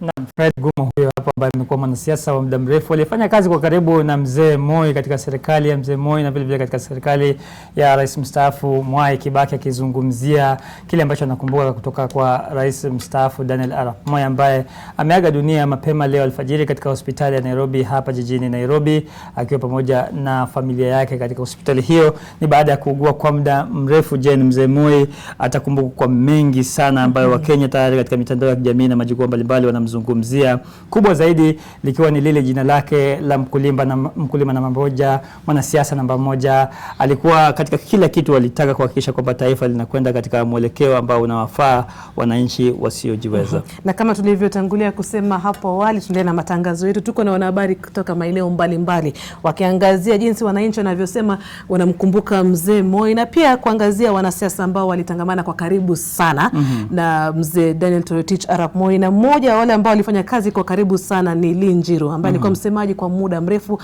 hadi wakati huu alipoaga dunia. Na mwanahabari wetu wa Nakuru Bridget Ngana yuko hapo, atazungumza naye moja kwa moja. Sasa nampisha. Hapa tulipo ni kwa boma lake Linjiru, aliyekuwa msaidizi wa karibu sana wa marehemu Rais Daniel Moi, na pia ndiye alikuwa anashughulikia mawasiliano yake kwa afisi yake wakati alipokuwa afisini na hadi wakati ambapo aliweza kustaafu. Na kwa sasa tunaungana naye ili atueleze safari yake, kwani yeye ndo alikuwa mwandani wa marehemu Rais Daniel Moi. Karibu sana bwana Linjiru kwenye NTV. Unaweza songea tu karibu na hapa tuanze kuzungumza na wewe. Utaangalia mbele kwenye kamera, alafu tuambie tu safari yako na marehemu rais ilianzia mwaka gani na umehudumu kwa afisi hiyo kwa muda gani? Kwanza kabisa, mimi nilianza kufanya kazi kwa presidency 1977. Hiyo ndio wakati mimi nilitumwa kutoka Kakamega, mahali nilikuwa nafanya kazi katika Provincial Information Office. Nikatumwa na serikali kuwa mwandishi wa hayati Mzee Jomo Kenyatta, rais wa kwanza wa Kenya. Wakati huo mwaka wa 77 ndio tulijuana na makamu wa rais wakati huo Daniel Arap Moi, na ndio tukafanya urafiki akiwa makamu wa rais. Na nilikuwa nasaidia yeye kwa mambo mingi. nikiwa naandikia mzee Jomo Kenyatta. So wakati mzee Jomo Kenyatta alifariki dunia tarehe 22 Jumanne 1978, ndio sasa mzee Moi akawa rais. Akaapishwa saa 9 ya mchana siku hiyo, na mimi ndio nilikuwa na organize nyinyi watu wa press kuja kufanya hiyo kazi.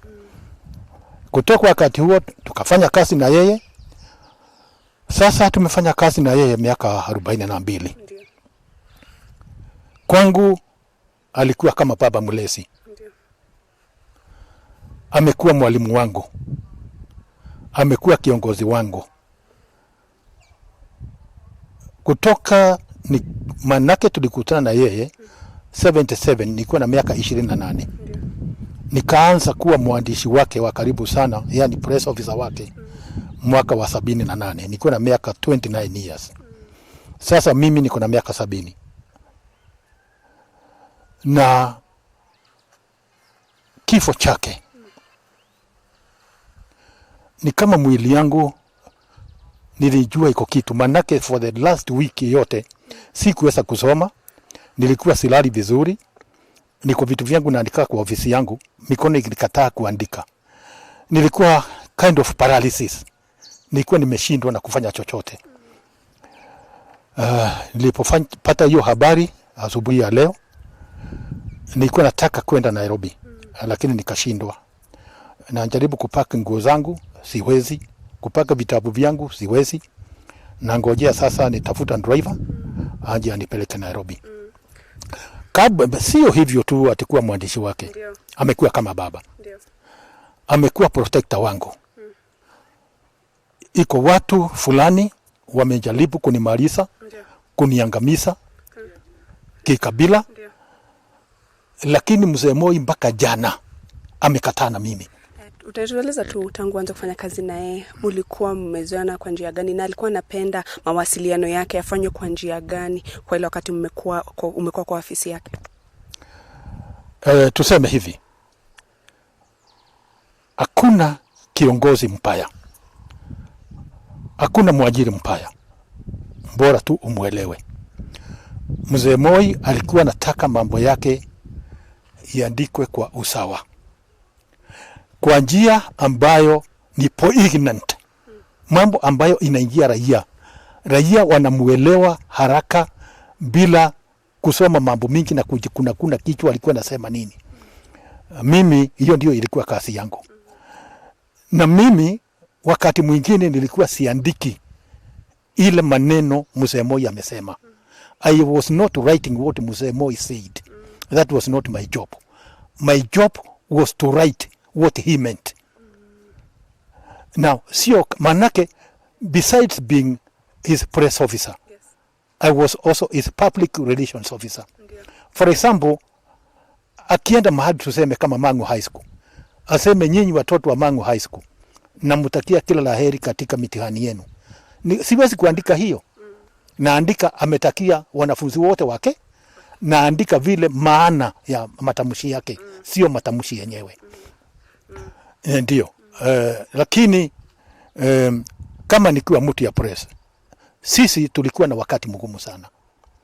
Manake wakati wa Mzee Moi, waandishi wa habari waliungana na viongozi wa kikabila kumchapa na misrepresent.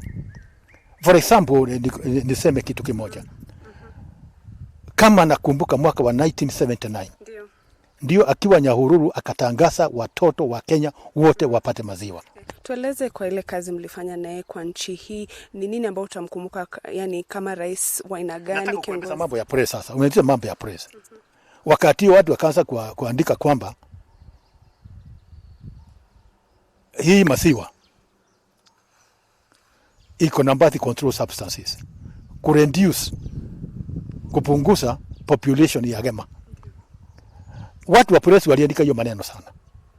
Lakini hawakusema at the same time kwamba chairman wa KCC ambaye ilikuwa supply ya maziwa ni John Kamau. Hawakuandika kwamba managing director wa KCC alikuwa Gitahi Ngaruro. So unaona press pia, nikiwa mkubwa ya press, nikiwa na wakati mgumu sana. Manake viongozi wa kikabila walikuwa wameungana na watu wa press ambao walikuwa nasimamia newspapers wakati huo. Lazima nikueleze mambo ya press, maana mimi nilikuwa press officer yake. Na unatueleza kwa ile kazi yake, ulisema alikuwa anapenda kazi yake isemwe kwa ufasaha na ile jinsi wananchi wanaelewa. Tuambie tu, kwa wakati huo wote umefanya kazi naye hadi pale mwaka wa 2002, mulitoka ofisini lakini bado unaendelea 1978. Kuanzia 1978, but you left office in 2002 after the change of office when you got the new president. Just explain how the work. Aliwacha kazi ya president. Ndio, tuambie tu kazi yenyewe ilikuwa kwa njia gani? Kuwa retired president pia ni kazi. Ndio. Na mlifanya kazi kwa njia gani hadi wakati ambapo akaanza kuugua? Tuliendelea kufanya kazi vizuri tu, lakini kama miaka 3 iliyopita ndio sasa umri ikaanza kumsonga. Unajua mzee Moi sio miaka hiyo mnasema 96. Mzee Moi is about 101, 102 years, 103, between 102 and 103. Wacha hiyo mambo ya kipande, wachana naye. Ukitaka kuhesabu miaka ya Moi, tunahesabu hivi.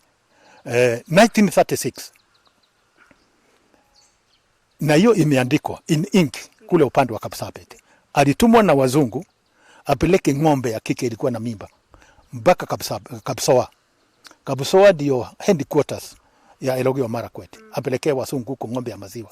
Akafikisha na akapatiwa shilingi 2. Hiyo shilingi 2 akanunua Biblia. Kwa hivyo ukitaka sasa kuhesabu miaka yake, wakati huo kijana hangetumwa na wazee kama haja tahiri. Kwa hivyo alikuwa ametahiri 1936. Kama ukifuata kibanda alikuwa ametahiri. Number 2, alikuwa big embodied. Hiyo alipatiwa hiyo jukumu ya kupeleka ng'ombe zaidi ya kilomita 100. Apeleke Kapsoa. Big embodied so that he is not molested by cattle rustlers. Number 3, he had a sense of geography. He knew where he was going. Again, he was literate. That is why he bought a Bible to read for himself. Unaelewa? Kama alizaliwa 1924, vile kipande kinasema 36 alikuwa miaka 12 basi. Na mtoto wa miaka 12 hawezi kutoa mbuzi kutoka hapa Nakuru kupeleka Gilo. Na kwa nini hiyo miaka yake imekuwa siri kwa miaka hizi zote? Sasa hizi ndio umekuwa ukisema ni amekuwa na zaidi ya miaka 100. Matter of conjecture. Unajua mtu kama Charles Njonjo anajua alisaliwa 1920. Sababu yake baba yake Njosi alikuwa chief, alikuwa interpreter Narok, iliandikwa. Mtu kama Jeremia Nyaga alisaliwa 1920. Maana yake baba yake alikuwa pastor, aliandika. Mzee Moi hakuna mtu angeandika. Na unakumbuka up to 1955 Mzee Moi wakati amekuwa member of parliament wa Baringo, wa the entire Rift Valley from Loitoktok to Kipish, Rift Valley yote, there were very few educated and college. Wale walikuwa na degree walikuwa watu kama 5. Kulikuwa Taita Towet kutoka Kipsigis. Nandi kulikuwa na 2, Chandra Kakimalel na Jini Maria Saroni. Keio kulikuwa na 1, Johnny Koitie. Wandi walikuwa na mandingri. So wakati wa Moi sasa, wakati hiyo hakuna mtu alikuwa amesoma. Tuambie personally, wewe vile ulianza kufanya kazi na yeye, you said he was like a father to you. Just tell us maybe what would you remember him for? First of all, Mzee Moi was a very kind person to me. For example, he has protected me. He knew how to protect his people if you work for him well. Remember now I'm doing for hata kama ametuacha ningali niko kwa serikali. Number 2, alipenda mtu ambaye ni punctual. Alipenda mtu ambaye ni kind. Alipenda mtu ambaye ni truthful. Unasikia? Hataki mtu ya kukata corners. That is why most of the people I worked with, most of them walikuwa natoka tu. Yes. Ujumbe wako kwa Wakenya sasa, kwa sababu tumepoteza aliyekuwa rais wetu. Kenya sasa, mambo ya maringo. Kama wewe ni civil servant, kama wewe ni public servant, wacha maringo. Just be humble. Serve people with humility. Kama unakuta mama mzee akivuka barabara, saidie kuvuka barabara, mbebe mzigo. Kama ukiwa mahali hapana piga kifua. Hapana piga kifua. Tuwe humble, tufanyie wananchi kazi. Na mambo ya wizi, tuwache. Tuwache. Let us serve raia with humility. Civil service. Civil means what? Serve with civility. Hapana kuinua mikono na kuringa. Unasema kitambo hii wiki yote umekuwa ukijihisi ni kama kulikuwa na jambo ambalo linakuja. Nasema utueleze tu kwa wakati huo mulikuwa na uhusiano wa urafiki kiasi gani ile mpaka wakati huu ulianza tu kuhisi kuna kitu ambacho hakiko sawa? Tulikuwa na urafiki wa karibu sana. Manake uhusiano wangu na yeye ilienda ikageuka. It was transformed. It metamorphosed from employer-employee. Nikuwa kama ni mtoto yake. So nikienda kwake naingia kitchen na sema ile kitu nataka kukula. Yeah. Na tukizungumza sasa hapana kuwa ati unajikasa kuwa stiff. We were very free. Very very free. Ilienda ikukawa na metamorphosis. Yeah. Ikatoka kule kwa mwajiriwa. Hiyo hakuna sasa. Sasa tunafanya kazi pamoja, tunakaa, tunakula pamoja kwa nyumba yake, chini ya mti. Tulikuwa tunaenda gari moja. Hata 2006 unakumbuka? Yeah. Tunapata accident kwa gari yake pale Limuru. Kama ni bilo yangu ya 2.5 million akanilipia.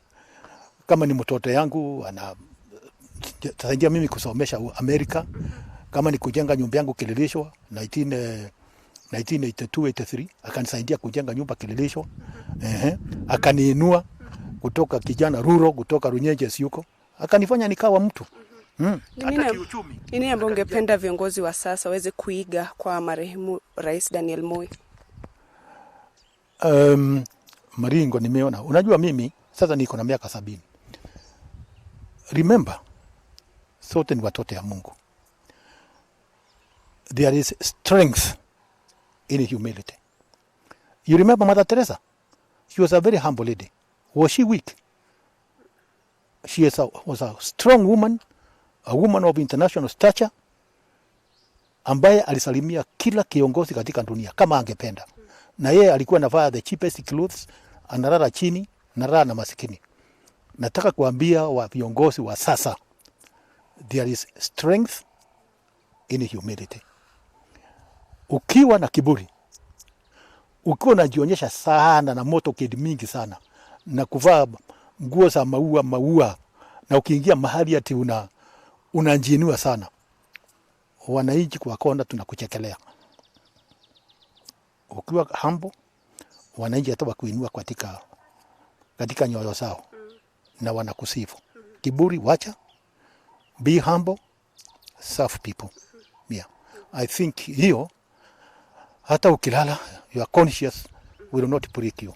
You'll be at peace with your conscience. If you serve people civilly, faithfully, the way in which it should be done. Or maybe one thing, an interesting fact that people didn't know about the late president. We know he loved education, he loved peace and democracy. Maybe from your perspective, as somebody who worked with him for 42 years, what is something that you would always remember him for, and the country should also know that this was the kind of president that led us for 24 years? The president, Moi, hakupenda high sounding ideologies. Chumvi kwa mama, dawa kwa hospitali,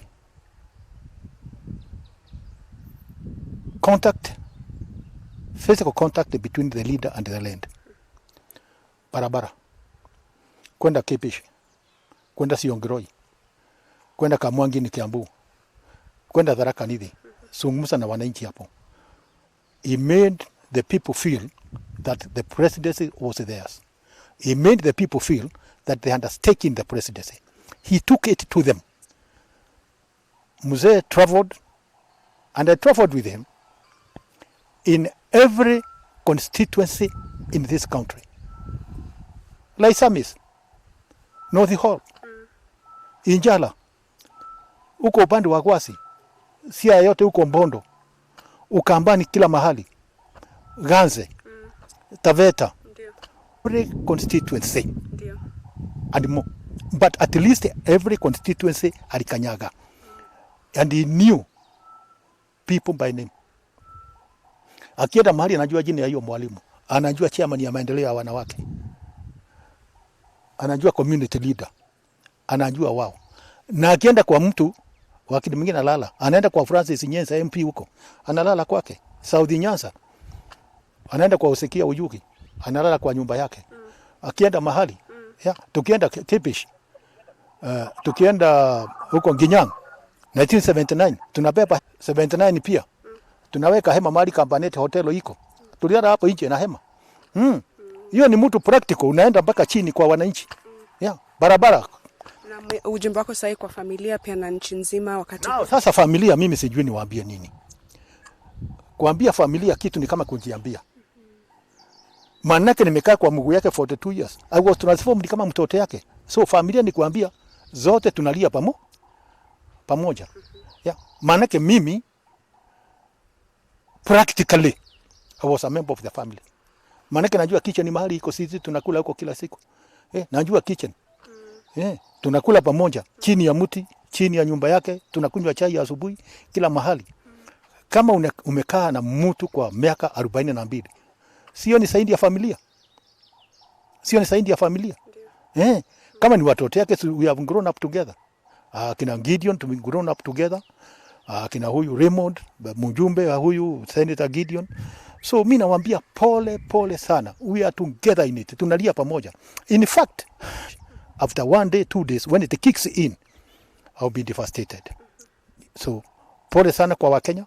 Pole sana from June, children. I'm kind of adopted child. Ni mawazo ama maneno ya Linjiru aliyekuwa msaidizi wa rais marehemu Moi ambaye ni marehemu, ameweza kutupatia kwa mapana na maana, akawa kama mtoto wa marehemu Daniel Moi, na kwa sasa amesema kuwa kuishi na pia kuhudumu kama mkuu wa mawasiliano na pia msaidizi wa karibu wa marehemu Daniel Moi. Na shukran sana Bridget Ngana kutoka kaunti hiyo ya Nakuru akizungumza na Linjiru aliyekuwa msemaji wa rais mstaafu Daniel Toroitich arap Moi kwa miaka 44. Na kama unavyoona studioni sasa tuko na wageni, tuko na mwalimu kaunti wa chama cha NC na pia alikuwa makamu wa rais kwa serikali ya. He was very precise when it came to time in the morning and making phone calls to his ministers on matters of state. As early as that. He didn't like nonsense. He has left a stable country. When everybody thought that Moi was going to cling to power, Moi surprised everybody by moving down to Uhuru Park and handing over the instruments of authority would defy the constitution and not respect it. That Moi can be remembered for Munyonyoko Odongo. People forget that Moi spent a lot of time building gabions of global warming. But here is something that Moi marshaled. He did a lot of tree planting. He did a lot of campaign to make sure that the environment was protected. He had his Nyai Awards. He left a major footprint in education. You go everywhere, virtually every county in this country, there's either broadening and expanding. So he is somebody who in this country, because during the critical moment of an economic crisis, I was his Minister for Finance, and through his support, I was able to steer the country through his support out of a very difficult economic crisis. When everybody thought that Moi would not open up for multipartyism in 1992, Moi surprised everybody and said that the world has changed, we must embrace multipartyism. So we have lost a good Kenyan. We have lost a father figure as a people, and we've lost somebody who really wanted to see a united Kenya. You've actually compared the leadership now and he was firm in his ruling. Are you trying to say that the leadership now is wanting? Firm, when you say firm, you see, you can be firm in the right way, firm for the right things, firm for order, firm for discipline. This is one thing that Moi liked. There are different circumstances. Maybe people are freer. Maybe people want us of comparing it with the current leadership. But I'm talking of Moi to give him a tribute that he deserves. Mheshimiwa, finally, you had the privilege of being his last vice president. Maybe if you could just tell us, in his sunset days in office, what sort of a country did he envision as he was handing over, bearing in mind that he led the country for almost a quarter century, that's 24 years? Moi wanted a smooth transition, I can tell you that. And in the last few days, Moi was very clear that there's no need to cling to power. We were with him on the last day that he was going to go to Uhuru Park to hand over, and we had some tea with him at the State House. In fact, I've recounted a bit of this in my book, Soaring Above the Storms of Passion. And I've indicated how Moi told us he's going to Uhuru Park so that he can hand over the realms of power to President Moi Kibaki, and he did so. I think, on retrospect, what we learned from this is that when he was going to hand over, but when you sit back and now reflect, he did the right thing. He defended the Constitution. He went there and handed over power. Had he not done that, what would have happened to Kenya? Right? So we must respect him for that position. Thank you.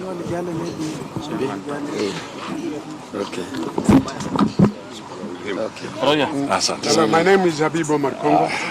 I'm a former mayor for Nairobi and chairman for KANU during Moi's time. And you remember the last days when he was going to retire. Moi actually said, if I've ever wronged anyone, please, I'm sorry. If I've ever done anything to anyone, I'm quite... When he went to the grassroots, he would mention a person in the constituency. He knew each one of them. But most importantly is education, as our friends have just said. He promoted education in this country, and he will be very missed. Mine is to send condolences to his family and say, Moi, rest in peace. Thank you. Yes, this opportunity to send my condolences to the Moi family. As some of you are aware, Moi is like a father, and as a young person in 1992, you know, we were able to support him through YK 92. I was a treasurer, and Moi was a great leader who was humble. He could listen, and he could tell you where you have gone wrong. And I think... Na mtazamaji, bila shaka ni picha za moja kwa moja viongozi mbalimbali wakizungumza katika chumba cha kuhifadhi maiti cha Lee hapa jijini Nairobi. Wengi wakimuelezea mzee Moi kama kiongozi ambaye alikuwa na maono maalum, alikuwa na ruwaza maalum kwa taifa hili la Kenya. Musalia Mudavadi ambaye alikuwa ni makamu wa rais wa mwisho katika utawala wa mzee Moi, anaeleza kwamba rais alikuwa anataka kuona kwamba nchi inasonga mbele kiuchumi, kisiasa na kimaendeleo, na akizingatia mwito wake wa amani, umoja na maendeleo. Bila shaka tunaendelea na matangazo haya moja kwa moja, na sasa tukupeleka katika kaunti ya Kisii. Tunajiunga na mwandishi wetu Janet akituzungumzia tu pamoja, akizungumza na wananchi wa eneo hilo wanamkumbuka vipi rais mstaafu Daniel Arap Moi ambaye ameaga dunia alfajiri ya leo. Janet. Naam, Swale, niko katika kaunti 045 hapa Kisii, na vile tumeamkia ambapo wanafunzi kutoka huko kaunti ya Kakamega pia waliaga katika ile mtafaruku wa huko shuleni. Niko na wananchi hapa Kisii ambao wanaenda kuomboleza rais mstaafu Moi, na watatuambia wanamkumbuka vipi. Asante. Kwa majina naitwa Steve Arika. Mimi kwanza napeana familia ya Moi pole. Tumempoteza kiongozi alikuwa supafu, kiongozi alikuwa amejitolea. Ametufanyia mengi Kenya tuesahau. Kwanza mambo ya shule, alileta maziwa shuleni ili watoto waende shule kunywa maziwa ili wapate masomo. Kwa hivyo ni rais, ni baba, ni mzazi, alikuwa anajua ni njia gani ya kufanya wanafunzi wapate elimu ya bure. Kitu kingine rais wetu amefanya wakati aliulizwa na Mheshimiwa Nyachai wakati huu, weekend, Saturday na Sunday iwe siku ya watu kupumzika, na alikuwa vile mcha Mungu na alikubali Mwenyezi Mungu. Siwezi kumsahau tena wakati alikuwa anakuja Kisii. Wakati huu nilikuwa naongoza vijana wa Nyabisabo Youth Group. Tulikuwa tunawakisha mwenge kumuongojea moto ingine kubwa tulikuwa tunawakisha wa kumkaribisha Kisii. Wacha siku moja wakati tuliingia stadium, wakati BC Kaguti alijaribu kutusuia, Nyachae alisimama akasema wachana hao watoto wangu wapite na mwenge wafurahishe rais wetu. Wakati huo BC alijaribu kuleta mchezo kidogo, Moi akasema aondoke mara moja kabla hajafika Nairobi. BC Kaguti alikuwa ameshatolewa. Kwa hivyo ni rais mnyenyekevu, na si viongozi wetu waige mfano wa rais wetu, kwa vile yeye ni rais mmoja ameomba msamaha mbeleni kwa watu wote wa Kenya, akasema kama nimekosea mtu nimeomba msamaha, na mimi kama niwakosea nimeomba msamaha. Baba, huku tukosea, kama uliomba msamaha sisi tumekusamea, vile umebumsika mahali pema peponi, ili wakati Mungu akikuja tuwe wale tunakutana kwa kushangilia kwenda mbinguni. Asante sana, na niko na mwananchi mwingine hapa ambaye pia ataenda kutueleza anamkumbuka vipi rais mstaafu. Kwa majina anaitwa Walter Nyakundi ambaye ni mkazi hapa Kisii Janet, na asante sana NTV. Naomboleza kifo cha mwenzetu ambaye ni rais hayati mzee Daniel Toroitich Arap Moi, ambaye wengi wetu tumuita Nyayo. Mzee alifanya kazi njema na nguzo bora zaidi, alihakikisha kwamba the fundamental unity of this Republic of Kenya ilikuwepo. Jambo lingine naweza sema kwamba viongozi wetu wa tanzia kama mzee Nyachae, mzee Zakari Onyonka, mzee Omanga na viongozi wengine kama gavana wetu Ongwae pia alifanya kama PS. Tunashukuru sana sababu inaonekana kwamba kulikuwa na inclusivity, viongozi wetu waliwekwa ndani. Jambo la mwisho ningesema Janet ni kwamba rais mwenyewe wakati alisimama siku ile akisema kwamba kama kuna mwenye nilikosea anisamehe, na kama kuna mwenye pia alinikosea na muomba msamaha. That is a great response from the president, na hiyo hakikisha kwamba naona kwamba hata handshake ikija, hiyo ilizaliwa na kiongozi wetu wa kwanza huyo ambaye ndio kiongozi wa pili wa nchi ya Kenya, Daniel Toroitich Arap Moi. Tunaomba amani iwepo, na tunaomba kwamba rais apumzike mahala pema, familia yake ibarikiwe, na nchi yetu pia Kenya ibarikiwe. Asante sana. Vile umesikia kutoka hapa Kisii, watu wanamkumbuka kwa amani na ile umoja, na wakati ule alipoomba msamaha akisema ya kwamba kama kuna mtu amekosea amsamehe, na kama kuna mtu wamekosana naye wasamehane. Kutoka kaunti ya Kisii ndio hayo nimepata kwa sasa. Shukran sana Janet Nyamoya akiwa kutoka kaunti hiyo ya Kisii. Na tunaeleza kwa hivi sasa tunakwenda kwa mwanahabari wetu ambaye ni Daniel Mule, yuko katika sehemu ya Kabarak Gardens na anatuarifu kwamba wanawe Gideon Moi ambaye ni seneta pamoja na Raymond Moi mbunge wa Rongai wamewasili hapo, na muda wote kuanzia sasa utakuwa nazungumza na wanahabari. Utakumbuka hapo awali katika hospitali ya Nairobi Gideon Moi alizungumza na kuthibitisha kwamba baba alifariki mwendo wa saa 11 na dakika 20 akiwa karibu naye. Ni kweli kabisa. Tuende moja kwa moja kwake Mule, labda nini kinaendelea, tuchoree taswira kule uliko. Na asante sana Swale na Jane Gwere mkiwa hapo studioni, nimewapata kwa njia nzuri, na kama mlivyotanguliza niko hapa katika Kabarak Gardens hapa katika makazi ya mwenda zake rais mstaafu Daniel Moi, na tuko nje ya boma lake la Nairobi hapa, na kama ulivyosema ni kuwa Gideon Moi na Raymond Moi tayari wamefika wakiandamana na baadhi ya wale jamaa wa familia yao, na wameingia pale ndani. Wametutaka tusubiri hapa nje kwa muda, wakisema kwamba wanafanya kikao cha familia kwa muda kabla ya kutoka nje kusema nasi, na vile vile tumefahamishwa kuwa naibu rais William Ruto vile vile anatarajiwa hapa, na kinachoendelea huko ndani kwa sasa kama tulivyofahamishwa ni kuwa kuna kile kitabu cha kuandika risala za rambirambi, na kiko pale ndani, na viongozi wanapofika hapa basi wanaingia ndani na kuandika jumbe zao za rambirambi pale kwa familia, na kumekuwa na maafisa wengi wa GSU ambao wanaendelea kufika hapa katika sehemu hii, na viongozi mbalimbali ambao bado hatujafahamu wote ni kina nani, lakini maafisa wa GSU wamefika kwa wingi tu, kumaanisha kwamba kuna viongozi mashuhuri ambao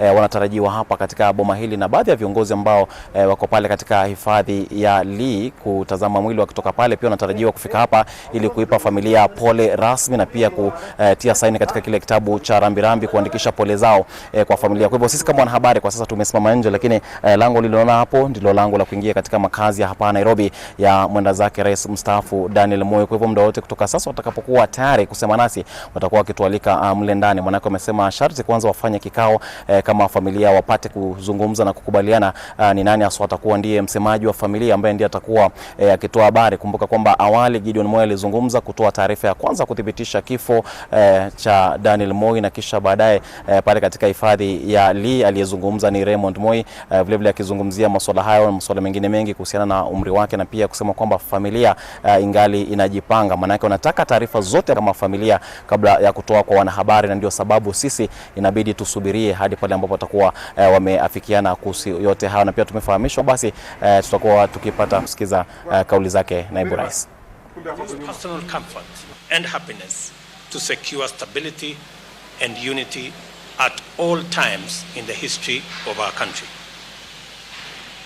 As a teacher evangelist who improbably and reluctant to prepare and sincerity, however, enabled him to acquire staying power and attract the support of millions of patriots. We will never forget Mzee's legendary personal he has set for us must enable us to myself being one of them. Despite several constraints imposed by local, regional, and international circumstances, President Moi determined that and so many other nations. Instead, he strengthened the Kenya, consolidated our sense of nationhood, and expanded public service to reach all parts of Kenya, including the historically marginalized. He was passionate about spreading education to the marginalized communities, and his devotion to the girl child is a blessed legacy that will live with Kenya forever. It is now impossible to imagine a time when high dropout rates, early pregnancy and marriage, and rampant girl child circumcision. President Moi led multi-party democracy as well as civil and political freedoms.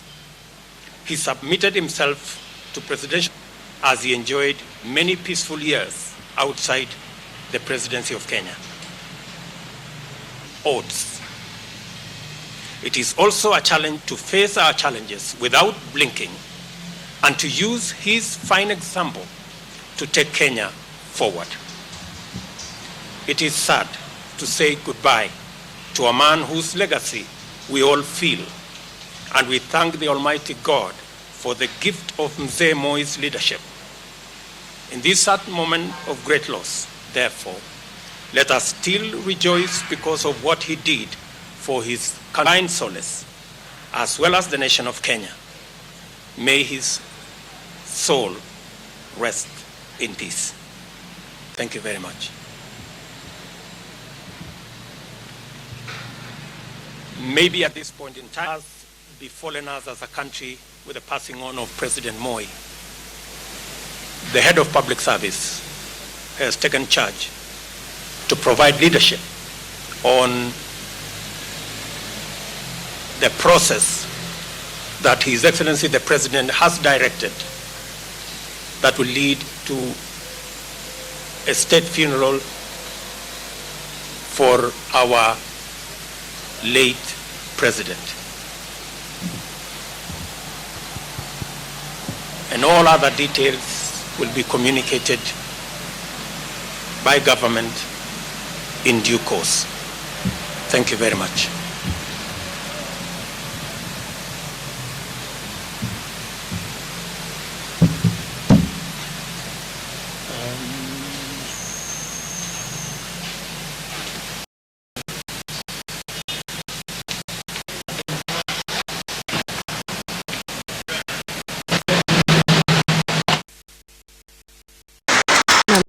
Huyu ni naibu wa rais William Ruto ambaye amezungumzia kifo cha mzee, kuongoza serikali kuisimamia shughuli ya mazishi. Utakumbuka itakuwa mazishi ya kitaifa ambapo kikosi cha jeshi pia itakuwa inaingilia na kusimamia.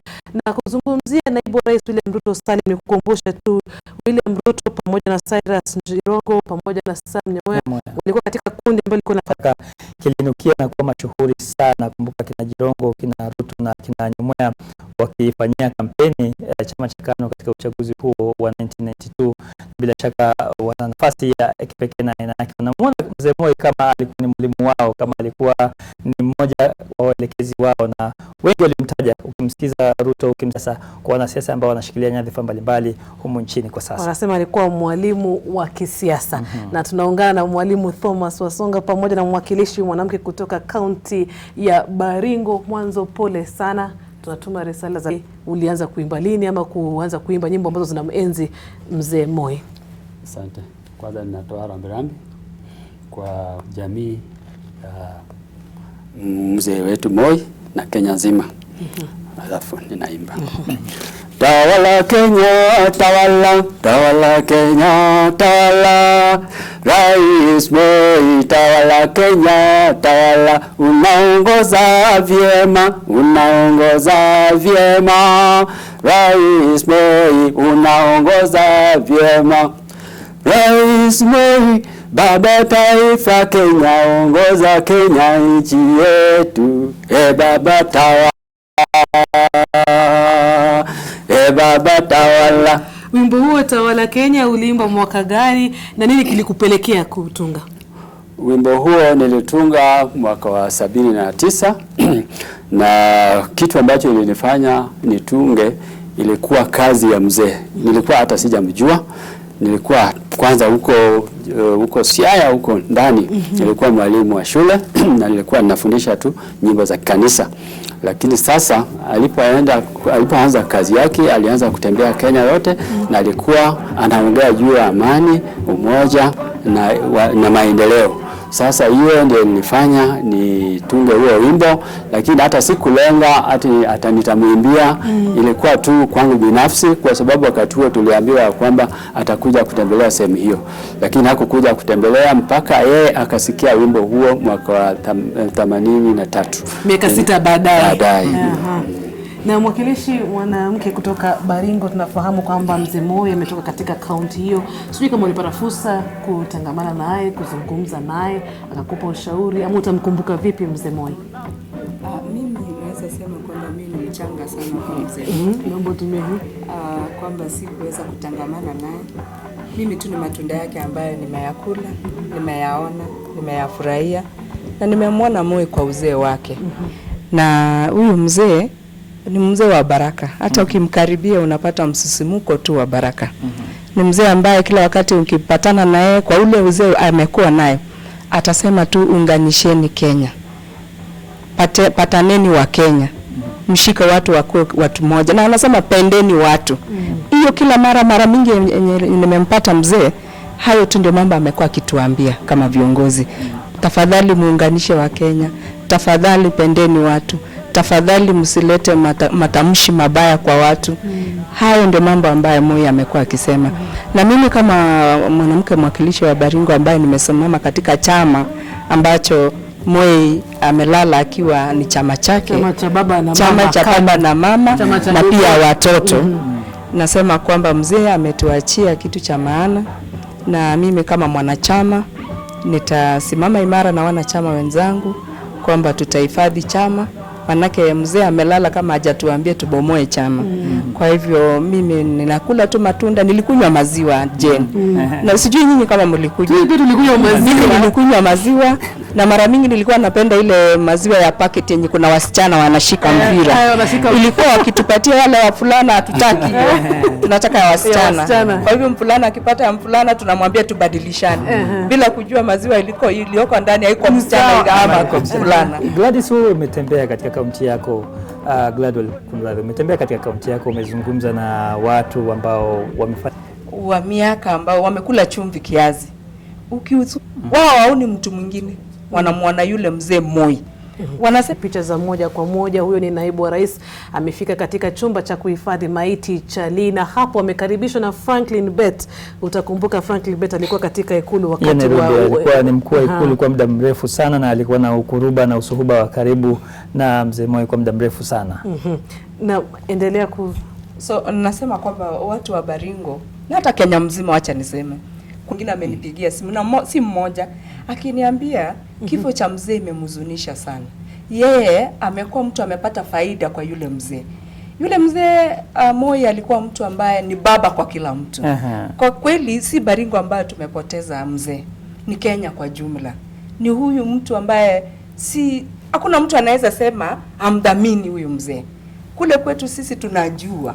Hata kama tunajidanganya labda kisiasa namna hii kujaribu kutafuta njia tofauti, sisi kama watu wa Baringo tunajua kwamba kama ingekuwa mzee, kuna mambo mengi ingekuwa haijafanyika mpaka wakati wa leo. Labda hata tungekuwa bado tunajifunga suka ile tulikuwa tunachunga naye ng'ombe. Hii barabara ya lami ilipita kitambo mimi nikiwa mtoto, watu wakisema Moi amepeleka lami Baringo ambaye mbuzi wanalala juu yake. Lakini mpaka wa sasa hata lami mpya ambayo imeongezwa tangu siku hiyo labda ni moja tu yenye imekuja sasa. So Moi sisi ametufanyia mengi na ndiye amefanya watu wa Baringo wakaenda shule. Wasomi wengi sasa wanatoka Baringo. Na mengi ambayo tutakuwa tunazungumza bila shaka kuhusiana na hiyo. Niambie, mara ya kwanza ulikutana na Moi ilikuwa lini? Na alikwambia nini? Na mlikuwa wapi?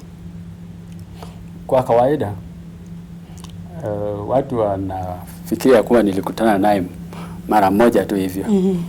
Baada ya kuanza kuimba mwaka wa 83 alikuwa ananiona tu kwa kiwanja nikiimba.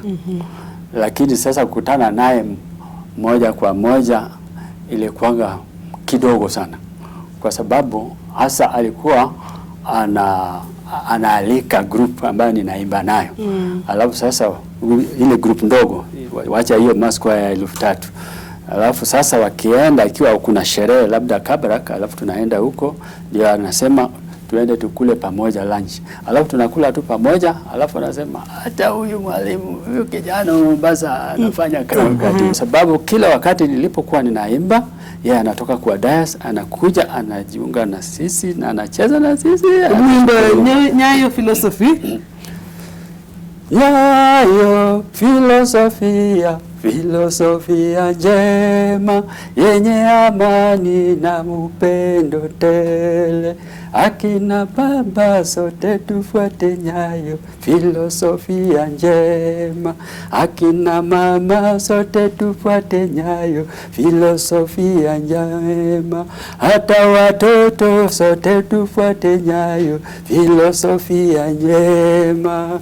Na je, kuna wakati ambapo labda alisema ningependa Mwalimu Thomas uimbe? Sasa sana, kwa sababu alikuwa wakati wake, wajua watu walimuimba sana. Na hakuna siku President alisema, kwa anasema kazi yake ndio ilikuwa inafanya na roho yake ya kutumikia nchi na wananchi ndio ilikuwa inafanya watu tu, unajisikia tu huko ndani yako, watu wale wenye kutunga mashairi, wenye kutunga nyimbo, unatunga wimbo juu ya hiyo. Na hata nyimbo zangu zote watu walikuwa nafikiri mzee alikuwa anaketi na mimi anasema tunga hii. Simesikia hata Tawala Kenya alisikia baada ya miaka 6. Wimbo mmoja tu ndio niliambiwa, si yeye ndiye alisema, lakini serikali ndiyo ilisema. Wakati ule nilikuwa natolewa Mombasa ili nitunge, haikuwa juu yake, ilikuwa juu ya kusherekea miaka 20 ya uhuru. Wa serikali wakasema tunga wimbo ambayo itakuwa theme song ya wakati huo, na nikaitunga. Mwanzo ilikuwa miaka 20 imepita, lakini baadaye nikaibadilisha hiyo verse ya kwanza ikawa tunasonga mbele. So kwa wakati huo ilikuwa inaenda miaka 20 tushangilie. Eko jamhuri, eko jamhuri, eko jamhuri, Kenya yetu yaenda mbele, wilaya zaenda mbele, mikoa zaenda mbele, tarafa zaenda mbele, nchi yote yaenda mbele. Sumiona mzee ndiye alianzisha devolution. Sasa kidogo kwa haraka manake umetoka upande wa Siaya na umekaa kidogo Mombasa, lakini katika utunzi wako Kiswahili kinajitokeza na maneno mateule katika nyimbo zako, hata hizo za kizalendo, Kiswahili kizuri sana. Siri liko wapi? Umejifunzia wapi lugha? Wajua hasa Mombasa nilienda kusomea secondary school, high school. Na kwa sababu ndugu yangu alikuwa huko, na hata mimi sikujua kama nitajua Kiswahili, kwa sababu ilinichukua muda kujua Kiswahili, kwa sababu nilikuwa shy, sijui kwa Kiswahili nasema nini, haya kwa sababu nilikuwa sitaki kusema mistakes. Sasa lakini baadaye nikajikuta tu sasa ninaongea Kiswahili, lakini sasa nilikuwa pia ninasoma vitabu vya Kiswahili. Na mtazamaji, ni picha za moja kwa moja kutoka chumba cha kuhifadhi maiti cha Lee. Huyo hapo ni naibu wa Rais William Ruto, ameandamana na mawaziri pamoja na viongozi wengine ambao walifanya kazi kwa karibu sana na Rais mstaafu Daniel Toroitich Arap Moi. Kama unavyoona hapo, wanahabari na wapiga picha wanajaribu kupata picha, na tutasubiri kuona ambaye kwa hivi sasa kama tulivyosema alikuwa katika kundi la YK92, na naona hapo ni kama naibu wa rais atazungumza. Tutasubiri tu tuone, tumsikize kidogo.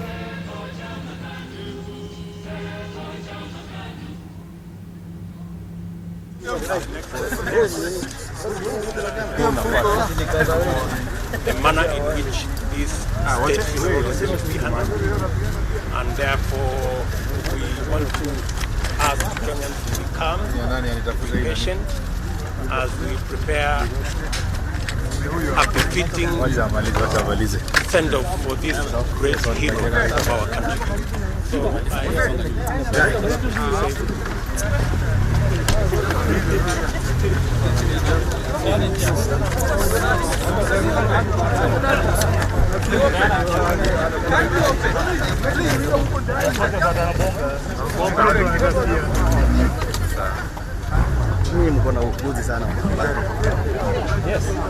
Kama unavyoona mtazamaji, utatuelea siku ya leo. Unajua mambo kama haya yakifanyika hakuna mpangilio, ni kila mtu anajaribu kupata picha. Liko katika daftari la historia. Alisema rais ambaye amefariki sasa, alisema siasa mbaya, maisha mbaya. Na wengi wanazungumza, na kila wakati hata katika mtandao unaona Wakenya wakisema jambo likifanyika humu nchini wanasema mzee alisema siasa mbaya, maisha mbaya. Tukizungumzia hayo na kulinganisha na hali ilivyo kwa sasa. Jen, ni ukweli kwamba mzee alitafakari na yamefanyika kwamba siasa mbaya, maisha mbaya. Manake unaona viongozi ama wanasiasa, sisi matamshi yetu peke yake yanaweza fanya nchi ichomeke, ama watu wapate njia ya kufikiria kwamba sasa ni wakati wa kukosana. Na mzee Moi alikuwa kila wakati anatumai kwamba watu wangeweza kukaa vizuri, na alikuwa anawahurumia sana watoto na akina mama. Kila wakati wanasema, nyinyi mnajua iwapo kuna mambo ambayo yanatendeka katika hali ya kukosana na kupigana, ni wamama na watoto ndio wanaumia. Ndiposa kila wakati alikuwa anasema maisha mbaya, siasa mbaya, maisha mbaya. Na tumeona na imekitiri, tumeona mwaka ambazo zimesonga hivi karibuni haijakuwa mzuri sana kwa sababu ya siasa mbaya. Na sasa kwa sababu wakati ni wakati wa kuheshimu mzee Moi anapolala, ni kwamba ni mzuri sisi viongozi tukiwa wanasiasa na hata wale wa madhehebu na kila kiongozi hata hapa studioni, kwamba tukue watu ambao tunapenda kutoa matamshi ambayo yanaleta watu pamoja. Manake sisi matamshi yetu peke yake yanafanya nchi iweze kuyumba. So hayo ambayo ni muhimu rais aliposema. Na unajua yeye alisema yeye ni msomi zaidi wa kisiasa. Na hata hakuna mtu amewahi kumweza mpaka wa sasa. Nasema hivyo pasipo na kuwaonea wale ambao ni wanasiasa wa sasa, lakini huyu mzee Moi, kusema ukweli sijui mimi alienda shule wapi ya kisiasa. Bado tutatafuta. Alicheza vizuri karata yake ya kisiasa. Mpenzi mtazamaji, basi tunaendelea kukuletea matangazo haya moja kwa moja kuhusiana na kifo cha mzee Moi, rais wa pili wa Jamhuri ya Kenya, ambaye amefariki leo asubuhi saa 11:20 alfajiri katika hospitali ya Nairobi Hospital. Tutaondoka kidogo katika swala hilo tukupeleka katika kaunti ya Kakamega, ambapo kumbuka hapo jana kulitokea mkasa katika shule ya msingi ya Kakamega ambapo wanafunzi 14 walipoteza maisha na wengine zaidi ya 30 wakajeruhiwa. Tunajiunga na mwandishi wetu Zakius Mosame, tueleze tu nini Kakamega hapa ambapo mkasa ulitokea hapo jana majira ya matibabu. 4 wakiwa katika hali mahututi na kwa sasa bado wanashughulikiwa na madaktari katika hospitali ya rufaa ya Kakamega. Hapo awali tulikuwa hapa viongozi mbalimbali akiwemo waziri wa elimu Profesa George Magoha walikuwepo hapa wakatoa taarifa ya serikali kuhusiana na swala hili. Vile vile msemaji wa serikali Bwana Uguna alikuwa hapo vile vile akitoa taarifa. Kile cha muhimu ni kwamba shule hii imeweza kufungwa kwa juma moja. Profesa Magoha akisema wanafunzi waende nyumbani ili vile vile kupeana fursa ya uchunguzi kufanywa kuweza kubaini nini hasa kilifanyika, nini kilipelekea watoto hawa kuweza kuumia katika mkanyagano huu. Hapo baadaye mwendo wa saa 8 undani, iwapo utaruhusu kwa dakika moja tu, niweza kuzungumza na mmoja wa wale walikuwa wakishughulikia manusura. Alikuwepo hapa na amekuwa katika hospitali siku nzima. Ni mkwasi katika masuala ya majanga na anaitwa Pius Masai. Ataweza kutuelezea kwa ufupi tu labda hali iko namna gani hapa Kakamega. Kwanza nasikitika, nasema pole kwa wazazi na pia jambo lilioko ni hali ya utulivu katika shule ya Kakamega Primary. Vile mmesikia viongozi mbalimbali wamekuwa hapa, tumekuwa hapa tangu jana katika huu mkaza kushughulikia, na vile mlisikia wananchi ni watu wa maana sana. Wananchi hapa, watu wa pikipiki, watu wa kupita njia, waliingia kwa kando katika fence, wakaingia katika hii shule, washapewa nafasi ya kupumzika kwa sababu hawezi soma katika hali hii. Hali hii ni hali tetesi sana. Vile hali ilivyo ni shule iko na wanafunzi wengi sana na the peoples wamekuwa traumatized. Kwa hivyo ni muhimu sana shule imepewa nafasi ya kupumzika. Na kile naomba tu kwanza kwa wananchi wetu wawe watulifu. Vile waziri amekuwa hapa shazungumzia investigation sisi ni imetokea, lakini muhimu kitu ya maana ni kujihadhari na mambo kama haya, kwa sababu shule nyingi ziko na wanafunzi, na kawaida ya wanafunzi wakiwa katika taraza, mwalimu apate nafasi ya kuzungumza na wao, namna kuingia kwenye taraza, namna kutoka kwenye taraza. Shule hii mimi mwenyewe nilikuwa miaka 3 iliyopita, nilifundisha wao namna kutoka kwa taraza, namna kuingia kwa taraza. Lakini ni shetani, kwa sababu kitu imetokea hapa sio kitu ya kawaida. Waziri amesema haya madarasa yapo katika hali shwari sana ya kuwahifadhi wanafunzi na kuwasetiri wasome. Unakubaliana na hilo? Mbeleni la muhimu ni walimu wapate nafasi ya kuzungumza na watoto, wawe na utaratibu wakati wote wanapoingia katika darasa. Laini moja hadi chikaza kama hii, wapate habari kama hiyo na wapate utaratibu mzuri. Kwa maoni yako, nadhani ajali hii ingeweza kuepukika? Ajali hii ingeweza kuepukika kwa sababu haya mambo yametokea. Jengo vile tunaliona hapa, ili jengo hata mimi nikiona jengo hili ni jengo la maana sana na jengo liko katika hali nzuri. Ile kitu imetokea vile unasikia inachunguzwa ni mambo tofauti, sio maana ya jengo, sio maana kwa sababu wanafunzi ni wengi, ni mambo na kutokana na tapia. Na vile imetokea hivyo, waje ichunguzwe, ukweli ipatikane nini ilitokea. Lakini vile nimesema, la muhimu watoto nitakana, watoto wanakumbushwa kila wakati na hii kujikinga na hatari ni kufanya hivi. Ile ni jambo lile la kawaida, ile kitu ningeweza kusema. Bila shaka huyo ni Bwana Pius Masai ambaye amekuwa katika majanga tofauti na alikuwa hapa kuanzia hapo jana kushughulikia swala hili, katika kusaidia madaktari na wenyeji katika kushughulikia swala hili. Kwa labda kwa maana na kwa manufaa ya mtazamaji ni kwamba wale watoto waliopoteza maisha yao 5 ni wa kiume na 9 ni wa kike. Hilo ndilo jambo ilivyo.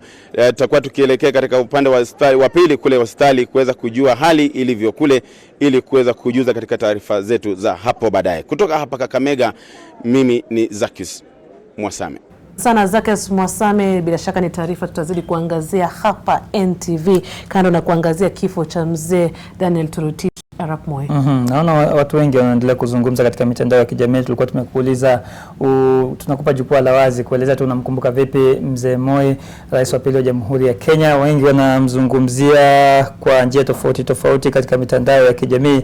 Kuna huyu hapa Hassan Salim kutoka Mombasa, anasema mimi nakumbuka wakati mzee akisisitiza sana umuhimu wa elimu na kuondoa ujinga pamoja na umaskini humu nchini. Lala pema walipowema Baba Moi. Bila shaka endelea kusema nasi.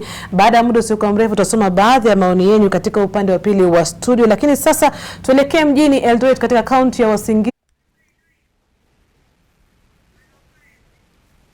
Asante sana wenzangu kutoka kaunti ya Nairobi, Jane Goiri na Salim Swale. Mtazamaji kutoka hapa kaunti ya Uasin Gishu mjini Eldoret, vile vile tunaendelea kuungana na wananchi wote nchini kuweza kuomboleza kifo cha aliyekuwa rais mstaafu Daniel Toroitich arap Moi, aliyekuwa na nafasi ya kuongoza taifa la Kenya kwa miaka 24. Pamoja nami katika studio ni wageni ambao waliweza kufanya kazi karibu na mzee Moi na walimfahamu karibu 24. Moja kwa moja kwa aliketi karibu na mimi anafahamika kama Mika Cheserem. Yeye ni aliyekuwa gavana wa benki kuu nchini. Karibu sana.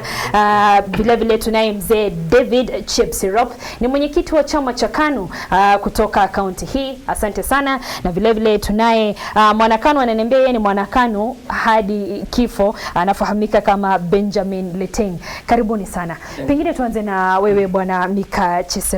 Mzee Moi uliweza kufanya kazi naye kwa karibu sana. Hivi kwa macho aliweza kusema pole sana. Tunatuma rambirambi kwa familia na Kenya zote. Tumepoteza muongozi Moi babangu mwaka 8 na nikapata nafanya msaada mutabadi. Hii reforms yote ilifanywa kwa Kenya. Yeye alikubalia, tunaenda ku brief him, anasikiliza, analete mwongozo kusema enda namna hii. Uwezi kwenda kwa Moi bila kupata direction. Akikwambia kuja saa 1, uingie saa 1 kamili. Na kwanza unakula kwa Moi. Ukiingia unakula, anasikia maneno yako na anakata kauli. Uwezi wacha Moi bila kupata direction. Atakupatia mwongozo utapata. Na utasikia president amekata kauli. Na kama Moi amekata kauli. Na Paul Kibet, wewe kama msimamizi wa chama cha KANU, siku zile ambapo mzee Moi alikuwa anatawala, ni sensi, alikuwa baba wa amani katika nchi. Alileta makabila zote za Kenya na aliwahi kutembea na kujua shida zote ambazo zinakabili wa Kenya katika kila pembeni za nchi. Naye pia aliweza kuweka uongozi dhabiti katika maeneo mbalimbali ya nchi, kusikizana nao maoni yao na kuweza kutekeleza katika uongozi wa nchi. Huyo ndio kiongozi ambaye tunaweza sema kama chama cha KANU kwamba ni papa wa nchi. Na leo ni siku ya kuomboleza kwa sababu hakuna kiongozi ambaye amewahi kufikia uongozi wake. Ile discipline aliweka katika serikali yake ni ile ambaye haijawahi kufikiwa na kiongozi wowote. Ukabila ambaye haikuwa wakati ile imeanza kukitiri misisi katika serikali ya sasa. Kwa sababu kama baba akizembea katika nchi, katika nyumba, hiyo ndio itakuwa matokeo. Kwa sababu ile discipline mzee aliweka tangia akianza kufanya kazi asubuhi, akiamka mapema, kuangalia kwamba pembeni zote za nchi ziko na katika usalama, iko na mambo kani ambayo inakabili wananchi. Hiyo ndio yeye alichukua uongozi kama ni kasi yake. Tofauti lete mwelekeo katika serikali. Na kulikuwa na Council of Elders kutoka jamii zote ambazo zilikuwa zinakaa karibu sana na mzee. Maoni yako kuhusiana na hilo? Kwanza nataka kusema pole kwa familia ya Moi na watu wote wa Kenya kwa kifo ya mzee. Mzee ilikuwa shujaa. Kazi ambayo ilifanywa katika Kenya hii hawezi kuhesabiki. Ni kazi yote mingi. Sasa kwa upande yangu, mimi naweza kusema ile kwa rafiki yangu ya maana. Sababu wakati wote naweza pikia mizimu hata kusoma hapa kwa mlango. Saa 11 eko kwa. Nasema pole mzee, nimekuja lakini nimechelewa kweli. Anauliza mambo ya si ati aliita mimi kwa sababu yangu. Aliita mimi kutaka kujua Uasin Gishu watu wako namna gani. Maendeleo inaendeleaje? Kama kazi yote ambayo amesema inaendelea ama watu nasema nini? Na watu wanasema nini katika chama cha KANU? Nikamwambia watu napenda chama. Shida fulani, shida iko fulani kidogo. anasema kwenda rekebishini. Mzee huyo mambo yake ni kama vile nimesema haizabiki. Alikuwa anaangalia kila mahali. Unafikiri saa ngine umepikia wewe simu peke yako, kumbe amepikia watu karibu 1000 kwa dakika kidogo. Ilikuwa vigumu kudanganya mzee. Sasa unafikiri mimi peke yangu ndio ameitwa? Ukienda kwa watu unasema mzee alipikia mimi saa fulani, unapitana tu kwa dakika kidogo. Amejua mambo ya Kisumu. Hata iko siku moja alipikia namba 7, akiuliza Kisumu iko namna gani. PC akamwambia Kisumu ni mzuri. Akamwambia nasema ni mzuri na mtu bwana sikia watu walipikana jana usiku. Sasa PC anashangaa. Anauliza TC. TC namwambia kweli imefanyika. Kwa sababu yeye hapana tegemea line moja. Kuna wazee wanauliza maneno. Kuna intelligence anauliza maneno, kuna nani anauliza maneno. Sasa akiuliza maneno unafikiri ni wewe nauliza. Amejua kwa kila mahali. Hata ukisema uongo, atajua wewe nasema uongo. Hiyo ni kama sijui naweza bananisha na nani. Kwa hivyo tunasema bole. Mzee Leting, awali nilikuwa nazungumza na baadhi ya wenyeji hapa katika kaunti ya kutembea nchini akitumia gari. Hakuwa anatumia helikopta ama ndege sana kwa minajili ya kuweza kutangamana na kukutana na wenyeji. Je, wewe mlikutana mara ngapi, ama Moi alikuwa na style gani ya kuweza kukutana na wananchi pindi alipokuwa akisafiri katika sehemu mbalimbali nchini, na hilo lilisaidia vipi kwa uongozi wake? Asante madam. Hata mimi nasema pole kwa familia ya Rais Moi, na sisi watu wa Kenya wote tunaomboleza Rais Moi. Lakini nilijua Moi 1983 nikiwa theology Kapsabet. Nilijua sana Moi alikuwa anaenda Kakamega. Sasa kuna mama mwingine alikuwa anaitwa Baxter Bye. Alikuwa anafundisha sisi theology. So wakati tulitoka nje, hiyo mama Moi alipoona hiyo mama akasimama. Moi alikuwa anapenda kusupport kila mali. Sasa alisupport huyu mama Bye, akaambia habari yako Rais Moi. Moi akasalamia, akaambia Moi nataka enda nyumbani nipumzike. Hiyo mama alikuwa amekuwa mzee. Sasa Moi akaambia wewe enda tu kwa jina la Yesu. Sababu Moi alikuwa Mkristo. Sasa Moi alikuwa anapenda sana kutembea na kari ndio akutane na watu. Sana. Lakini Moi akijua wewe anasimamisha kari. Hakuna mahali Moi inapita bila kusalamia wewe kama anakujua. Moi hakupenda kutembea na helikopta kwa sababu ni kutenga wewe. Lakini Moi anapenda sana kukaa na watu wote. Akipita njia anasalamiwa na watu kwa sababu ya kupenda Kenya. Moi was just a nationalist. Kwa sababu alikuwa anachua Kenya kila mahali. Mahali Moi hakuna mahali Moi achui kwa Kenya.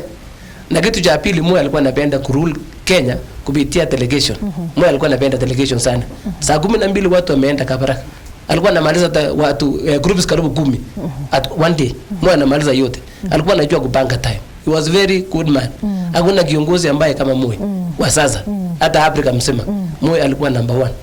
Thank you. Okay. Na pengine nikirejea kwako bwana gavana, ni kwamba bwana ama mzee Moi alipendwa na kukosolewa na wengine kwa viwango sawa.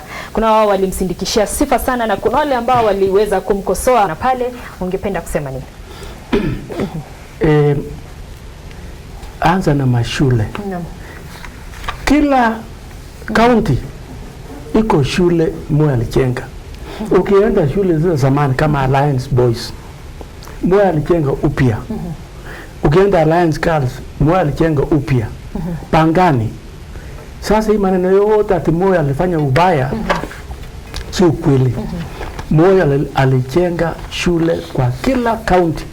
Moi alikuwa na ukabila. Moi alikuwa mtu wa kwanza kusema nataka Mzamburu aingie serikali, nataka Borana aingie serikali. Sasa rekodi ya Moi kweli itakuchukua muda. Hakuna mtu atamatch hiyo ya Moi. Ni kweli ukiwa in charge utapata watu wanataka kucut corners, wanataka kupata hii. Lakini Moi alikuwa anataka kila mtu kwa Kenya afaidike. Unajua Moi lakini watu walifaidika sana under Moi ni watu wa Kikuyu. Lakini ubaya waongozi wa Kikuyu unakumbuka by 76 walikuwa wanataka change constitution iwe vice president azishike ushukani.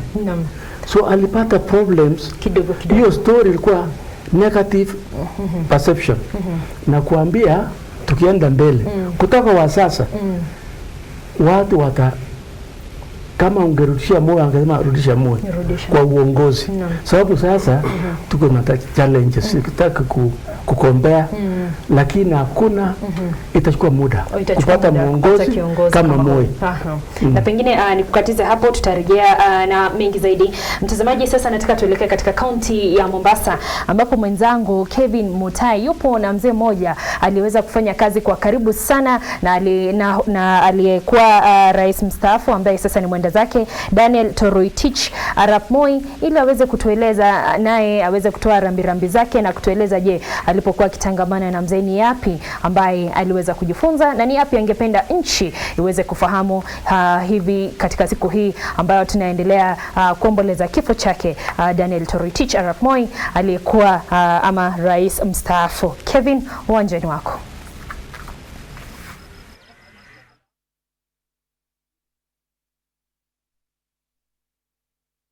Karibu kumpata Kevin Mutai.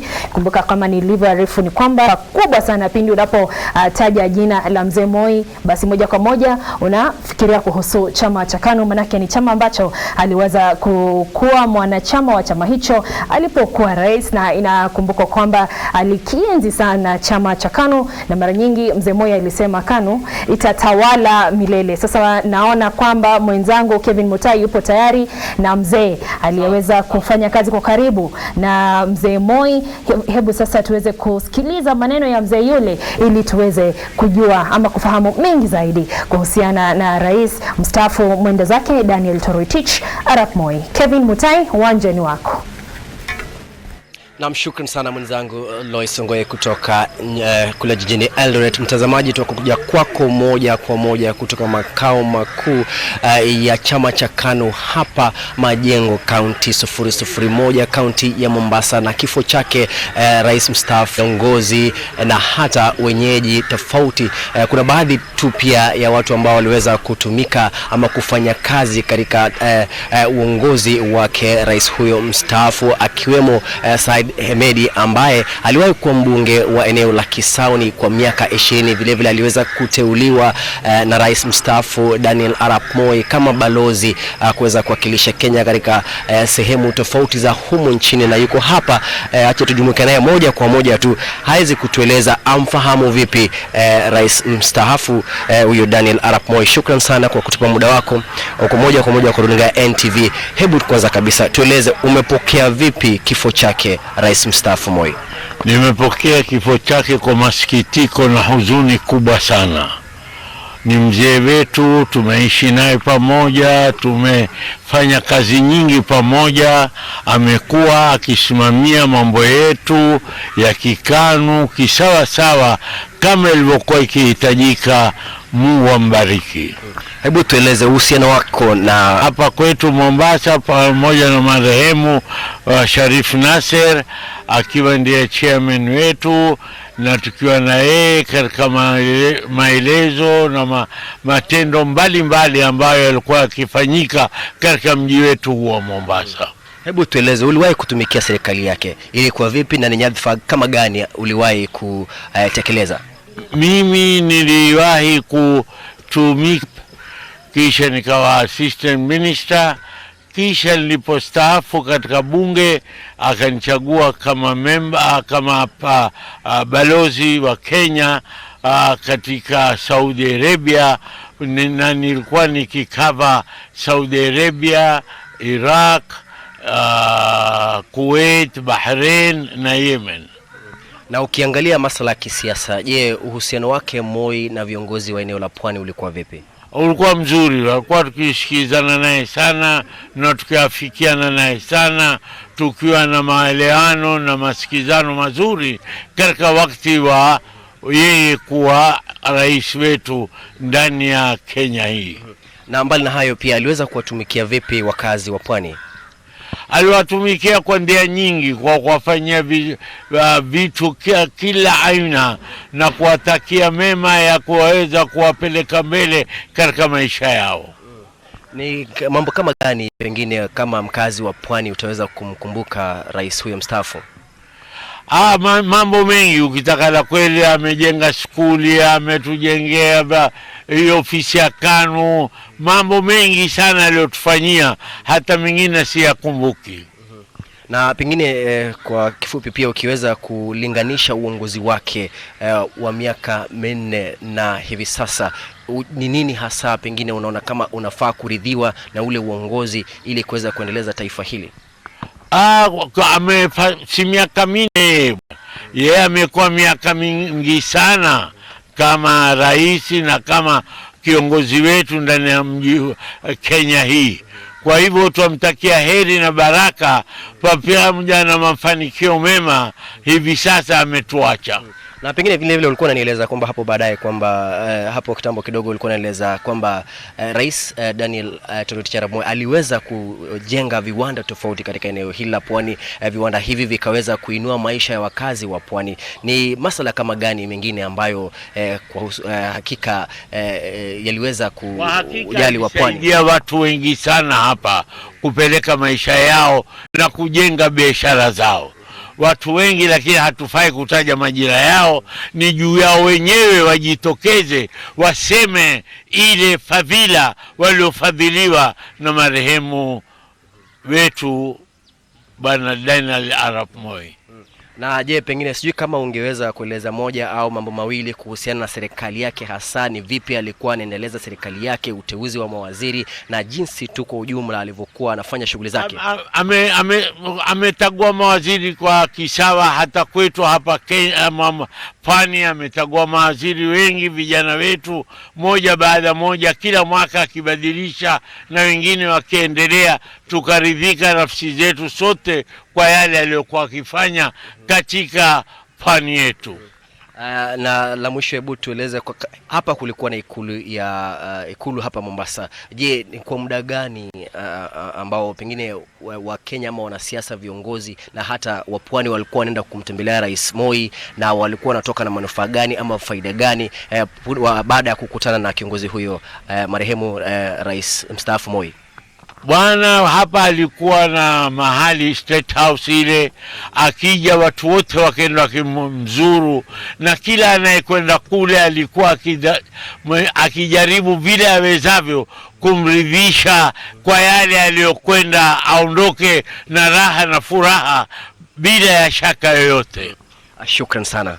Na ndo Said Hamed huyo pia alimfahamu Rais mstaafu Moi, mwenda zake marehemu, na pengine kwa hakika pengo lake litasalia kuwa na manufaa kwa maisha yao. Lakini kabla nimpishe mwenzangu Bill Oteno pale, niko na mzee mwingine Abdulrahman Sharif pia. Kwa kifupi tu ukimalizia, hebu nieleze makao makuu ya KANU ni hapa, ni manufaa gani hasa wewe ama kifo wa KANU Mvita? Kiuhakika tumesikitika kumpoteza kiongozi kama huyu ambaye alipokuwa ni rais wa nchi hii alihakikisha kwamba vijana wetu wengi wanapata kazi kupitia kwa viongozi wake. Manake kama hapo ofisi ya KANU ndio ilikuwa makao makuu ya sehemu ambayo ilikuwa ikichukua baadhi ya vijana kuwapeleka katika mashirika na katika makampuni ya kibinafsi. Na ni nini hasa unaweza kukumbuka kutokana na utawala wake? Utawala wake ni kwamba alikuwa akipenda watu. Alikuwa akipenda watu, na kiuhakika alikuwa kila wakati akija anaonana na wananchi kule ikulu pamoja na viongozi. Na la mwisho kabisa, ni nini unaweza warai viongozi wa hivi? Waomba viongozi wa KANU wafanye bidii, waje warekebishe hii ofisi ya KANU, kwa sababu ilikuwa ikisaidia sana watu wa eneo hili la Mombasa ambao hawana uwezo wa kutumia kwa holi, maharusi na mambo mengine. Na alafu nawaambia viongozi wetu wafuate mfano wa mstaafu, kwa sababu yeye alikuwa akitoa nafasi nyingi zikisaidia watu makazi, akihakikisha kwamba mashirika makazi posta, wamepata makazi KPA na sehemu nyingine za mashirika Kenya Power na mengineyo. Asante sana, shukran. Basi ndio baadhi tu ya maoni kutoka kwa baadhi ya watu waliomfahamu rais mstaafu Daniel Arap Moi kutoka kaunti hii 001. Bado viongozi tofauti wanaendelea kutuma ujumbe zao na tazidi kupokea kutoka kwa magavana, wabunge na hata mawakilishi wa kaunti na hata wakazi. Lakini kwa sasa, mtazamaji, sina la ziada. Naarifiwa kwamba mwenzangu Bill Otieno kutoka eneo la Taita Taveta huko Voi pengine ana ipi ya kuweza kuchangia mjadala huu unaoendelea kutokana na kifo chake aliyekuwa rais mstaafu. Bill, kama nipata, sijui una lipi la kusema. Shukran mwenzangu Kevin Mtai. Niko moja kwa moja hapa katika kaunti ya Taita Taveta, na kama ilivyo kote nchini ni kuwa wakazi ama wananchi wa kaunti hii ni kuwa wanaomboleza kifo cha aliyekuwa rais wa nchi hii, rais mstaafu Daniel Arap Moi.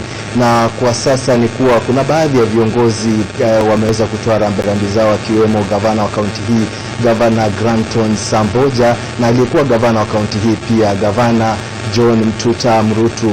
Na kwa sasa bila kupoteza wakati, ningependa kukuunganisha ama ananiunga hapa ni Rachel Dawai. Bi Rachel Dawai alikuwa akifanya katika kitengo ama katika ikulu ya Naam, kwa niaba yangu mimi na familia yangu pamoja na viongozi wote wa Taita Taveta pamoja na wananchi wote wa Taita Taveta, ningependa kutoa rambirambi zangu kwa familia ya aliyekuwa mstaafu President wetu Daniel Arap Moi, ambaye kwa asubuhi hii njema tumepigiwa simu, na mimi nimepigiwa simu na Bwana Thomas Wasonga, akaniambia kwamba rais wetu ameaga dunia.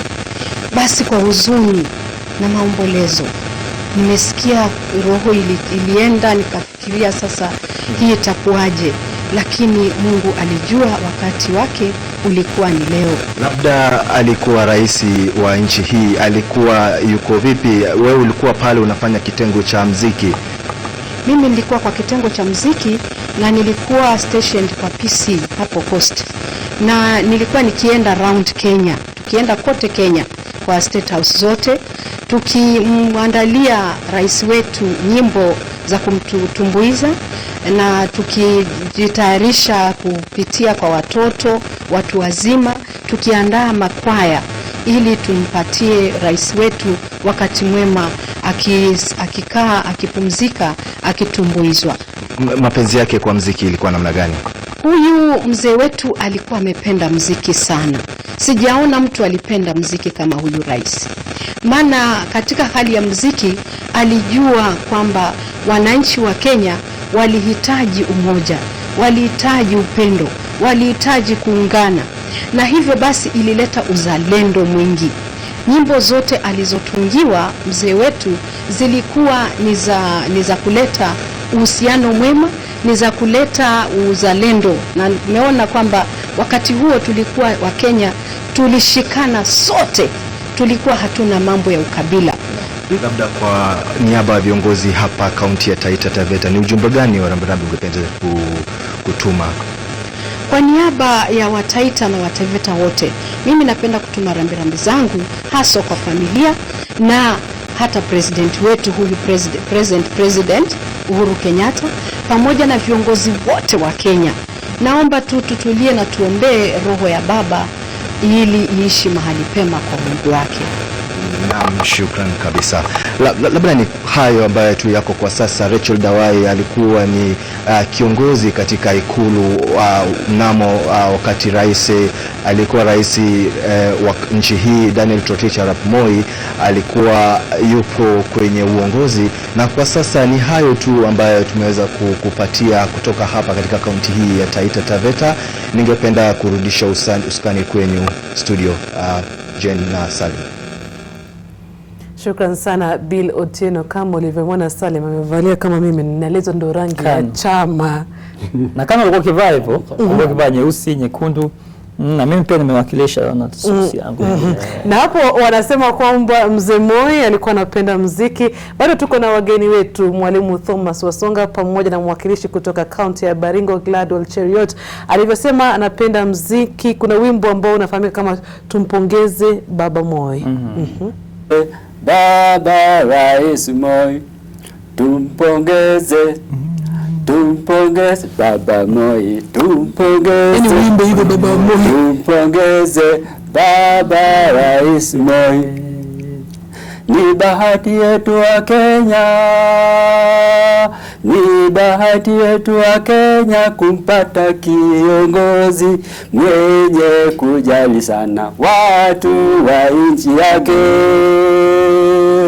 watu wa nchi ya kaya. Tumpongeze, tumpongeze, tumpongeze Baba Moi, tumpongeze Baba Rais Moi na kadhalika. Na nataja kazi yake yote ambayo alikuwa anafanya, hata mazingira. Nikitaka kuimba hiyo utaimba kwa studio. Hebu niambie sasa, ni siku ya kwanza ulisema ulikutana naye baadaye kidogo, lakini sasa leo mmeambiwa kesho mtakwenda kumtumbuiza mzee Moi na mkafika pale. Na nakumbuka kama wale mmemwona kwenye runinga, alikuwa mtu ambaye anakuangalia hivyo, nasema kwa kimombo straight in the eye. Ulipofika pale ulisahau stanza, ulichanganyikiwa kidogo, ama ilikuwa vipi? Hapana. Mimi shughuli yangu ilikuwa si kumwangalia rais, lakini kupasha ujumbe wangu. Kwa hivyo alikuwa anasimama na anacheza na mimi tena next kwangu. Sasa hizo ulikuwa unahisi vipi? Naimba tu. Nilikuwa najiishi tu ya kwamba ninatumikia nchi. Hata nilikuwa hata sioni kama yeye yuko hapo, kwa sababu nilikuwa sishughulike na hiyo. Mimi ninashughulika tu na ujumbe wangu na muziki. Nafikiri na hivyo ndio unapaswa kwa, maana yake unajua ukiangalia uone huyu ni Moi unaweza jisahau kabisa. Hapana. Hata saa zingine anaongelesha mimi na macho, lakini mimi naendelea. Unaendelea tu.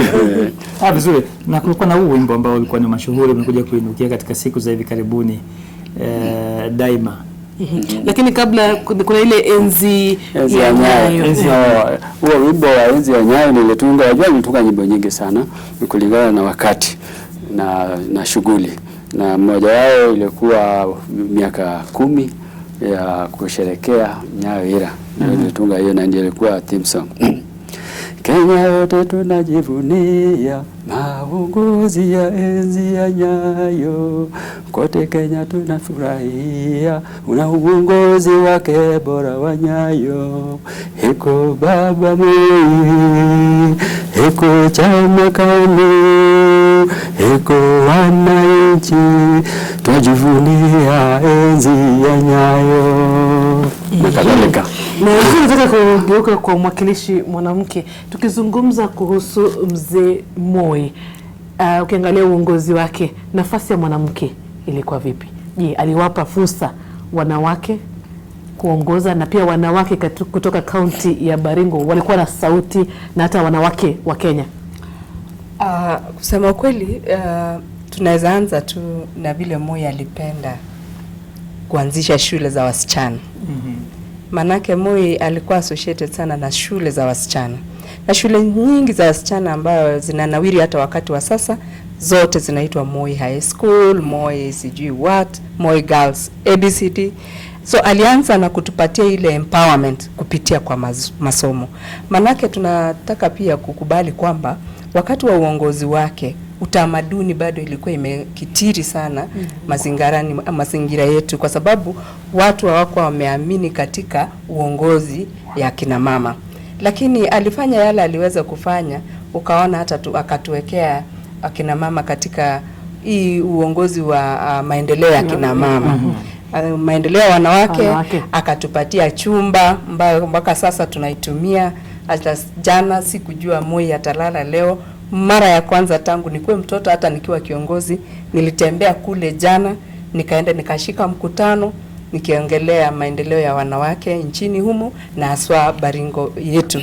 So kumaanisha Moi alikuwa anajua kupatia ule uwezo mwanamke itakuwa ni kuwasaidia jamii. Katika safari nyingi ambazo mzee Moi alikuwa akienda nje, na wakati huo jeni ukisikiza hata taarifa za habari, ulikuwa kuna jina moja hungekosa katika orodha ya watu ambao walikuwa kiandamana na mzee Moi, Dr. Sally Kosgei. Kwa hiyo ni ishara tu kwamba Rais Moi alikuwa anatoa nafasi kwa kina mama na nafasi za juu.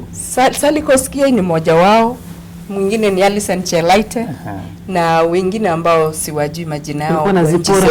Zipora Kitoni ni mmoja wao. Niva Mwendwa, Niva Mwendwa ni mmoja wao. Na unajua hata wakati ile kitu nilikuwa naona Moi alikuwa anapenda kwa kina wanawake zaidi ni wakati wanapoimba. Moi alikuwa akipita mahali wa mama wako lazima atasimama. Wa mama na watoto wa shule. Kumaanisha alikuwa anajua hawa wa mama kuna hitaji ambalo wako nalo. Ni vile tu katika wakati huo wengi wetu hatuko tumesoma na masomo wakati huo ilikuwa ya wanaume. Manake sisi mahali ninatoka kama Baringo kwa mfano ama mahali tunafuga ng'ombe, wafugaji sisi, wazazi wetu walikuwa wanasema wewe kijana enda, msichana nenda ukaolewe. Manake sasa ama uende ukachunge, ukitosha kupata bwana utaolewa. Manake alikuwa anaona kijana analeta mali nyumbani, msichana anapeleka nje. So hawako anapatia wasichana nafasi ya kusoma. Moi polepole alipembeleza na mambo ya ukeketaji Jen. Manake ni Moi ambaye alitoa amri ya kusimamisha ukeketaji ya wasichana. Manake aliona ni dhara kubwa ambayo inaletwa na ukeketaji na akafanya namna na akaweka sheria na akatia sahihi akasema ukeketaji ukomeshwe. Na tuko na hofu Jen kwa sababu tunapoongea sasa ukeketaji unarudi na unarudi sana kana kwamba hata ule sheria ni kama haifanyi kazi. Kwa hivyo sisi tunasema kwamba mambo ambayo Moi alifanya akiwa na mpango ya mwanamke katika akilini mwake. Na alitupenda. Hata kama tulikuwa watoto, mimi nilikuwa mtoto, lakini niliona vile alikuwa anachongea sana kwa akina mama, nikajua huyu mzee. Na hata kwa wakati fulani tukitaka kufanya mchezo, watu wengi walikuwa wanauliza, na Moi anapenda shule za wasichana ama anapenda Madam Principal? Mimi nakumbuka nilisoma shule ya upili ya Pangani na Madam Principal Mrs. Cheriot wakati huo alikuwa na ukaribu sana pia na Moi na miradi ambayo alikuwa anataka kuendeleza yalikuwa yanafanyika.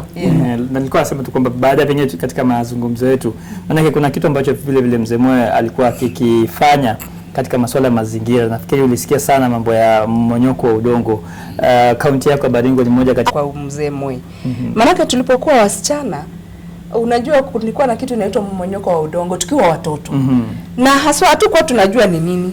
Mpaka wakati tulipopelekwa kutoka shuleni, tukaende tukajenge yale mambo vitu ambavyo tunaita kwa kimombo gabions. Ndio. Na zile gabions mpaka sasa zenye Moi alituletea tunaziona. Zingine mpya hatuzioni. Mmonyoko wa udongo umebeba mchanga. Ninaongea hivyo nikiwa na aibu, manake mimi ni mmoja wa kiongozi sasa. Lakini hata kwetu Kisanana ward mahali mimi natoka na sehemu zingine hata kama Tiati, tutapata mitaro kubwa. Maji yanaendelea kuwa mengi kuliko wakati Moi alikuwa president. Ni kwa sababu alijua kuizuia ule mlimani, ndio hiyo siltation isiendelee. Wala sasa maji imekaribia watu, yamebeba manyumba kwa sababu kule mtoni mchanga unaendelea kujaa. Tunatumai manake ni kiongozi na umesema siku ya leo kwamba unaona ni aibu. Tunatumai kwamba sasa utaweza kuiga mfano wake na kufanya kitu katika kaunti yako. Tutaka kwenda mapumziko lakini tutakwenda na mzee na wimbo Tushangilie Kenya, wimbo ambao naupenda sana. Alafu tutamruhusu mzee aondoke lakini tutasalia na mwakilishi mwanamke wa Baringo. Asante. Wimbo huu ni wimbo imekuwa kama signature tune ya Kenya yote sasa wakati usipokuwa sikuitunga itakuwa hivyo, lakini kumbe ilikuwa kipawa tu ambayo Mungu alileta na ninashukuru. Na kama jembe tu ndio kuuliza swali moja, utakuwa na mpango wa kutunga wimbo sasa kumuenzi sasa venye amefariki? Utaangalia. Haya. Tushangilie Kenya, taifa letu tukufu, Kenya tunayoipenda daima, Kenya nchi tunayoipenda daima. Kenya nchi tunayoipenda daima. Anayependa Kenya ni yule mwenye kutenda haki kwa watu wote daima. Mtu mwenye kutenda haki daima. Mtu mwenye kutenda haki daima. Wenzangu, Kenya kipenzi chetu, hatutaiacha milele daima. Wenzangu, Kenya kipenzi chetu, hatutaiacha milele daima. Hey, wimbo naupenda sana. Anayependa Kenya ni mwenye kutenda haki, kutenda haki. Anayependa Kenya ni yule mwenye kutenda haki kwa watu wote. Mtu mwenye kutenda haki. Na ukipenda Kenya ujitengane na mambo yenye kuvunja amani. Hatutaki matata Kenya. Wenye nchi Kenya kipenzi chetu, hatutaiacha milele daima. Wenye nchi Kenya kipenzi chetu, hatutaiacha milele daima.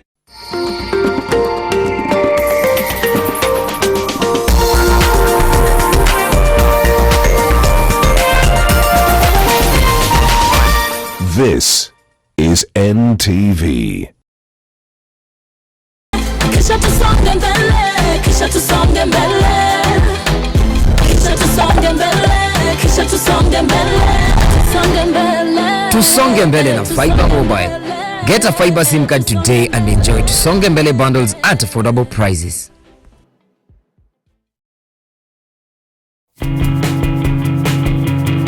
Ni shughuli huko kama DJ ama mtu anataka kuvua maiti. Niwe kazi yako ni kuja kuchungulia manyumba hapa Nairobi. Nimesema ku detox. Madam, ulitoa watch fala juu ku detox? Kwani crop walifanya harusi na kancha football. I saw everything. Hii sisi ni yangu ya haitepo. Sini wali ndio umesoma. Na mboga zangu na nyama za fridge. Singo ya mabati zile kutoka rodie. Maid analala wapi? Mpaka maid yako hapo. Kuna fikiri nani analea mtoto? With Lipa na M-Pesa, you get more. Lipa na M-Pesa. Every 100 shillings spent on Lipa na M-Pesa earns you an entry into the draw. Do more with Lipa na M-Pesa.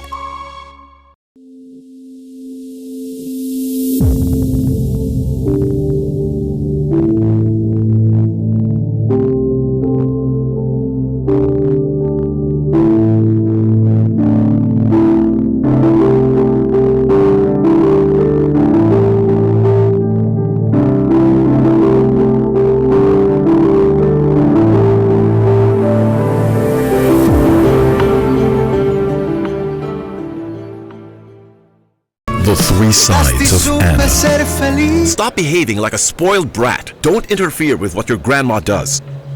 Tell me, don't you want your sister to be found? Whether you like it or not, she would keep on being part of my life until the day I die. Then perhaps she'd be first to die. I only know that all those feelings of yours are going to crush you, and I won't let that happen. Is it true that your friend is amnesia, or is it another sham, like when he was supposed to be dead? Is that Marcelo's new trick to fool all of us? Your grandmother found out Marcelo wants a divorce, and that's why she felt sick. Who told her that? The three sides of Anna. With Lipa na M-Pesa, you get more. Lipa na M-Pesa. Every 100 shillings spent on Lipa na M-Pesa earns you an entry into the draw. Do more with Lipa na M-Pesa.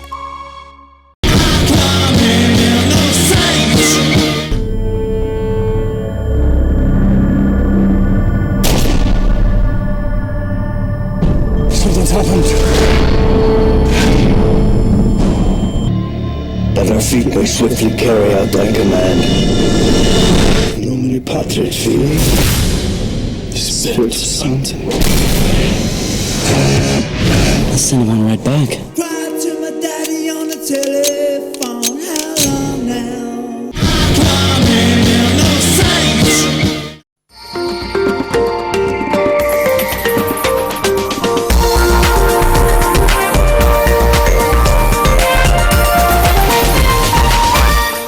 This is NTV.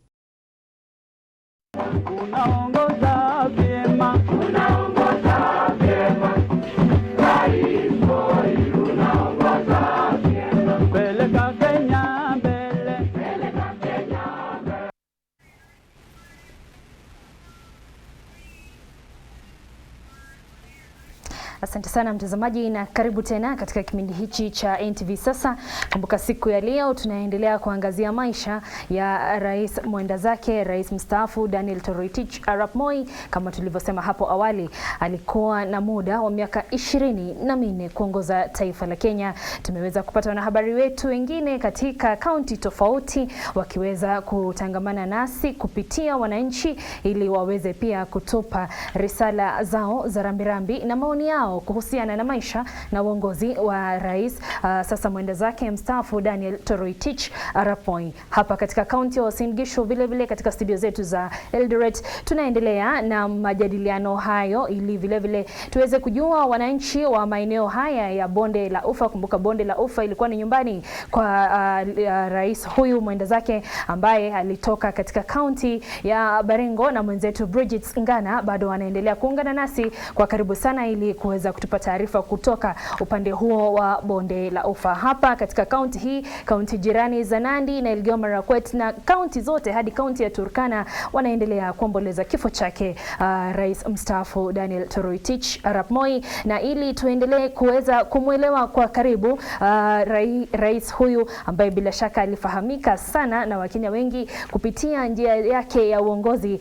Vile vile tuko na wageni wangu katika hapa studio waliofanya kazi naye karibu na ambao waliweza kutangamana naye kwa karibu ili kuendelea kutupa sura, taswira na vile vile maoni yao ya vile waliweza kukutana na kuweza kukaa na rais huyo ambaye sasa ni mstaafu, vile vile mwenda zake. Pengine niwafahamishe tu wageni wangu kwa minajili ya wawili ambao wameweza kuungana nao na sisi sasa hivi. Aliyeketu karibu na mimi si mgeni kwako mtazamaji, ni Mika Cheserem, aliyekuwa gavana wa benki kuu ya hapa nchini. Karibu sana. Tumeungana sasa na bwana Julius Tum, yeye ni mwanakanu kutoka eneo hili la Uasin Gishu na aliweza kutangamana pa karibu na rais mstaafu mwenda zake, manake alikuwa anafanya kazi karibu sana na mwanasiasa Makto, alikuwa mwandani wa karibu sana wa rais huyo mstaafu mwenda zake Daniel Moi. Kando yake ni Kefas Ocheng, yeye ni mwanakanu, na vile vile bwana Leting, mwanakanu ambaye ameniambia ni mwanakanu maisha.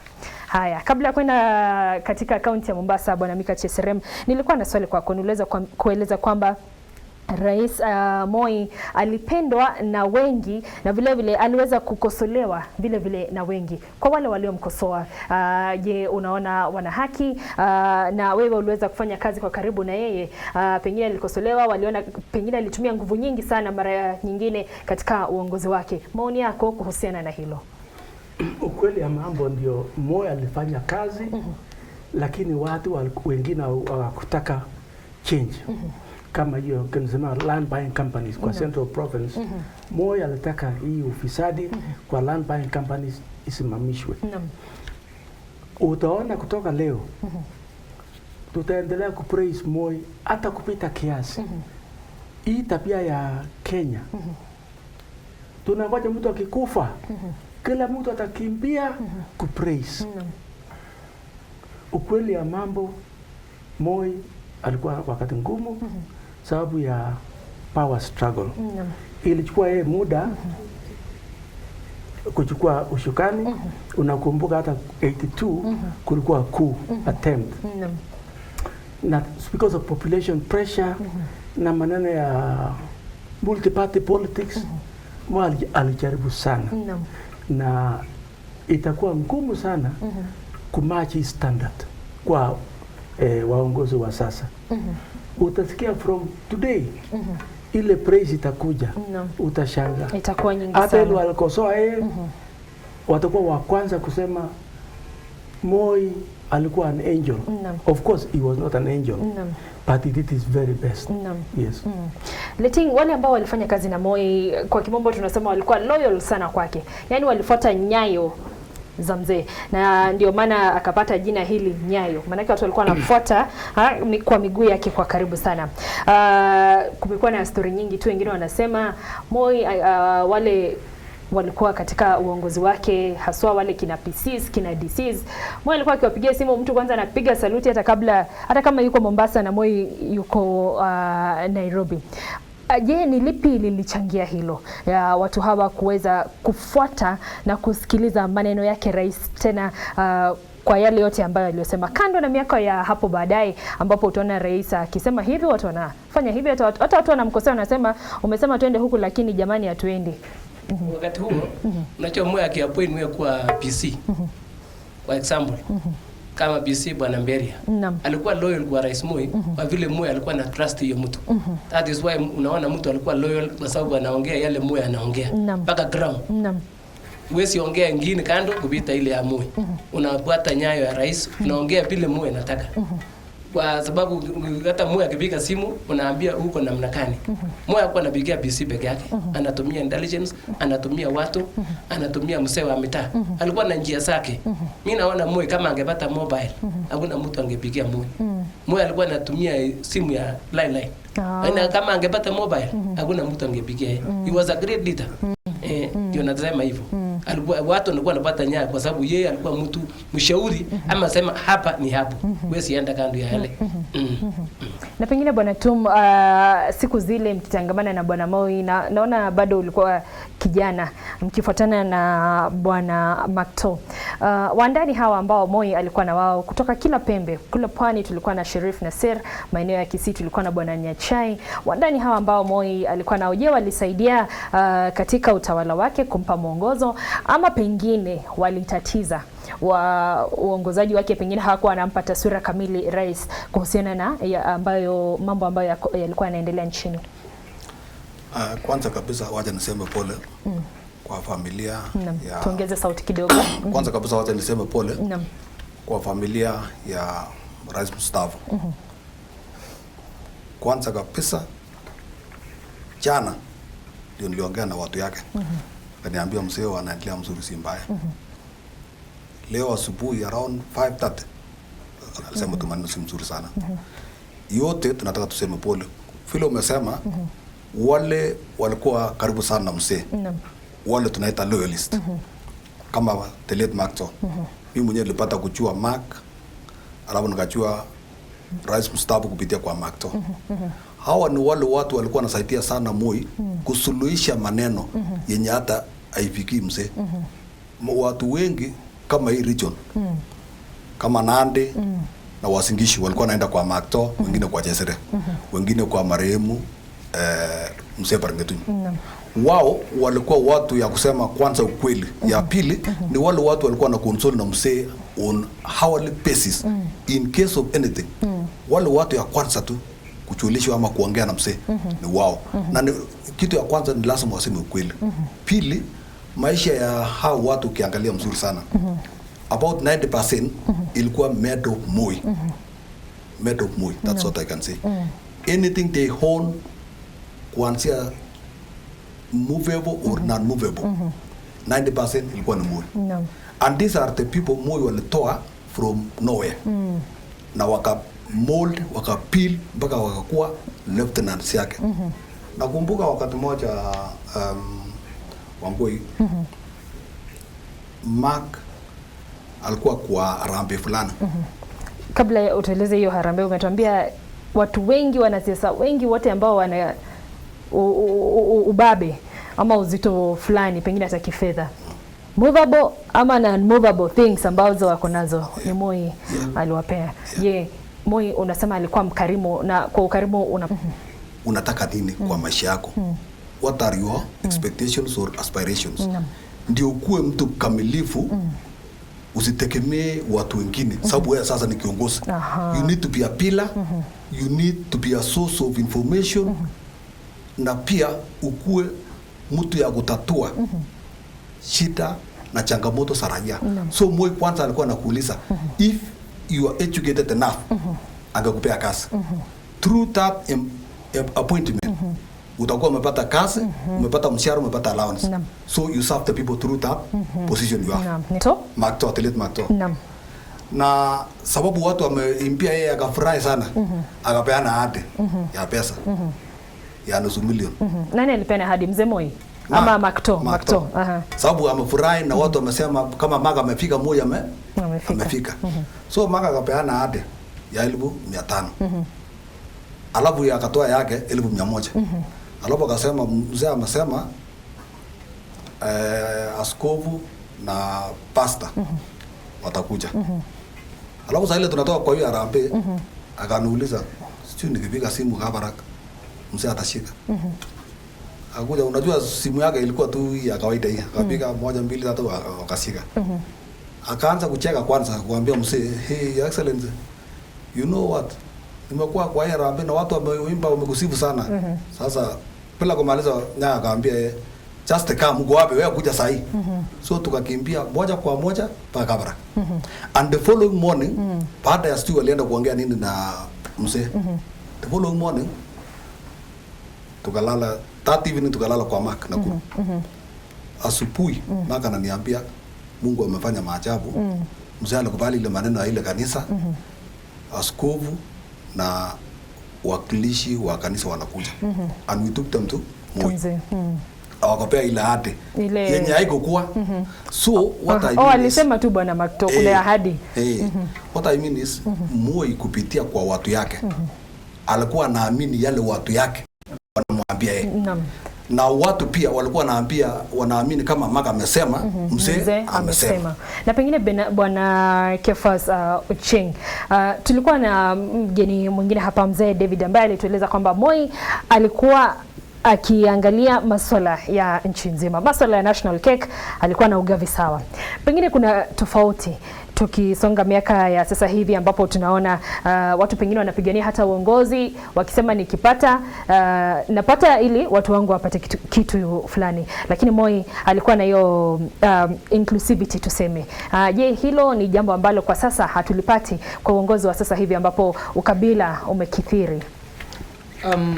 First of all, wacha nitume kwanza kabisa niweze kutuma rambirambi zangu kwa familia ya Moi na sana ndugu yangu ambaye anaitwa Gideon Moi, Mheshimiwa Gideon Moi, na kwa Kenya kwa jumla. Kwa kweli Kenya imeweza kupoteza kiongozi ambaye atakumbukwa maisha mingi. Na tukiongea katika ukabila ambaye iko Kenya hii sasa hivi. Nikikumbuka hapo nyuma wakati wenye Moi alikuwa anaongoza katika uongozi wake hakuwa na hizi maneno ya ukabila. National cake Moi alikuwa nagawa kulingana na penye community. So Kenya so long karibu hiyo kuingiza kila mtu katika serikali. Na nikiongezea pia nikikumbuka Moi akikuja kwetu. I was still young by then but naweza kumbuka vizuri sana.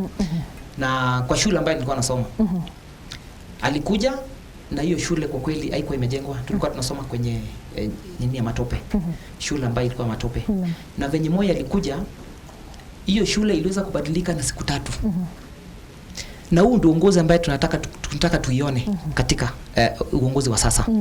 Na tukisema ya kwamba when I was in Kisumu, I can also remember when I was in secondary.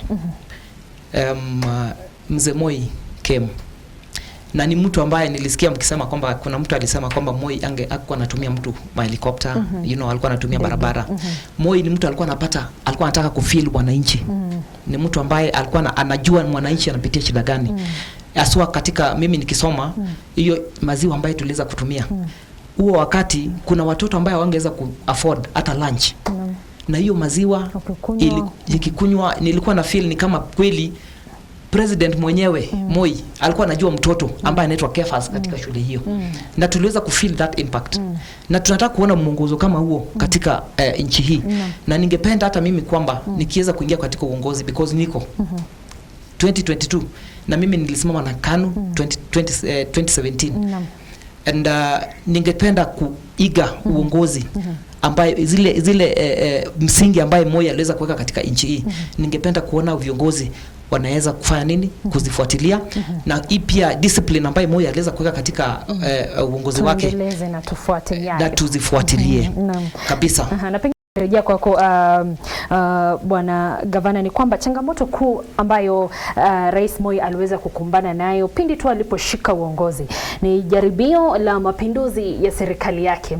Je, unaweza kusema tukio hilo liliweza kumpa mwamko mpya Rais Moi na pengine akabadilisha mambo mawili matatu kuhusiana na uongozi wake, na pengine kama wanaomkosoa walivyokuwa akisema akakaza kamba zaidi, na pengine wale ambao walikuwa wanampinga akaweza kutumia njia ya nguvu ya kuweza kurudisha sera zao chini?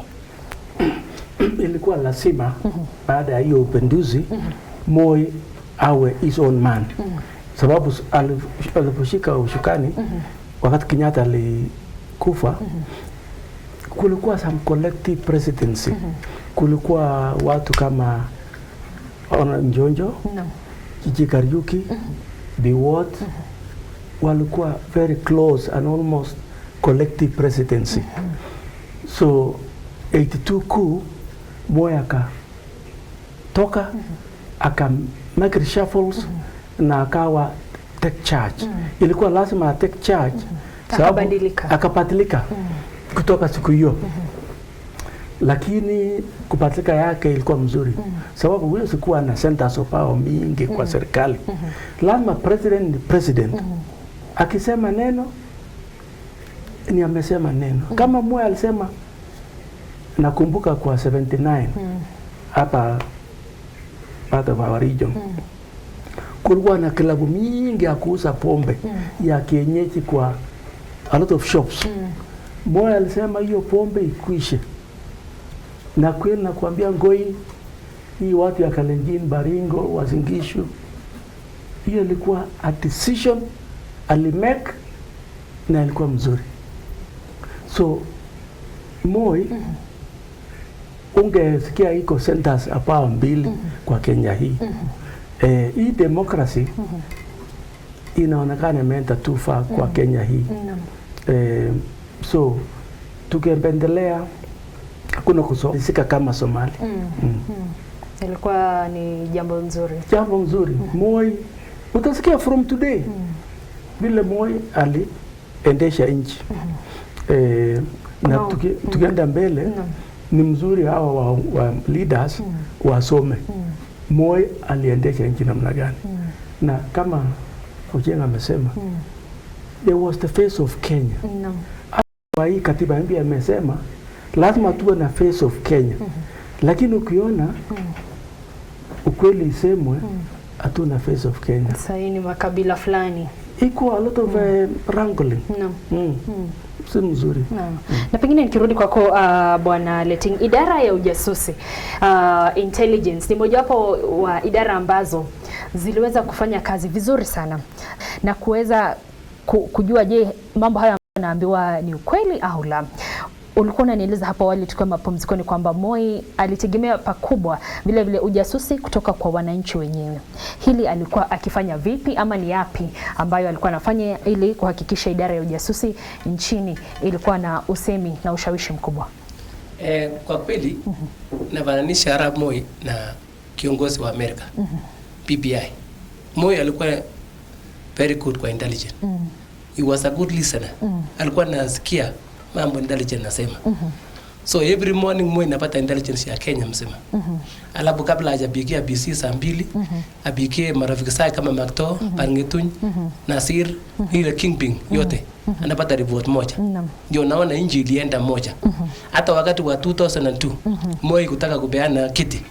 Aliambiwa na Boynet hakuna uongozi umeenda. So alichukua ile neno Boynet alimwambia. Akaona aenda apeane serikali peaceably. Hiyo ndio kitu Moi alidecide peke yake. Bila amepata report yote intelligence yote. Akasema ni kweli vile Boynet alisema. Ngawa Boynet alifukuzwa lakini alisema kweli. Intelligence ya Kenya iko juu. Ukifanya kutumia intelligence ya Kenya utapata report kamili. Vile Moi alifanya. So Moi akaenda kapeana serikali mzuri na mpaka leo ndio nakwambia Wangoi kama Moi angepata mobile ungetanganya ungemwambia uongo sababu anapigia hata mtu ovyo vile tu alisema. Alitoa watu wengine kutoka mchanga mpaka akakuwa watu. So that is what I am saying about intelligence. Tukifunga bwana Governor, miongoni mwa maswala ambayo yalikuwa yakizungumziwa katika miaka ambayo Bwana Nyayo aliweza kutawala hapa nchini, maswala ya siasa. Pengine kuna wao ambao wanahisi aliweza kuwafinya ambao pengine Moi sababu ya 82 kuu alikuwa anaokopa kidogo kwamba hiyo kitu itarudi tena, na usikia multi party politics bila aliweka Matiba kwa kisuisini kinarubia inaonekana he overdid it. Aliona multi party inakuja angefungua kidogo ili hakuna faida kuweka hiyo watu kwa kisuisini, so angepanua uwanja huu wa demokrasia kidogo. Hakuna angel lakini mwisho yake alisema forgive me. Hiyo kitu mzuri alisema kama nimefanya kosa naomba msamaha. So kama nimesema there is no angel but sababu ameenda ni mzuri sana waongozi wa sasa wapikile mazuri kwa Moi na ilikuwa mingi sababu tukiendelea vile tunaendelea tuko danger sana kwanza kwa uchumi tuko danger kubwa sana.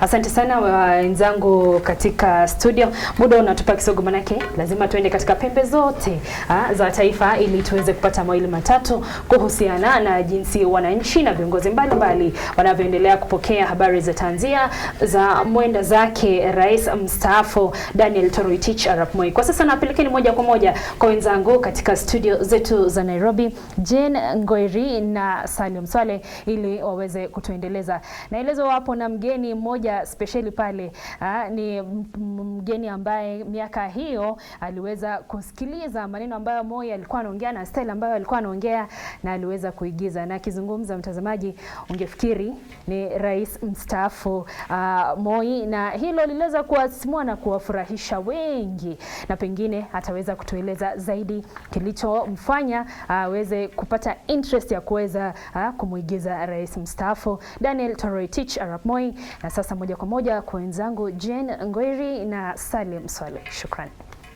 Swale, tuko na mgeni hapa.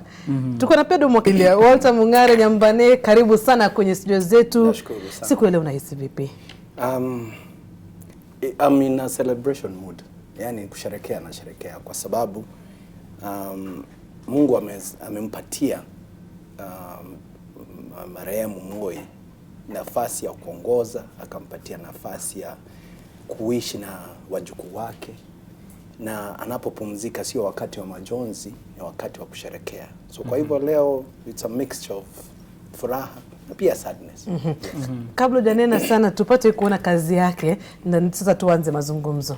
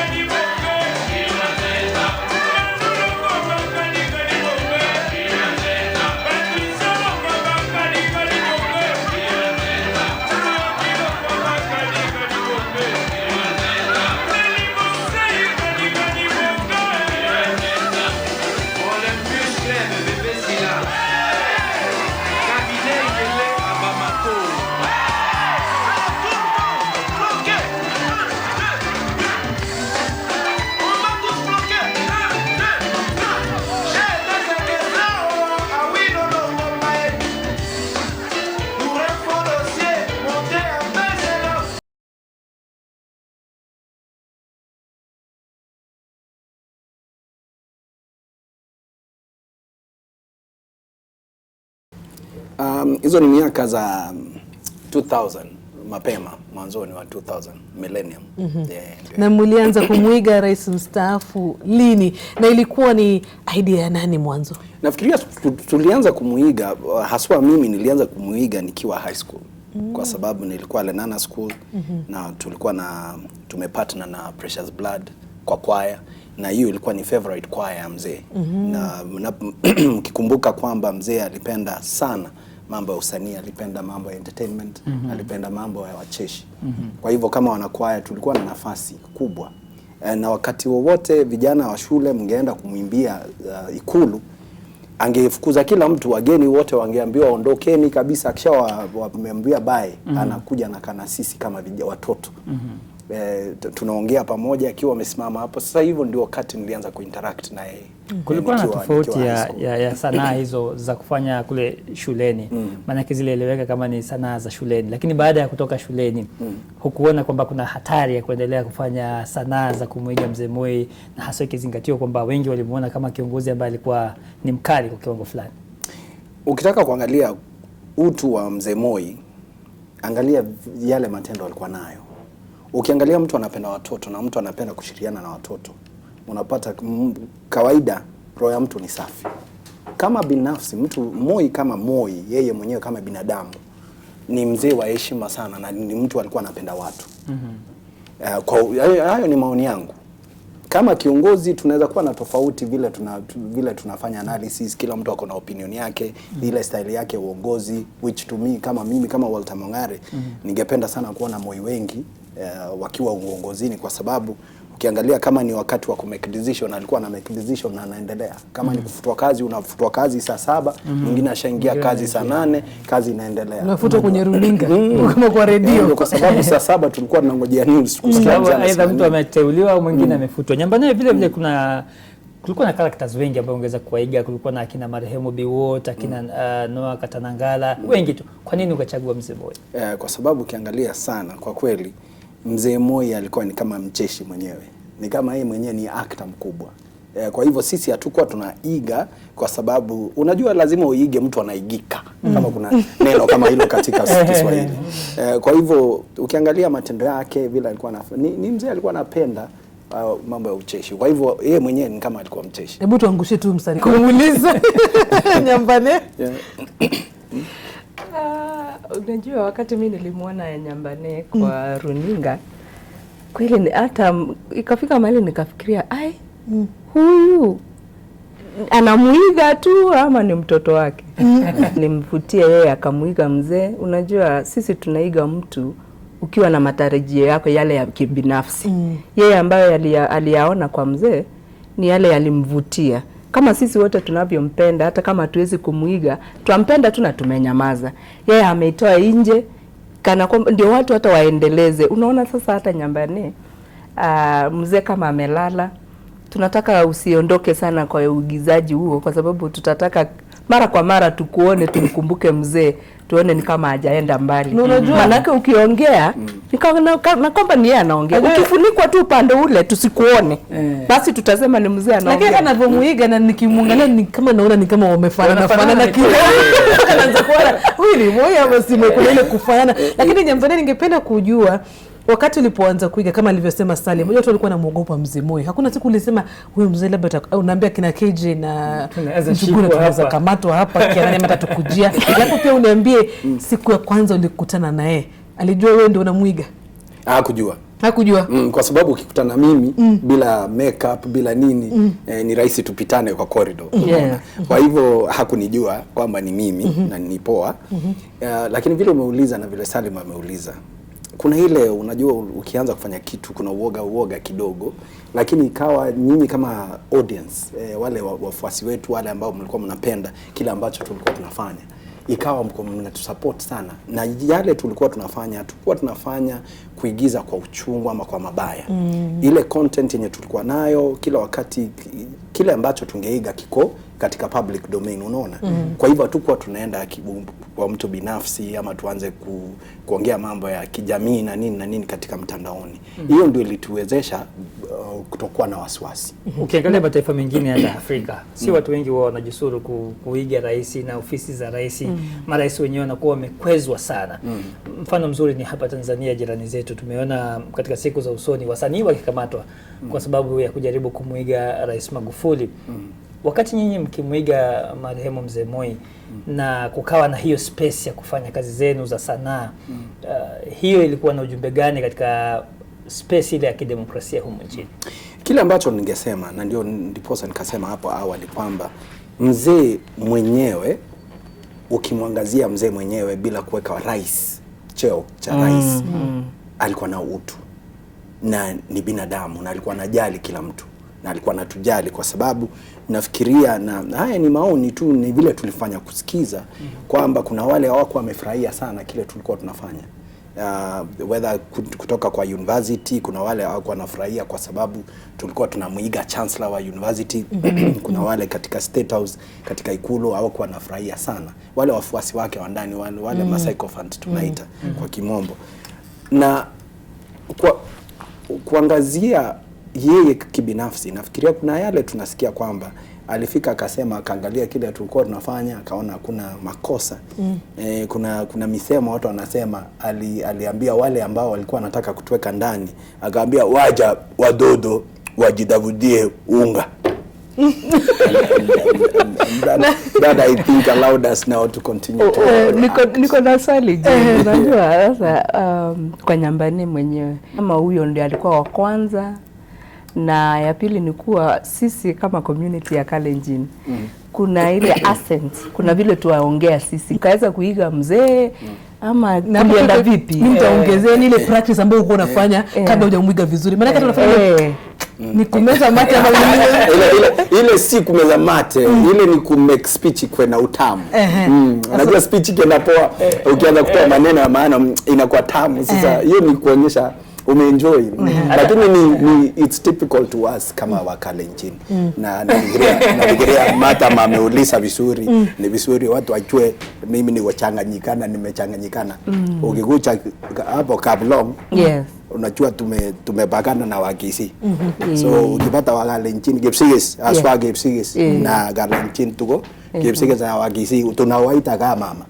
Kwa hivyo unajua wengi wanafikiria mimi ni Mkisi, lakini ukiangalia roots mimi ni mtu wa Kapsimoto. So haika Kalenjin mama kumuiga kabisa. Unajua ukipenda mtu na ukimfuatilia sana, sisi wote najua hata wewe ukiwa mdogo ulimuiga mama yako ama baba yako. Kwa hivyo ucheshi iko kwa kila mtu. Kuna yule ambaye umezoeana naye na kila wakati unamfuatilia. Kwa hivyo mimi nilikuwa namfuatilia mzee kwa sababu mimi nimesaidika kwa miradi ya mzee Moi. Hata nikiwa high school ndio unaona shule nyingi zilikuwa zinaitwa Moi, Kabarak, Moi, Kapso Road, Moi, yani mashule kadhaa. Na nikiwa high school alichangia sana kusoma kwangu, kwa sababu tulikuwa tunapewa zile hela, tulikuwa tunapewa kidogo. Na nikapenda vile anafanya mambo, nikamfuatilia. Sasa tukija kuiga ni ile unamwangalia, tunafanya ka study. Ndani labda hata sura yako na kule kufanana kwa kiwango fulani pia kulitia hamasa zaidi ya wewe kutaka kumuiga. Ni fiti muweke disclaimer. mkisema na mmoja Moi was a very looking man, very good looking man. And you know that. Na ndio kwa sababu ulikuwa unasikia wakati mwingi watu wanaanza nani anapenda akina mama kuniliko mimi, you know. So those were tulikuwa siku za kupendeza sana. Za kupendeza. Naeleza kuna baiti moja alafu kuna ule msemo alikuwa nao mashuhuri sana mzee Moi, na Nyambane alikuwa anaiga vizuri sana, tusikize.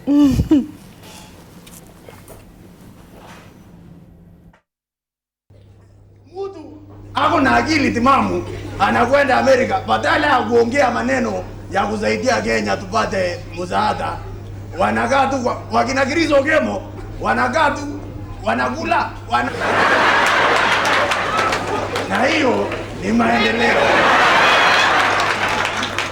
Lakini hakuna shida, pamoja na Hillary, pamoja na Monica, wote niliwakalisha pamoja.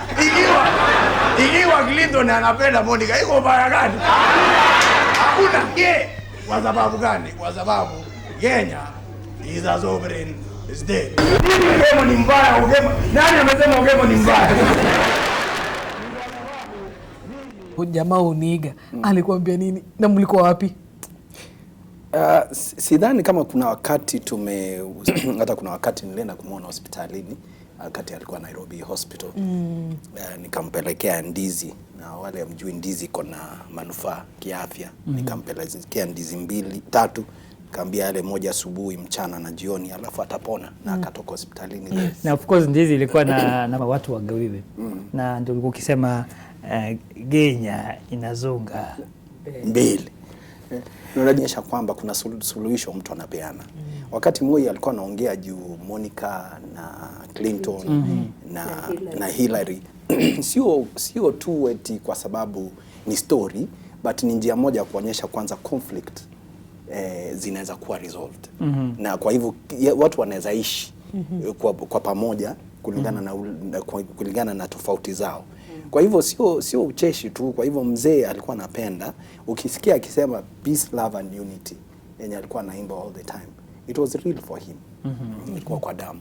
Na nikiangalia zile picha ambazo unaiga hapo, kuna hata nilikuwa nafikiria labda kuna meno, lakini naona kuna meno. Meno iko. Ulikuwa unajienda vipi kama ni mavazi yake? Hizo ni siri za kazi.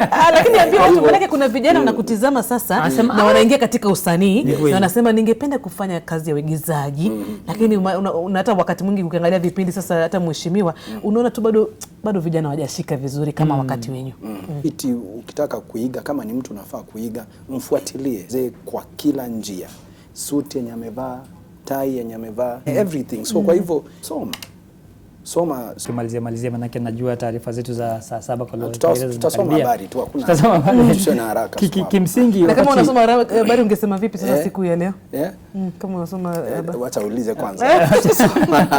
Nasema pengine umezungumzia kwamba wasanii wanafaa wajitume zaidi, mtu amfuatilie yule mtu ambaye anataka kumuiga, au katika nyanja yote ile usanii unapaswa, au kulikuwa na ujumbe fulani unakusudia kufikisha kupitia ule ucheshi wako haswa katika karakta ya mzee Moi? Kulingana na yale ambayo tulikuwa tunafanya kwa runinga, ilikuwa mambo tunaita social justice. Unajua, si lazima uende kwa street ukapigwa na tear gas ndio ubadilishe maneno. Freedom of speech ilikuwa wakati huo, unajua, mtu aungeongea sana. Kwa hivyo kupitia ucheshi tuliweza kupack vitu mingi sana, na tukaweza kusaidia society kugrow kupitia kwa ucheshi.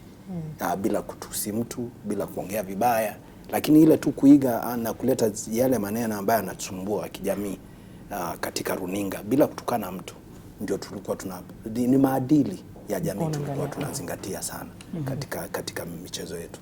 Na ningependa kumuuliza mheshimiwa swali.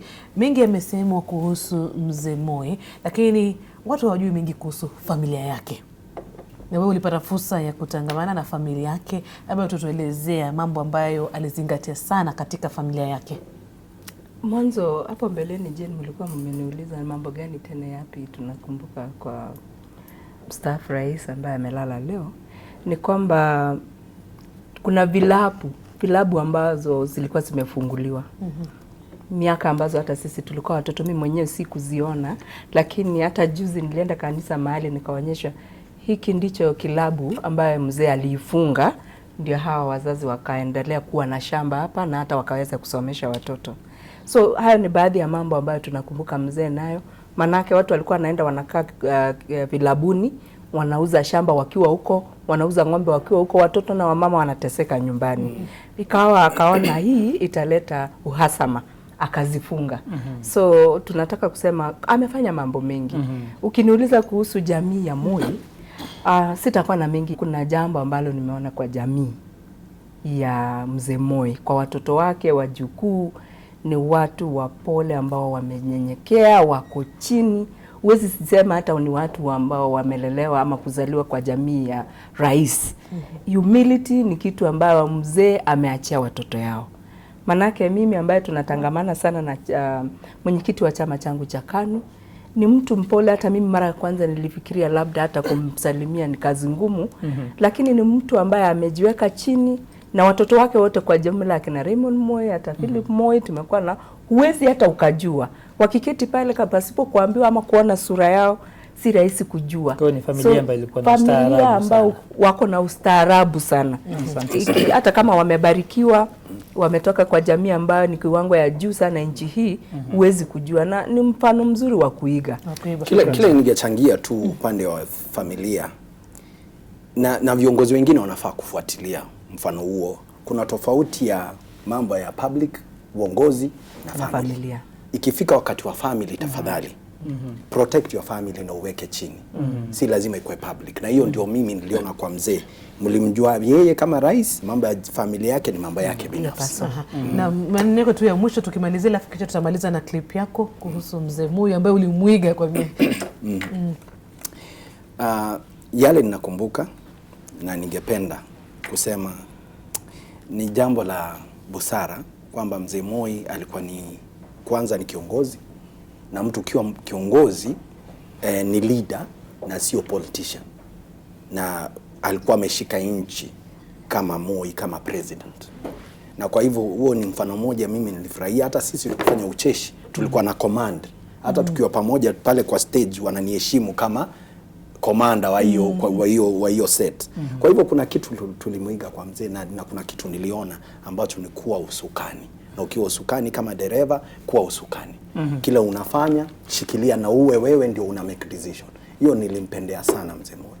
Asante sana mpenzi mtazamaji, basi ndio hayo tu ambayo tunakuwa nayo kwa sasa. Tunaarifiwa kwamba tunapaswa kupata mapumziko mafupi, lakini sio kabla ya kuacha na baadhi ya kauli ambazo zilikuwa zinatolewa na Nyambaneno wenzake katika kumuigiza rais mstaafu Daniel Arap Moi ambaye ametuacha asubuhi ya leo saa 11:20 alfajiri ya leo katika hospitali ya Kenyatta. Mengi zaidi tunaendelea nayo katika matangazo haya moja kwa moja ndani ya NTV katika lugha ya Kiingereza baada ya muda usio mrefu. Wanawasili pale, wanaonyeshwa mashamba kadhaa, mashamba ya sukuma, mashamba ya cabbage, na pia pale mbele yenu rais hapa. Hili ni wanafuraha kukuona leo.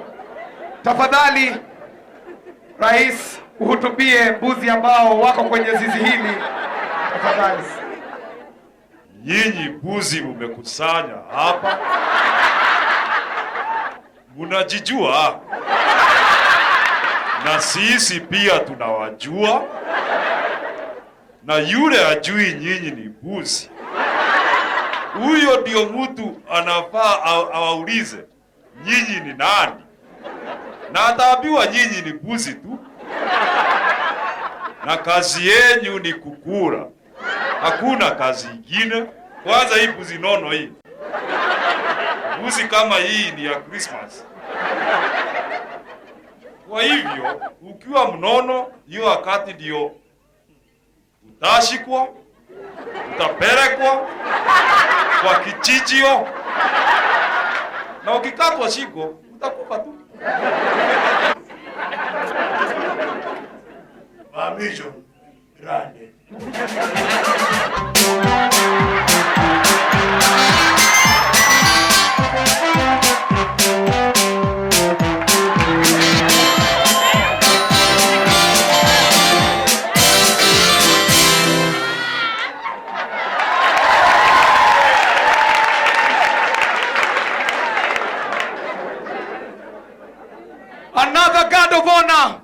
mounted by the Kenya Air Force, ready for your inspection, sir.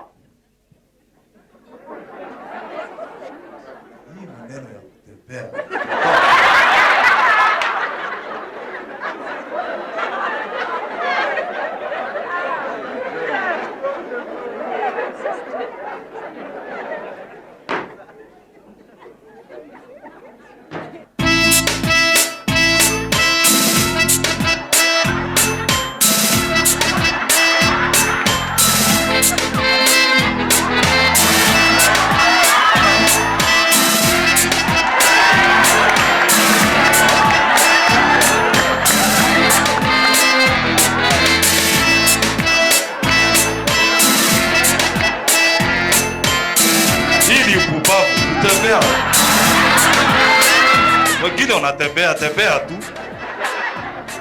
Wale tumeona gwaredi la heshima limekaguliwa na marais wote wawili. My fellow Kenyans, Honorable Bedwell Ibulagat, the three presidents of Kenya, President Moi Kibaki, President of Somalia, and the CMP President.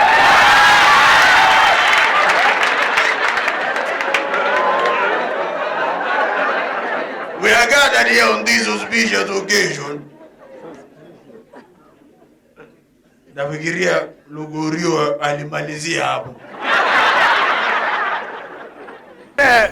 Kwa vile leo siku ya furaha, nataka Bwana Angel ukuje tushirikiane na Bwana Kamoto tuchezee hawa wananchi wamekuja mbinguni ile ntumbulo.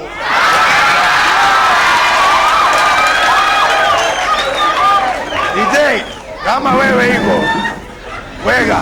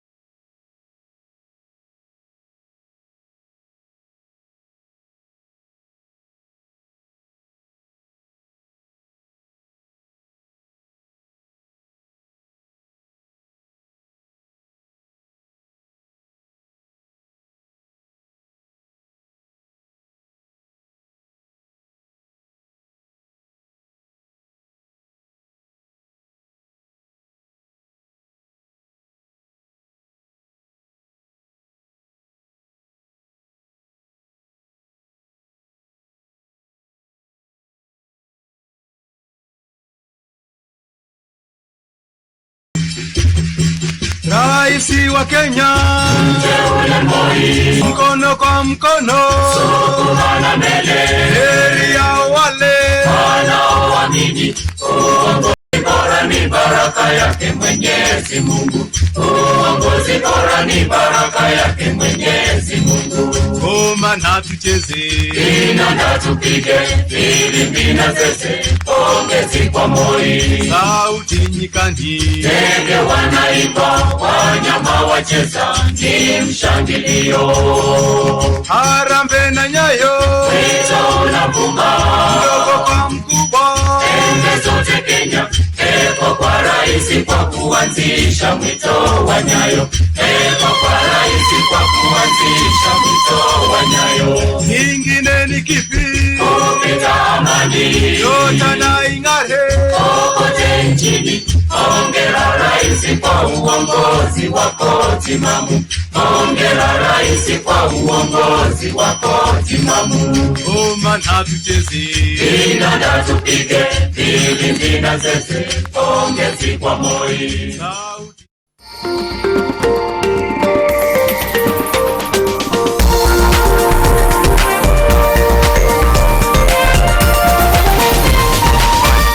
This is NTV.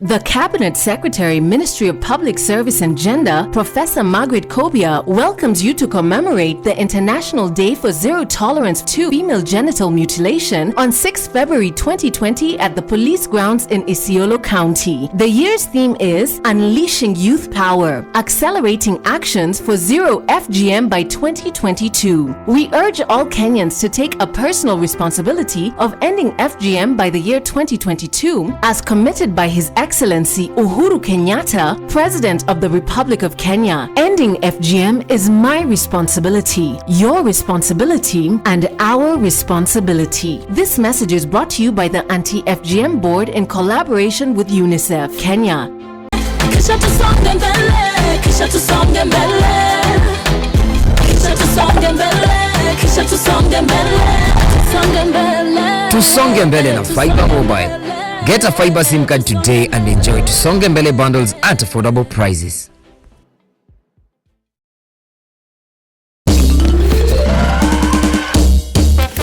Sona moja imetengenezwa kwa njia spesheli ili kupambana na maumivu kwa haraka.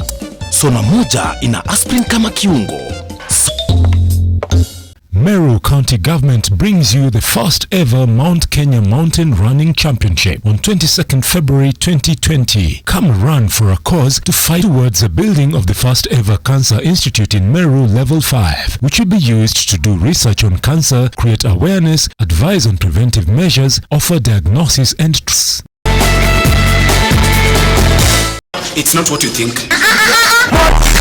For multi-award winners, Heartstrings Entertainment opens 20 and an extra show at 8:30 p.m. on Friday 7th and Saturday 8th. Charges 699. Buy one and get one free for the show on 6th. Call for reservation on 0718 or 0722 7455 for one. Good for nothing is Heartstrings Entertainment. Hit comedy play by the man himself, Sammy Mwangi. This is NTV.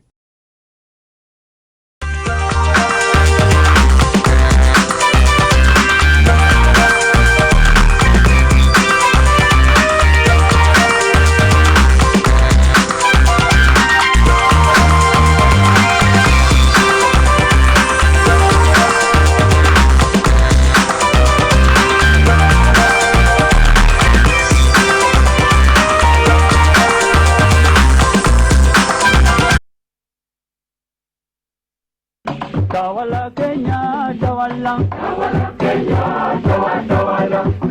Rais Moi, tawala Kenya, tawala.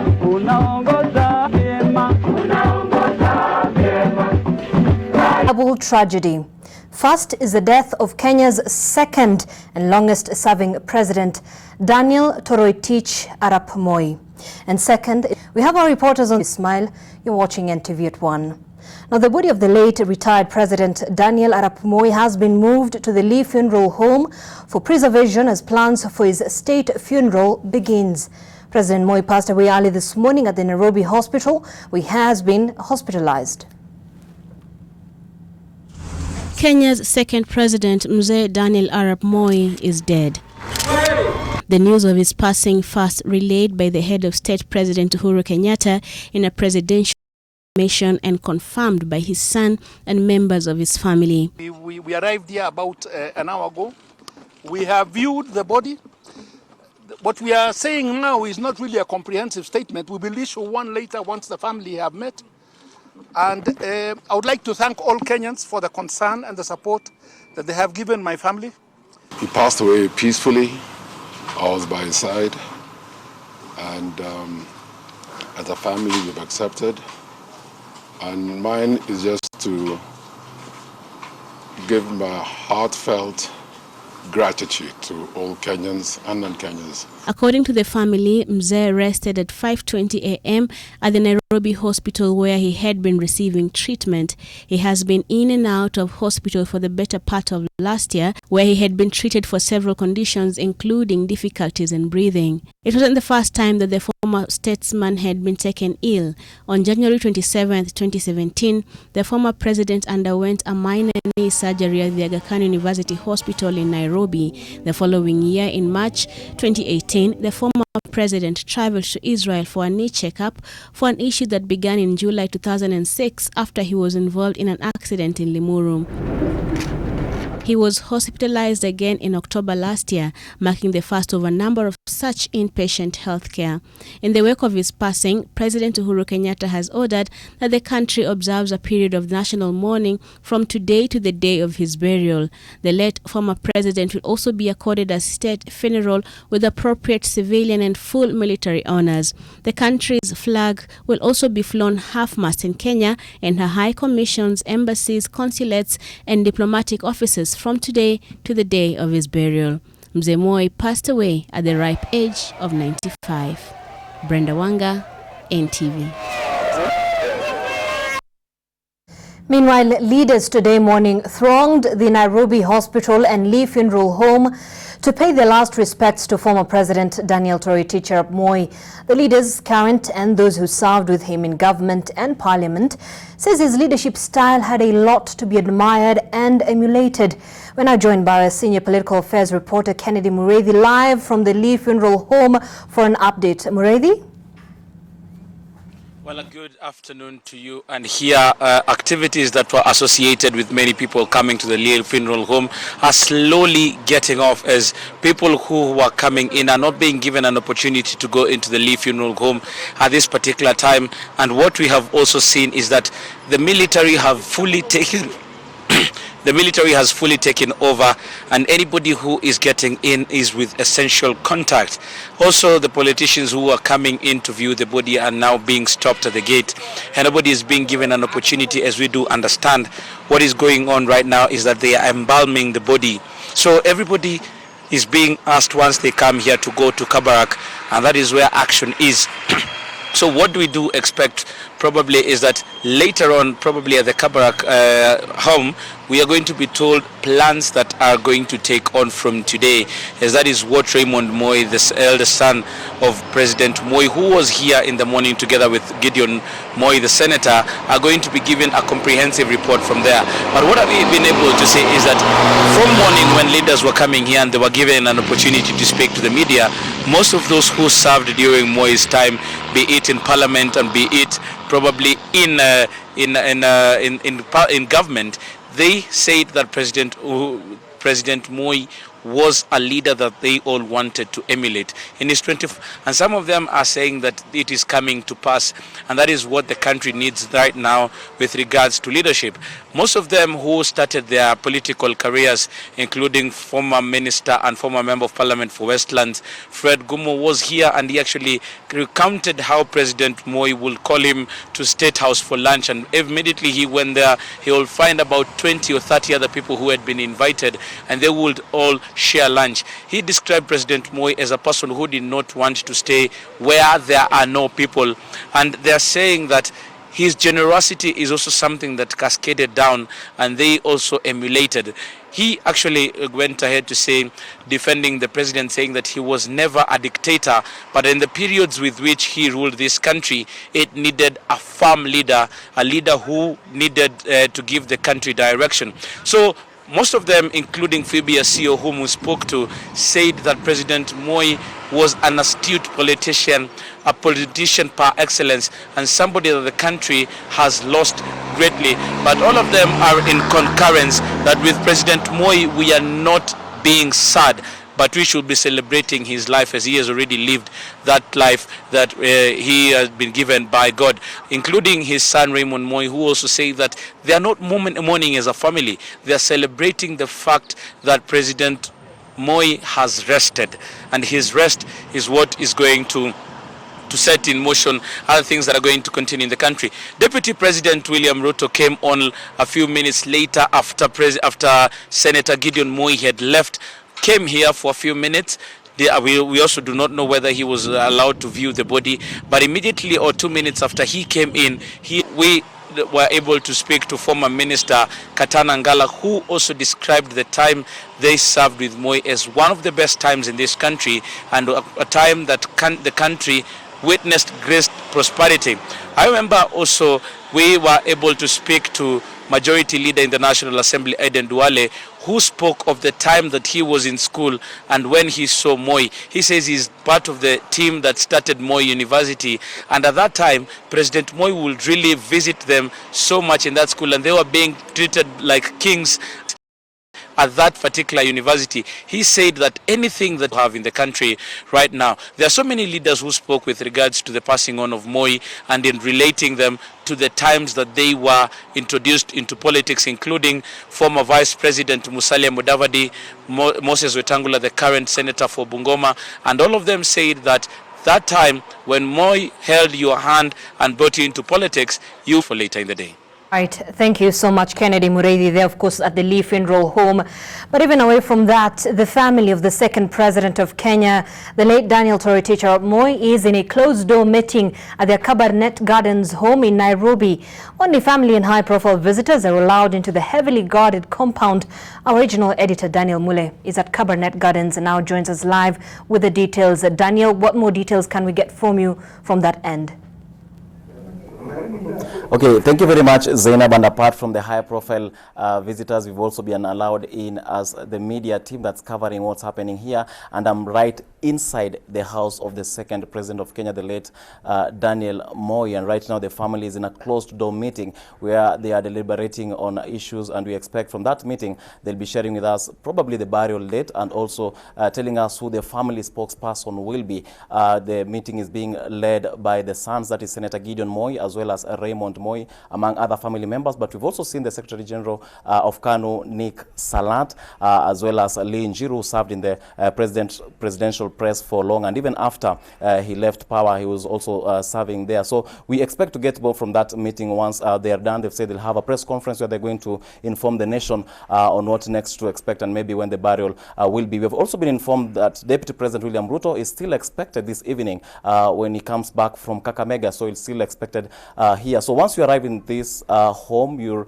taken to a table that has been set outside there where you sign in the condolence book, and then from there you can meet the family members. And apart from the main meeting that's going on where the family members are involved, we have other meetings in here, we have other leaders in here, and I'm just going to talk to some of them because we have senators from Ukambani region led by Kitui Senator who is Enoch Wambua. We have Mutula Kilonzo Jr. from Makueni, and then we also have Boniface Kabaka from Machakos County. And I'll just allow one of them on their meeting about BBI. So I'll give you a brief moment just to give you a poll. Then my colleagues, Senator Mutula Kilonzo Jr., who is here, Senator Boniface Kabaka, and on behalf of the people of Ukambani, we have come to pass our condolences to the family of Mzee Moi. We want to say pole sana to the family for what has happened. This is a big loss, not just for the family, but to this nation and to the world. So we have come to bring the condolences of our people from Machakos,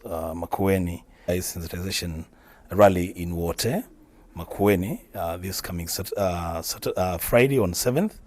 And We have deliberated as leaders, and we have consulted our leader, who is outside, and we will announce a new date in respect and in honor of Mzee Moi, who was a great friend of the people of Ukambani, so that we join the family in preparing a decent send-off for Mzee Moi.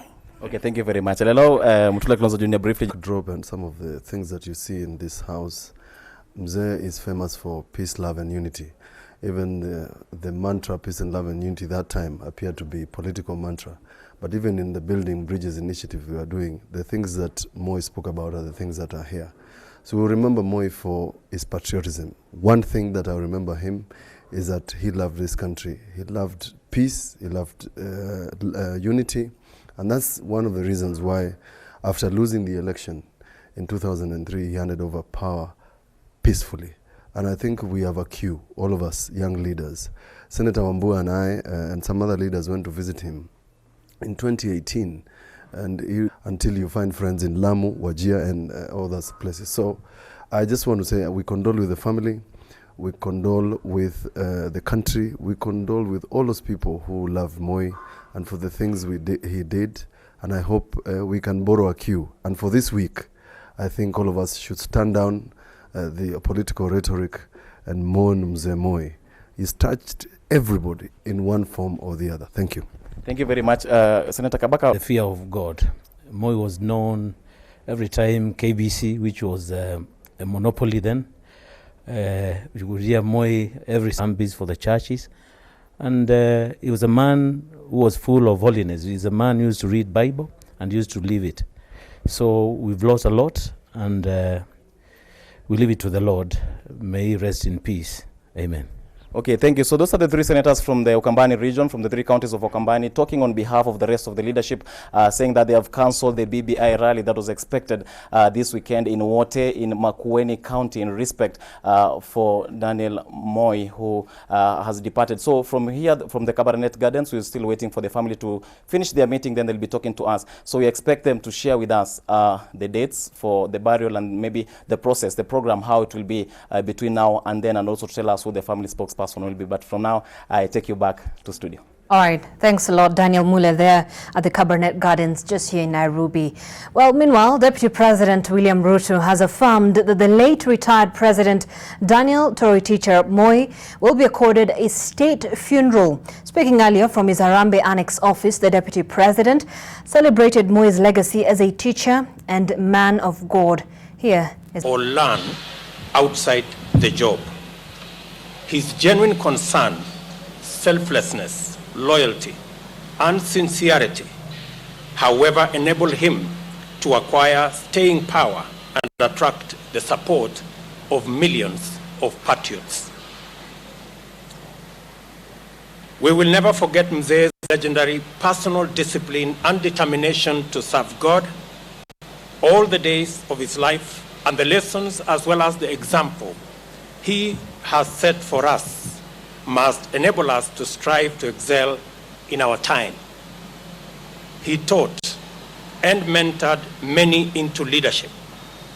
In international circumstances, President Moi determination ensured that Kenya never stumbled or slipped into the precipice that engulfed so many other nations. Instead, he strengthened the poor Kenya, the historically marginalized.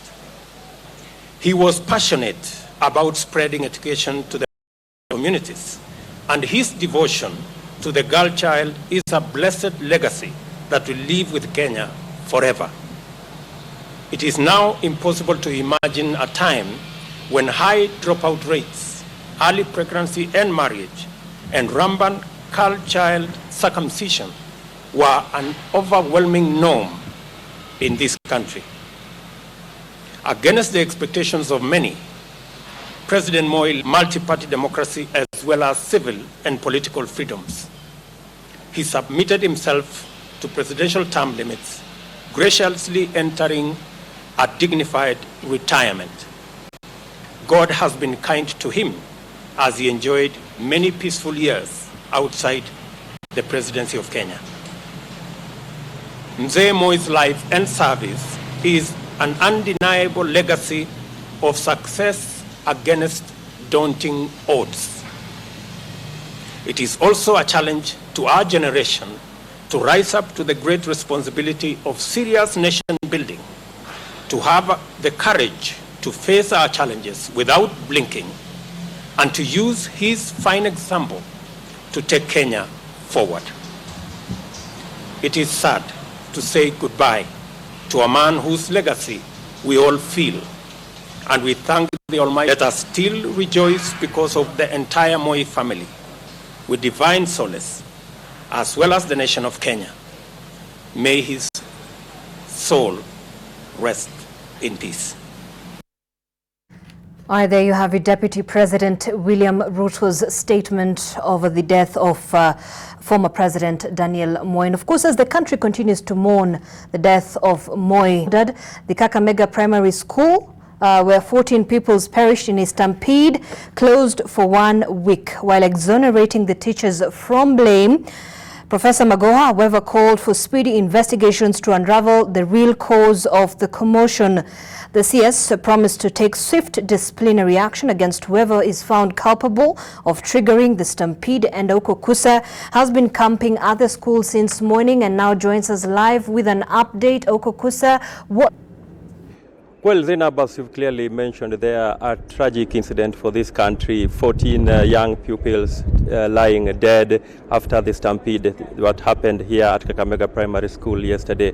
Of course, a lot of developments have taken place since that time. The CS was here in the morning accompanied by Kakamega County Governor Oparanya. And of course, even now as we speak, we are waiting for the Deputy President William Ruto, who we are made to understand will be landing here any moment from now. As you can see in the background there, a huge crowd have gathered to wait for the aircraft that will carry the DP to land here. And of course, as you also mentioned there, Magoha was here in the morning and appeared to rule out foul play in whatever that happened here yesterday. Remember, this school has a population of 3,128, but according to Magoha, some time back when he visited this particular school, he saw or he was able to establish that.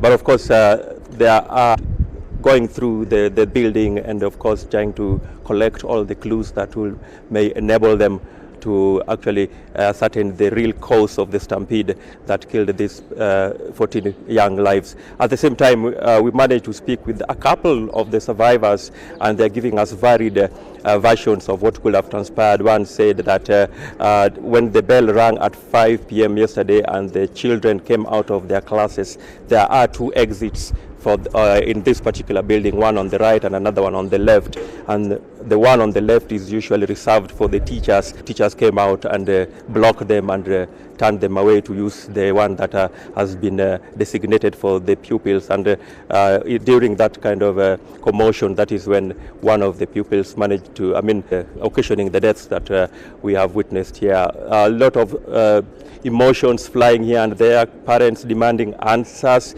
for what could have happened. The mortuary is swarming with the of 14 pupils who died, 9 girls. And of course, certainly keeping a very close eye on the developments there in Kakamega Primary School, and of course the tragedy that has befallen the country. National flags across iconic venues where the flags are flying half-mast, and we're now joined by Seth Olale for more details. Mausoleum have been flying at half-mast as soon as the president, through that proclamation, leads to the passing on the an expression of public sorrow. The flag of the Republic of Kenya shall be flown at half-mast at naval vessels of the Republic of Kenya and elsewhere throughout the Republic from dawn on 4th February 2020, that is today, until sunset on the very day of the burial. Not only that, the flags across the country and also abroad are also supposed to fly half-mast at all high commissions, embassies, consulates, diplomatic offices, as well as facilities of the Republic of Kenya. But more important is that this particular place is very significant in terms of the memories of the late president, because he used to come here at the Jomo Kenyatta Mausoleum to offer his or to pay his respect to the founding president Jomo Kenyatta, but until recently has not been so. Remember that the Jomo Kenyatta Mausoleum is just next to the parliament buildings, and as you can remember that the president who ruled Kenya, the former president who ruled Kenya for 24 years was 1966 a member of parliament of Baringo North, and then from 1967 is of fond memories of the former head of state who passed on earlier today. But as far as the flags flying half-mast are concerned, this is just an indication of what is happening elsewhere throughout the country and of course also abroad, and this follows that presidential proclamation earlier today. Zainab. Seth, for the details there. But away from that, during his time in power, the late retired president had a love-hate relationship with the media and even referred to the media as wazungu nyeusi, likening the industry to neocolonialism. To put this into perspective, NTV's consulting editor Joseph Orungu now speaks to Joe Odindo, who has served as editorial director both at the Nation Media Group and the Standard Group. To you, Joseph. Thank you very much indeed. Indeed, I've got a special guest here with me. Joseph Odindo was a man who's not a stranger to the Nation Media Group. He was editorial director here, also served as the editorial director of the Standard Group. He's now a media trainer and a consultant, especially attached to the Aga Khan University. Welcome. Thank you. Just briefly, your reactions, your immediate thoughts on the news of the passing on of former President Moi. Well, I think it was it's a milestone in the history of this country, in the sense that this is a man who shaped the history, our politics, dominated the life, our lives for many years, and stepped off the stage graciously, you know. Is retired and left us to our own devices to continue.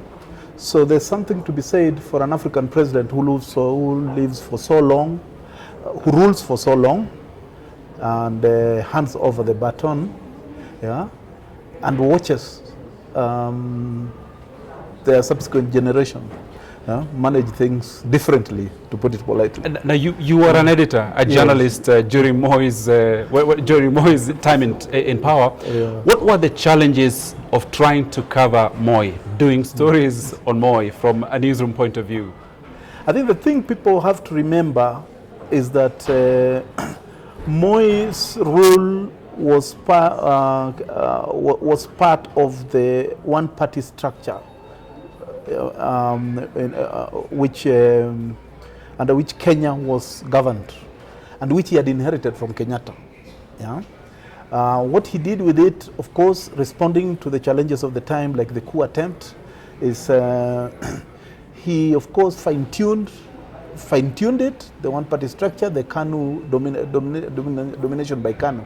Now, for us in the media, the pervasive nature of the one-party role, or of the one-party structure, the party itself, affected very much what you could say and what you could not say. We had unwritten rules about how to report certain things. Can you give me examples of things you could not say? A lot is that the thing about the Moi government is that they were very particular about the law, and therefore, as long as they could not pin you down on the law, you could say certain things, as long as you didn't break the law. So, for instance, if we were to report something sensitive for which we didn't have evidence but we knew was true going on inside government, one of the things we did was leak it to the foreign media, call the correspondent of the Financial Times, and give them all the documents. Then, of course, the next day you would quote the Financial Times. Our interest was let Kenyans at least know. It doesn't matter whether we are. But you had the story in the first place. We had it in the first place. You pass it on. But you would not take responsibility for it, because then they could use some clauses of the law or the power they had as government to come after us, fault. So there are certain ways in which they respected what you would call what. They respected certain rules. They had certain rules by which they operated, which is good. The Weekly Review, for instance, made its name because it was able to maneuver within the restricted space. And become quite critical. Very critical. They were able to say things that nobody else could say, ventilate and, you know, express what Kenyans were feeling without necessarily exposing themselves. Yeah. So it was a restricted space, but media, like all other sections of the community, became innovative and found ways of saying it. Yeah. Now, President Moi had this reputation of being an editor-in-chief away from the newsroom, meaning that he would pick up the phone and call up an editor if he was unhappy with something that was published or broadcast. Yeah. Did you ever receive a call from President Moi in your days in the newsroom as an editor? Well, I did once by default. Yeah. One thing about Moi, everybody who was with him or who lived under him would tell you he was a very hands-on leader.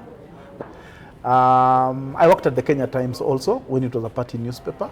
And I remember once we had carried a story about the mafia in Italy. No, the Italian mafia in Malindi. And the way they were grabbing property editors. I was acting editor in the absence of the editor-in-chief who had traveled overseas. The excellence is this. He was on the line. Yeah? And he, you know, he just wanted to confirm. What are his first words? What did he exactly say to you? It was, are you so-and-so? Are you a Tindo? You know? Jenga ona bomoa. So, you know, all you can do when the head of state is talking to you is listen. And I was trying to figure it to them and claiming that these investors were people who Interpol was looking for in Italy. You know? They were involved in crime. So he went on, he lectured me about how untruthful I was to look into that. And he hung up. What was the reaction? Because there's rumor that he once called a different editor in a different media house who actually stood up. Attention, I mean, the man is on the phone, but you're standing, you know, upright on your feet. What was your reaction when you're holding this call to the president? I don't think I had even the space to be disconcerted. Right. Yeah, yeah. And I think that came to me because I was the acting editor in the absence of Philip Ochieng. Yeah. But otherwise, from what I had heard, he had regular conversations with the editor at the Kenya Times. Yeah, either when you're not part of it, but it is a reality. Yeah, it's a reality. I think it depends on the personal style of whoever does, where he felt that the media was mishandling a national issue. And he, you know, you'd get a message, the president would like to meet you guys on Wednesday, and we would say, okay, fine, but let's go as a group. Yeah, yeah, and we all stand together. Yeah? So anyway, we had a number of those, many of them when Sally Koskei was head of the civil service, because she appreciated the need to have an open interactions. Yeah. How was President Moi's, what sort of a person was he in terms of dealing directly with the press when you got a chance to, you know, that's one-on-one encounter? I got the impression that there were two Mois. There was Moi, the head of state, there's some political leader of the country. And then there was Moi the person. That was my impression, the 3 or 4 times that I interacted with him. At a personal level, at this breakfast, dining room, and he was eating. He was very open and relaxed in those discussions. And one thing you came away with was a feeling of someone who cared, someone who was accessible, someone who was warm and friendly. That's the who made decisions, the consequences of which we criticized or analyzed. So, how was it when you're seated at the table as a journalist, as an editor? Yeah. I have had that experience myself at a function where I was positioned right next to him. Yeah.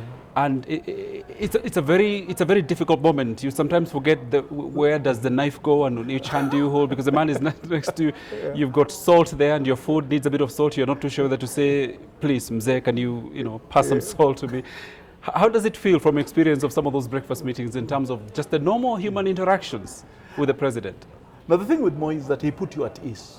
Anybody who dealt with him will tell you that he had a way of putting you at ease, and you really felt like you can talk to this person, you can even joke. Yeah.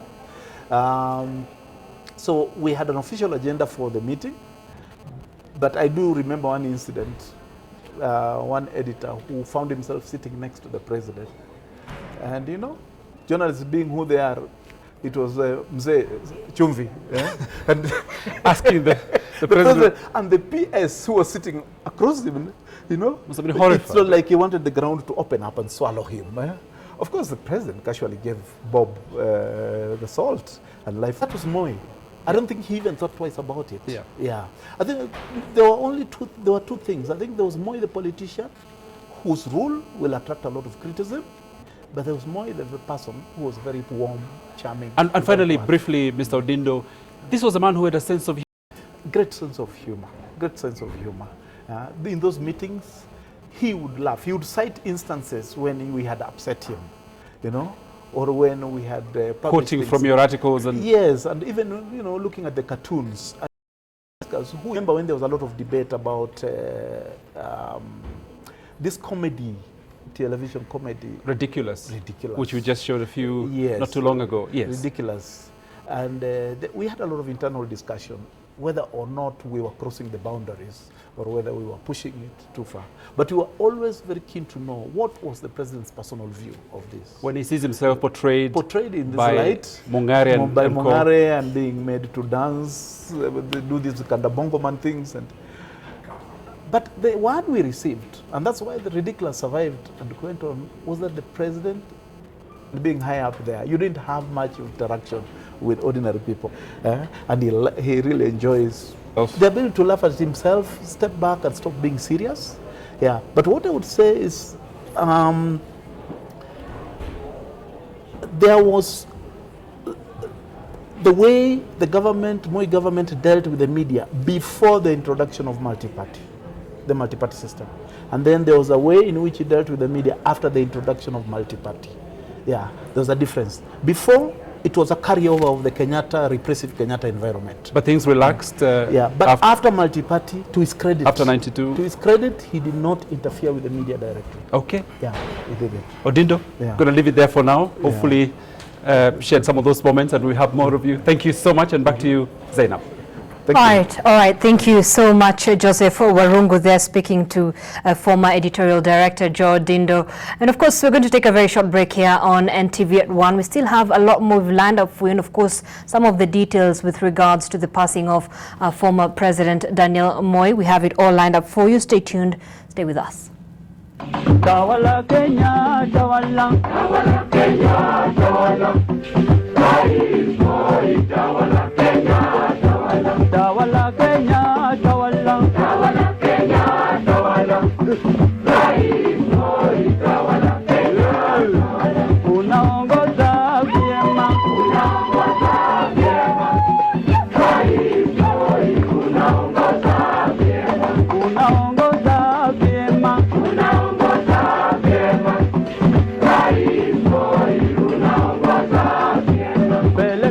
Inakwambia bibi kuna mdenge fulani bibi hapo na nywele refu yani. Kuna ngoko fulani bibi amemezali yake hadi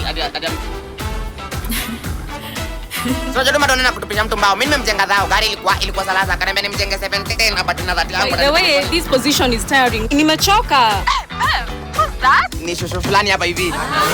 Ati shosho. Call for long at 1 shilling 50 cents to all networks. Cartelo. Dial star 544 hash to subscribe. Telcom, moving with you. I help women find independence by training them in fish farm. Now with new Optizop technology to fight multiple tough pains with 3 times more pain-relieving medicine in the first 30 minutes when you need it most. Seeing them support themselves makes any pain worth it. If symptoms persist, seek medical advice. Something's happened.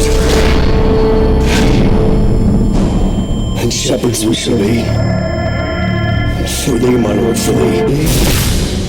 Spirit of something. I'll send him on right back. Cried to my daddy on the telephone. How long now? Tusonge mbele na Fiber Mobile. Get a fiber SIM card today and enjoy Tusonge mbele bundles. Dawala Kenya, Dawala, Dawala Kenya, Dawala, Moi, Dawala Kenya, Dawala, Dawala Kenya, Dawala, Dawala Kenya, Dawala, Moi, Dawala Kenya, unaongoza vyema, unaongoza vyema, vyema, Moi, unaongoza vyema, peleka Kenya mbele. Right, thank you so much for staying with us. Now, the late retired President Daniel Moi's press secretary, Lin Jiru, has referred to Moi as a father and a protector who made him who he is today. Jiru says he had a successful career as Moi's press secretary and also achieved tremendous personal growth due to the care and generosity of Moi. Jiru says the country has lost a statesman and a leader who cared about the well-being of the country. Take a look. Amekuwa kama baba. Niangamiza kikabila. Lakini mzee Moi mpaka jana amekataa na mimi. I'm still his personal assistant and press secretary up to 2021. Hata kama ametuacha ningali niko kwa serikali. Number 2, alipenda mtu ambaye ni punctual. Alipenda mtu ambaye ni kind. Alipenda mtu ambaye ni truthful. Unasikia? Ataki mtu ya kukata corners. Ataki mtu ya kukata corners. That is why most of the people I worked with, most of them walikuwa natoka tu. Tuliendelea kufanya kazi vizuri tu, lakini kama miaka 3 iliyopita ndio sasa umri ikaanza kumsonga. Unajua mzee Moi sio miaka hiyo mnasema 96. Mzee Moi is about 101, 102 years, 103, between 102 and 103. Here are some of those messages. One of the things that I would also continue to remember him, if you would have heard that there is a KANU delegates conference at Kasarani, and you score from Kasarani, the allowances he used to give to KANU delegates members, they were enough for you to own a bicycle, to own a radio, to pay school fees, and to do everything. That was Moi. Moi ruled firmly. He didn't like nonsense. He has left a stable country. When everybody thought that Moi was going to cling to power, Moi surprised everybody by moving down to Uhuru Park and handing over the instrument that Moi would defy the Constitution and not respect it. But he actually respected the Constitution, and he left a very important legacy. Wakati huu tungetaka kushikana na rafiki yetu Senator Gideon Moi, na ni rafiki yetu, ili tuwaombee kama familia. Tunajua wamekuwa na muda mgumu sana kwa sababu mzee amekuwa mgonjwa. Meanwhile, Kenyans around the country woke up to the news of the former president's death and have been expressing their views throughout the morning. Lois Ongoi spoke to a section of Kenyans in Eldoret, and this is how they remember Mzee Moi. Thank you. We are coming to you live from Eldoret, here in the county of Uasin Gishu, in the North Rift region, here in the Rift Valley. And perhaps as the country continues to mourn the death of former President Moi, then the region mourns even more closely at home because he was a son, and how they will be remembering the late Mzee Daniel Toroitich Arap Moi. Ndio tuweze kujifunia. Tumejifunia wakati alikuwa uhai, lakini tunarudishia Mungu asante kwa kutupea yeye kuwa kiongozi mwenye alitaka amani. Ndiposa unaona Kenya vile imekaa. Kwanza mji huu wa Eldoret imekaa kwa sababu Moi alipenda kabila yote. Hakuna hakuchagua kabila.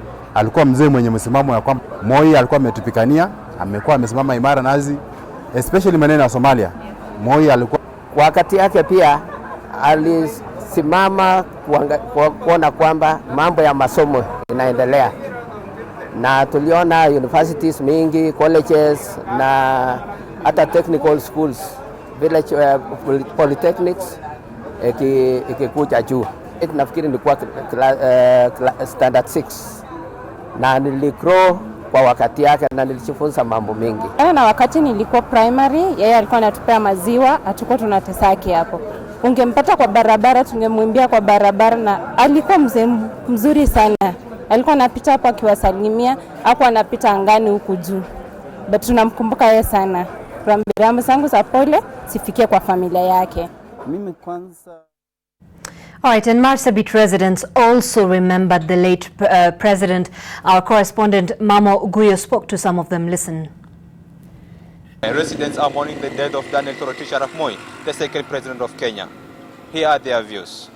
We are so much saddened by the death of the former president, the second president of this republic, Daniel Toroitich Arap Moi. And as a resident and as a person myself, I remember the president of this nation, the second president, Daniel Toroitich Arap Moi. I was 10 years old in the year 1988 to celebrate the Moi Day. By then in the year 1988. That is one of the aspects that I remember the president. And the other, I remember primary school.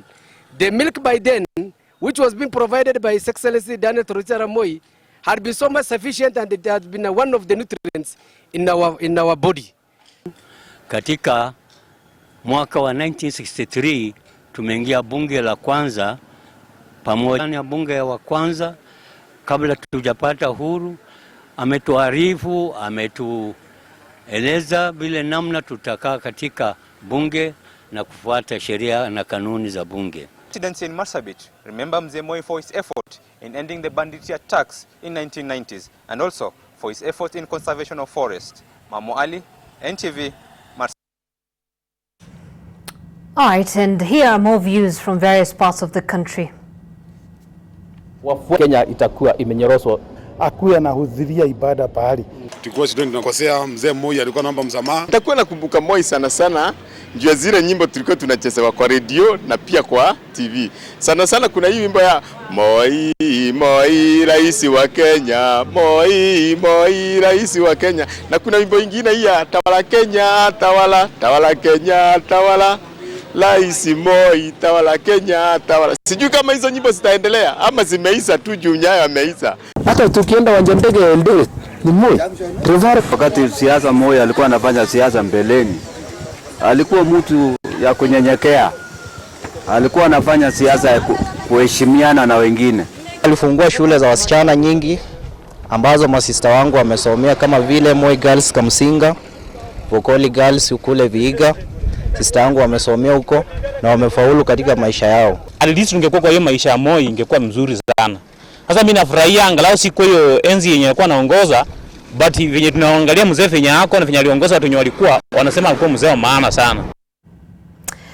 Well, the late former president was often said to be incomparable to any other Kenyan president when it came to development of sports infrastructure in the country. While under Moi, the Nyayo Stadium and Moi International Sports Complex in Kasarani were constructed. Veteran sports journalist Roy Gashuhi, who covered Moi in sports for 2 decades, tells us more. I remember once, for example, 1979, the Canon team of Cameroon came here and they asked me, Nairobi is a great city, modern city. It's just as modern as it can be. But why do you have a school playground for a stadium? We're talking about Nairobi City Stadium. Nyayo National Stadium was conceived, but it was not built until 1983. All right, well, that brings us to the end of our coverage this afternoon. But once again, our deepest condolences to the family of the late president, as well as the family of the students, the pupils who perished in Kakamega Primary School yesterday evening. Of course, we'll be bringing you a lot more in a very comprehensive bulletin later on at 7 p.m. and 9 p.m. You do not want to miss that. My name is Zainab Ismail. Good afternoon. Unaongoza